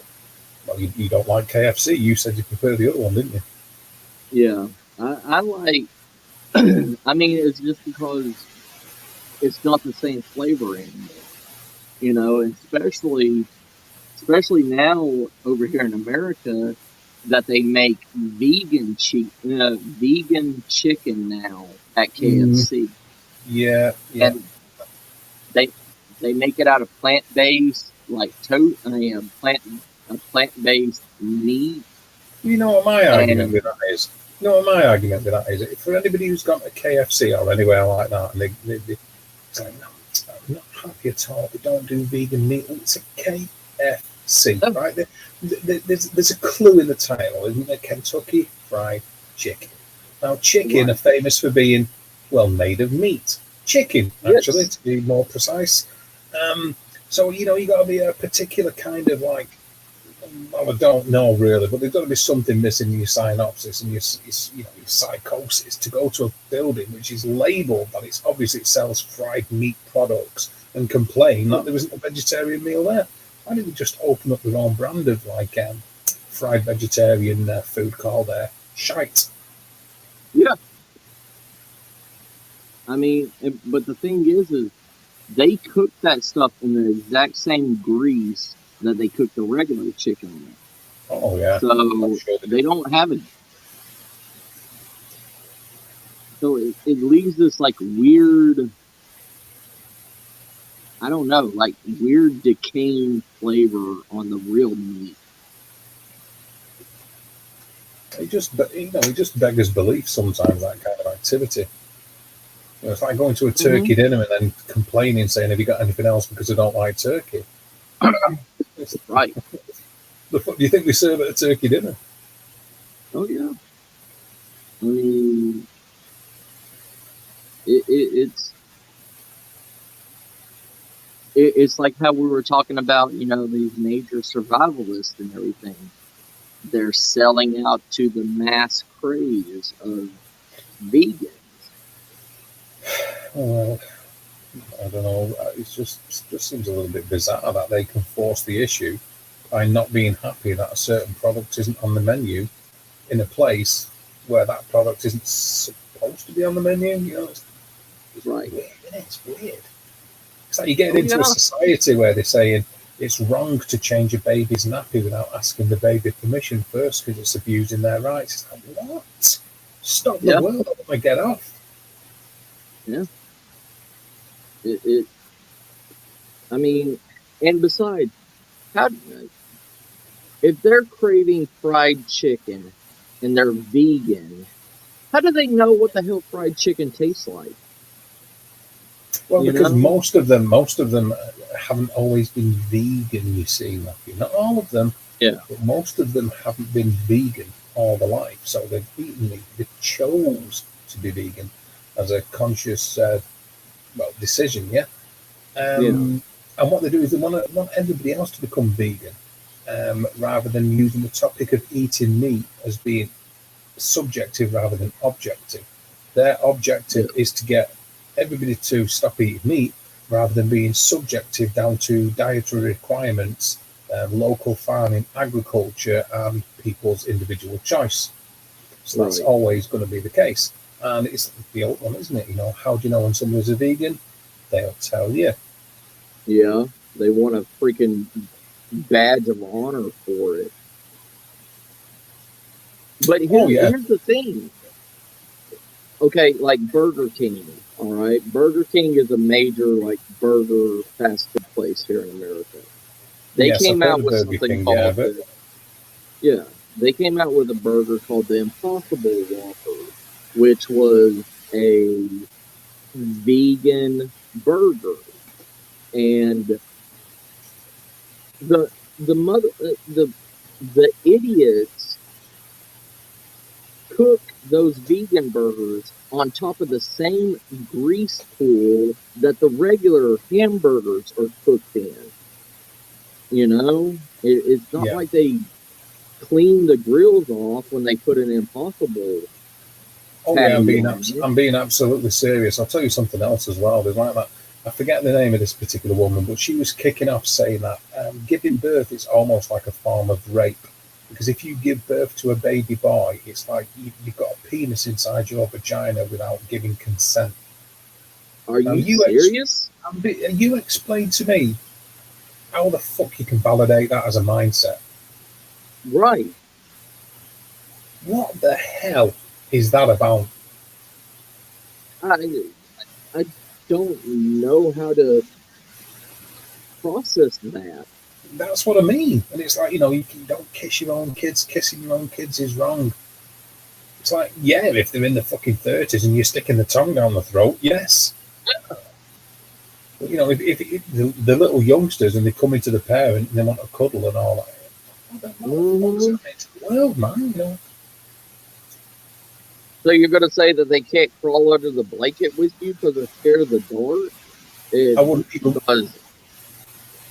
I shudder to think even mentioning that with the way society's going, that a kid would even get into bed with you if the little one can't sleep at night or they can't settle and they want some comfort from the parents. I'm pretty sure somebody'd make that out to be rape or something like that, surely. My God. Hello, Beth. I'm being serious, man. Oh, I know you are, and that's what's scary. Being serious. I mean, there was another one. She was a lady in the House of Lords, where there are females there, and there'd been a woman had been murdered by a police officer, and any kind of murder, any kind of sexual assault, obviously socially completely unacceptable, morally reprehensible, and completely inexcusable. Right? We know that as human beings. You don't go around raping people. You don't go around murdering people. Obviously, there's no excuses for what this fella did. No excuses whatsoever, and in no way would anybody try and defend him. Obviously, but he was a cop of this dude. And this woman was she was absolutely livid about the fact that this had happened, and she's saying, "Well, the only way to make women safe in the UK is if all men are put on a curfew after 8 p.m. at night." Oh, I remember that. Yeah, after 8 p.m. at night, all men off the streets until 8 o'clock the following morning, and then they're allowed to go to work. It's like, are you serious?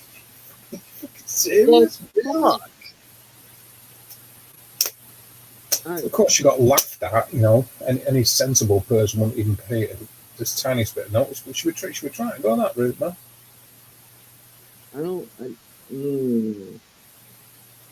I mean, no offense to anybody that lives in California, but that sounds like a lot of the damn rules that California has made on a lot of shit. California says, California has a rehabilitation program to have all inmates, no matter what their crime is, if they raped, if they killed, whatever, doesn't matter. If they were not on death row or anything, and they're allowed to be out of the jail, they are put into skill sets like college to get them back into the workforce and back into society, to be around humans, to be around other people. And that's trying to rehabilitate people into society, isn't it? Using like care in the community and all that kind of thing. But this it's not quite the same thing, because she's after punitive measures against completely innocent the male population of the UK. And I was wrong, because I've just looked it up. It wasn't 8 p.m. It was 6 p.m. Really? Yeah, Baroness Sarah Everard. what if somebody had a third shift job? What if somebody Well, had to go in? she didn't even take that into account. But I beg your pardon, it was 6 p.m. All men had to be in, locked in, not allowed outdoors after 6 p.m. That's what she wanted. That After is stupid. Yeah, because she was called Jenny Jones. She was called Jenny Jones, and the woman who was murdered was called Sarah Everard. She was murdered by a police officer. So this Baroness Jenny Jones, that was it. She wanted all men locked up after 6 p.m. Any men on the streets, criminal offence. That I don't get it. I don't. Seriously, man, I'm not winding you up. You can look it up. It's on the internet. I mean, of course, you got completely laughed at. It's like, you're serious, But yeah, she was after forcing it. It's like, after the murder of this particular woman, it's like, well, it's obvious when nobody should be murdered, regardless of gender or anything like that. Right. Oh yeah, all men locked up 6 p.m. Wow. Oh, seriously. And she hasn't given up on it. Give it 10 years, Dave. I mean, if she gets enough of a following behind her, I mean, hell, just like in America, if there's a group of like 100 people that protest on something for so long, small communities and everything, instead of just fighting them, will say, you know what, we're done. We're just going to give into whatever you want. Well, she's going to stand up and try and put that across to a room full of her peers in the House of Lords. Remember, that's how our criminal justice system works and the way that laws are enforced. It's not about the House of Commons, it's about the House of Lords. Yeah? Right. And the superior judges, okay? The justice courts, the high courts of justice. In a room full of men. So, obviously some women in there too. But she's in a room full of men saying what we need to do, shaking a finger. She's not going to get very far, is she? And any reasonable women, you've got to be complete. Can you imagine a man saying that? Yeah. We need all women off the street by 6 p.m. Oh yeah. It'd just be sexist. Yep. But she done it, and it wasn't considered sexist. You know what I mean? That would hamper a lot of your workforce, everything. The complete infrastructure of the country would collapse. Yeah. Just because of one thing. And she's not looking at the bigger picture. How the hell did she get her job? Mate, the thing is because we've got such an archaic system regarding peerage in the UK. Yeah. Her job was handed to her because of the family she was born into. Oh. But nobody's listening to it. Nobody. I mean, quite right. The guy who done it, the guy who murdered that poor woman, thrown in jail, throw away the key. He should never see the light of day again. Fuck him, let him rot. Yeah. I mean, I'm all for that, yeah, but what she's going, bonkers about it affects not just one thing; it affects everything. No, don't get me started on all that stuff where they try to push you real. That's not going to happen anytime soon in the UK. There's not a big enough population of them. I mean, some people think there is, but as far as that kind of thing's concerned, it's still predominantly white Caucasian or white British ethnicity. Yeah. But if they could get it, If they could get it, oh yeah, don't be fooled. Yeah, they'd absolutely go for it. In fact, there's some areas, localized estates, if you like, or small communities, where they sort of like rock that kind of idealism. If you're white, you're not allowed in that area, and Yeah. you get attacked on the streets. I mean, it's localized, and it's not like it's all the Yeah. way through the country, because it's not. It's only in a few places, but it shouldn't be happening at all. That's the top and bottom of it. You know, Oh to, yeah. to come to come over here and say we want to be treated equal, and then treat the people who are already over here with inequality, is a little bit of a hypocrisy, to say the least. Yep. Like I've always said, America is the land of the free for anybody that's not American. I mean, it's been that way since what, the 70s. I'm not sure.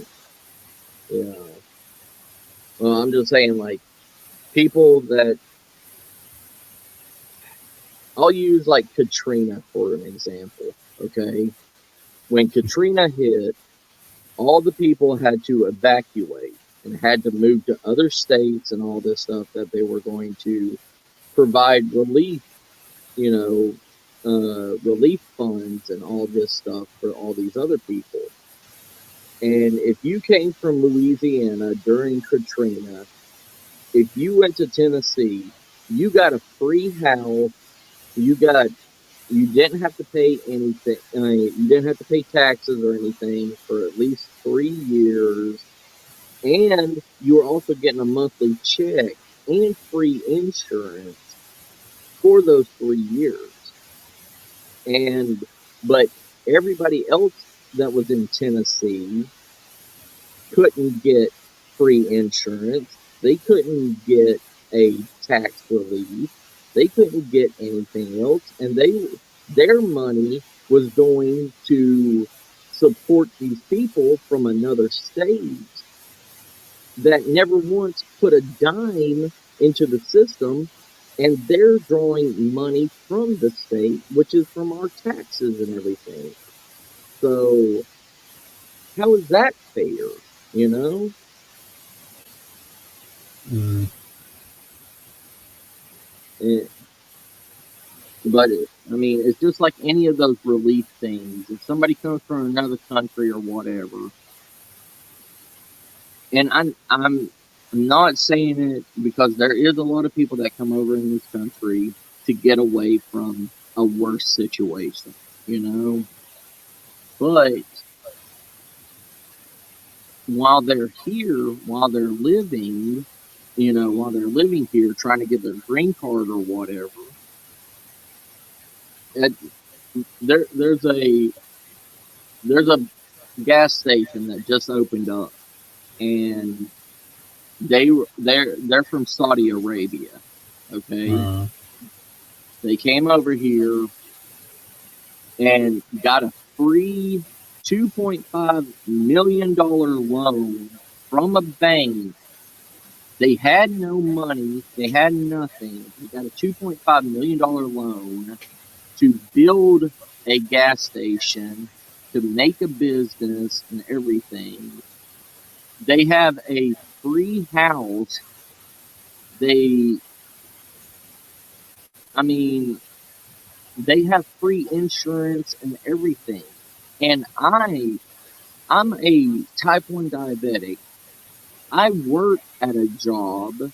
I just got my insurance because my company finally found an insurance company to use, but I'm paying almost $150 a week for my insurance to pay for insulin because I can't go across the border and get my regular insulin, and I still have to pay almost $125 a month for my insulin, and I have to pay almost a $7,000 deductible on my insurance before it will even take effect, if I have to go to the emergency room, I've only paid $5,000 so far on my deductible.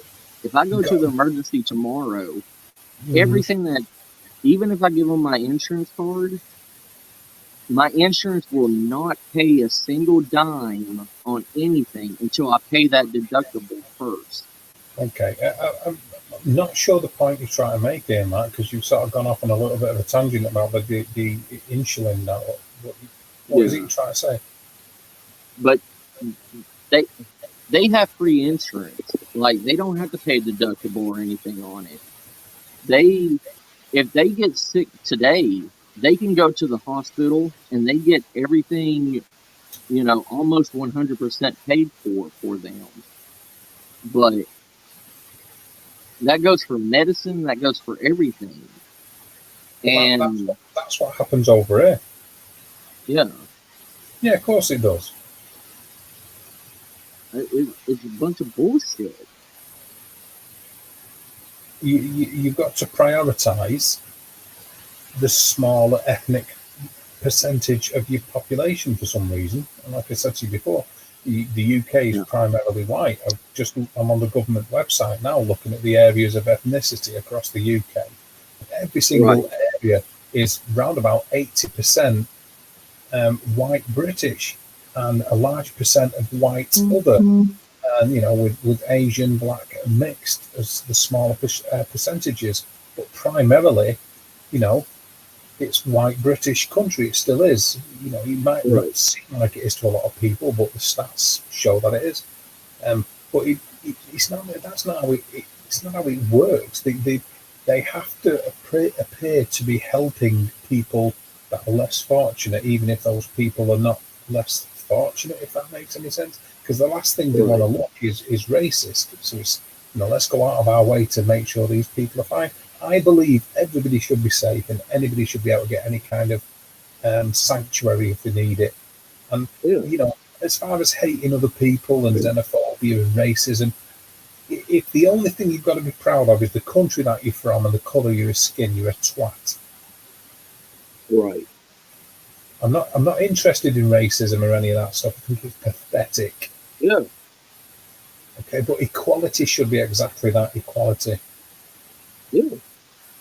And that's what I believe. If anybody else can get this shit, why can't we? You know what I mean? That's what I was trying to get at. Like, and it shows that the government can hand out insurance, the government can hand out all this stuff, and for nothing. And why are they screwing with other people? Because they know that people will abide by what they're raised to think. Like, I know I can go across the border and get a year's worth of insulin for $125, but I can't do it because I can't cross the border. But now I have to rely on the same insulin that my body is used to, and now I have to have the insurance to pay for that insulin, because it's $700 a bottle without insurance. Yeah. Yeah, what you're saying. But, if somebody that got free state insurance or whatever, they don't have to pay anything. And that's completely unfair and bullshit. I know what you're saying. Like I said, it's we don't live in an idealistic world. We just don't live in an idealistic world at all. Yeah. There's an objective to it all. Yeah. But I'm not sure I'll be around for when it really gets to the state where we need to Well, it'd be too late. I think the wheels are in motion, but probably outside of my lifetime. I hope, but maybe not. Well, I'll probably be right behind you, sir. I mean, like, it's hard enough to pay $125 for one bottle of insulin, you know? That's why I work so much. But I do have the shot. I do have the shot on, and they still won't allow me across the border because I don't have the booster shot. I have the first two, but I don't have the booster. But they won't let me across the border without that. Hmm. Yeah. Yeah. Well, I won't be getting any. There will be none of that for me. Yeah, I took the first two because that was a requirement with my job. Yeah. Well, and you and a lot of other people around the world have probably had the first two, but since that too, a lot of people have woke up and they've not had the booster, and they're not interested in any more. Then I don't know. Yeah, I did what my company required of me, the first two, and that was it.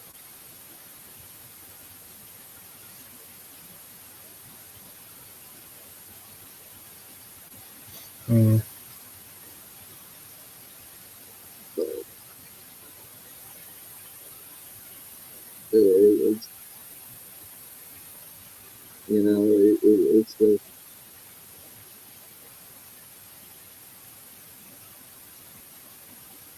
I had I had it good and everything until all this haywire went crazy, and now it's like I show them my card. I say, yeah, I have the first two shots, and they're like, you don't have the booster shot. You need the booster shot to allow you to cross the border. And I was like, this fucking bullshit. Well, Like, all that's going to die off as other things come in. I won't worry too much about that. All yeah, that's going to change. I mean, with the deepest respect, it seems the US is behind everyone else where that's concerned. right. It seems like you guys are all falling out with one another about the fucking still going on about all that type of stuff. The jabs, a Yeah. great deal of the rest of the world has moved on from that, and we're not wearing it. We're sort of like people are saying no. Oh yeah. I mean, it's still a fear out here. Like even on my job, we have stopped the mask mandate. We have stopped having to wear them, but we still have to check every day every single one of our security guards before they go to their post. We have to do a thermometer check on them, and then we have to pass them the bracelet that turns the color when it touches their skin to say that they passed. So we still have to do that. Well, the wheels of time turn, man. Things move. Yeah. Time moves on and other things come in and shit changes, and it will do. Oh yeah. I'm just sitting it out, brother. I'm just whatever. You know. Yeah, I totally understand it. So what are you going to have to eat, Matt? You were saying you needed to eat. You've done a few hours now. What are you thinking about it? I have put in like a 5 pound. It's either 5 or 4 pounds venison backstrap in the oven, and I have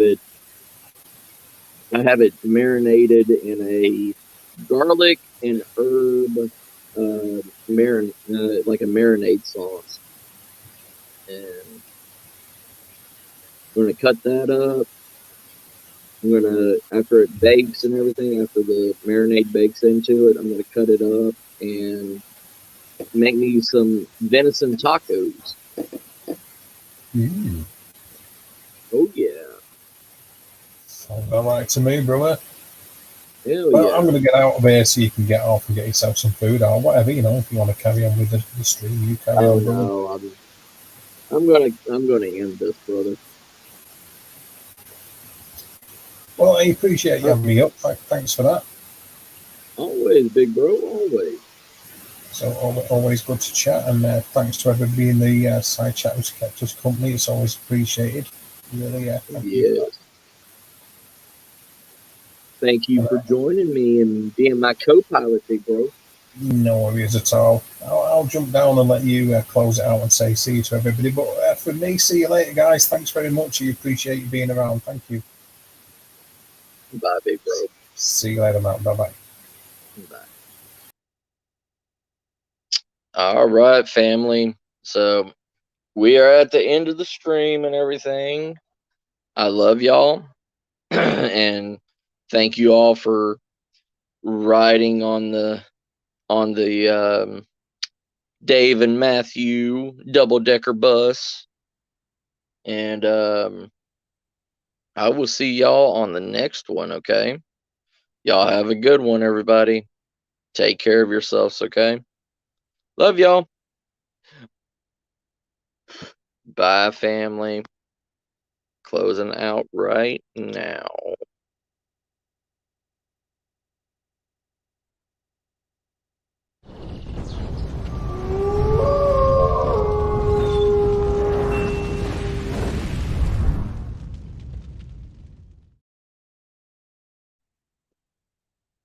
Bye, everybody.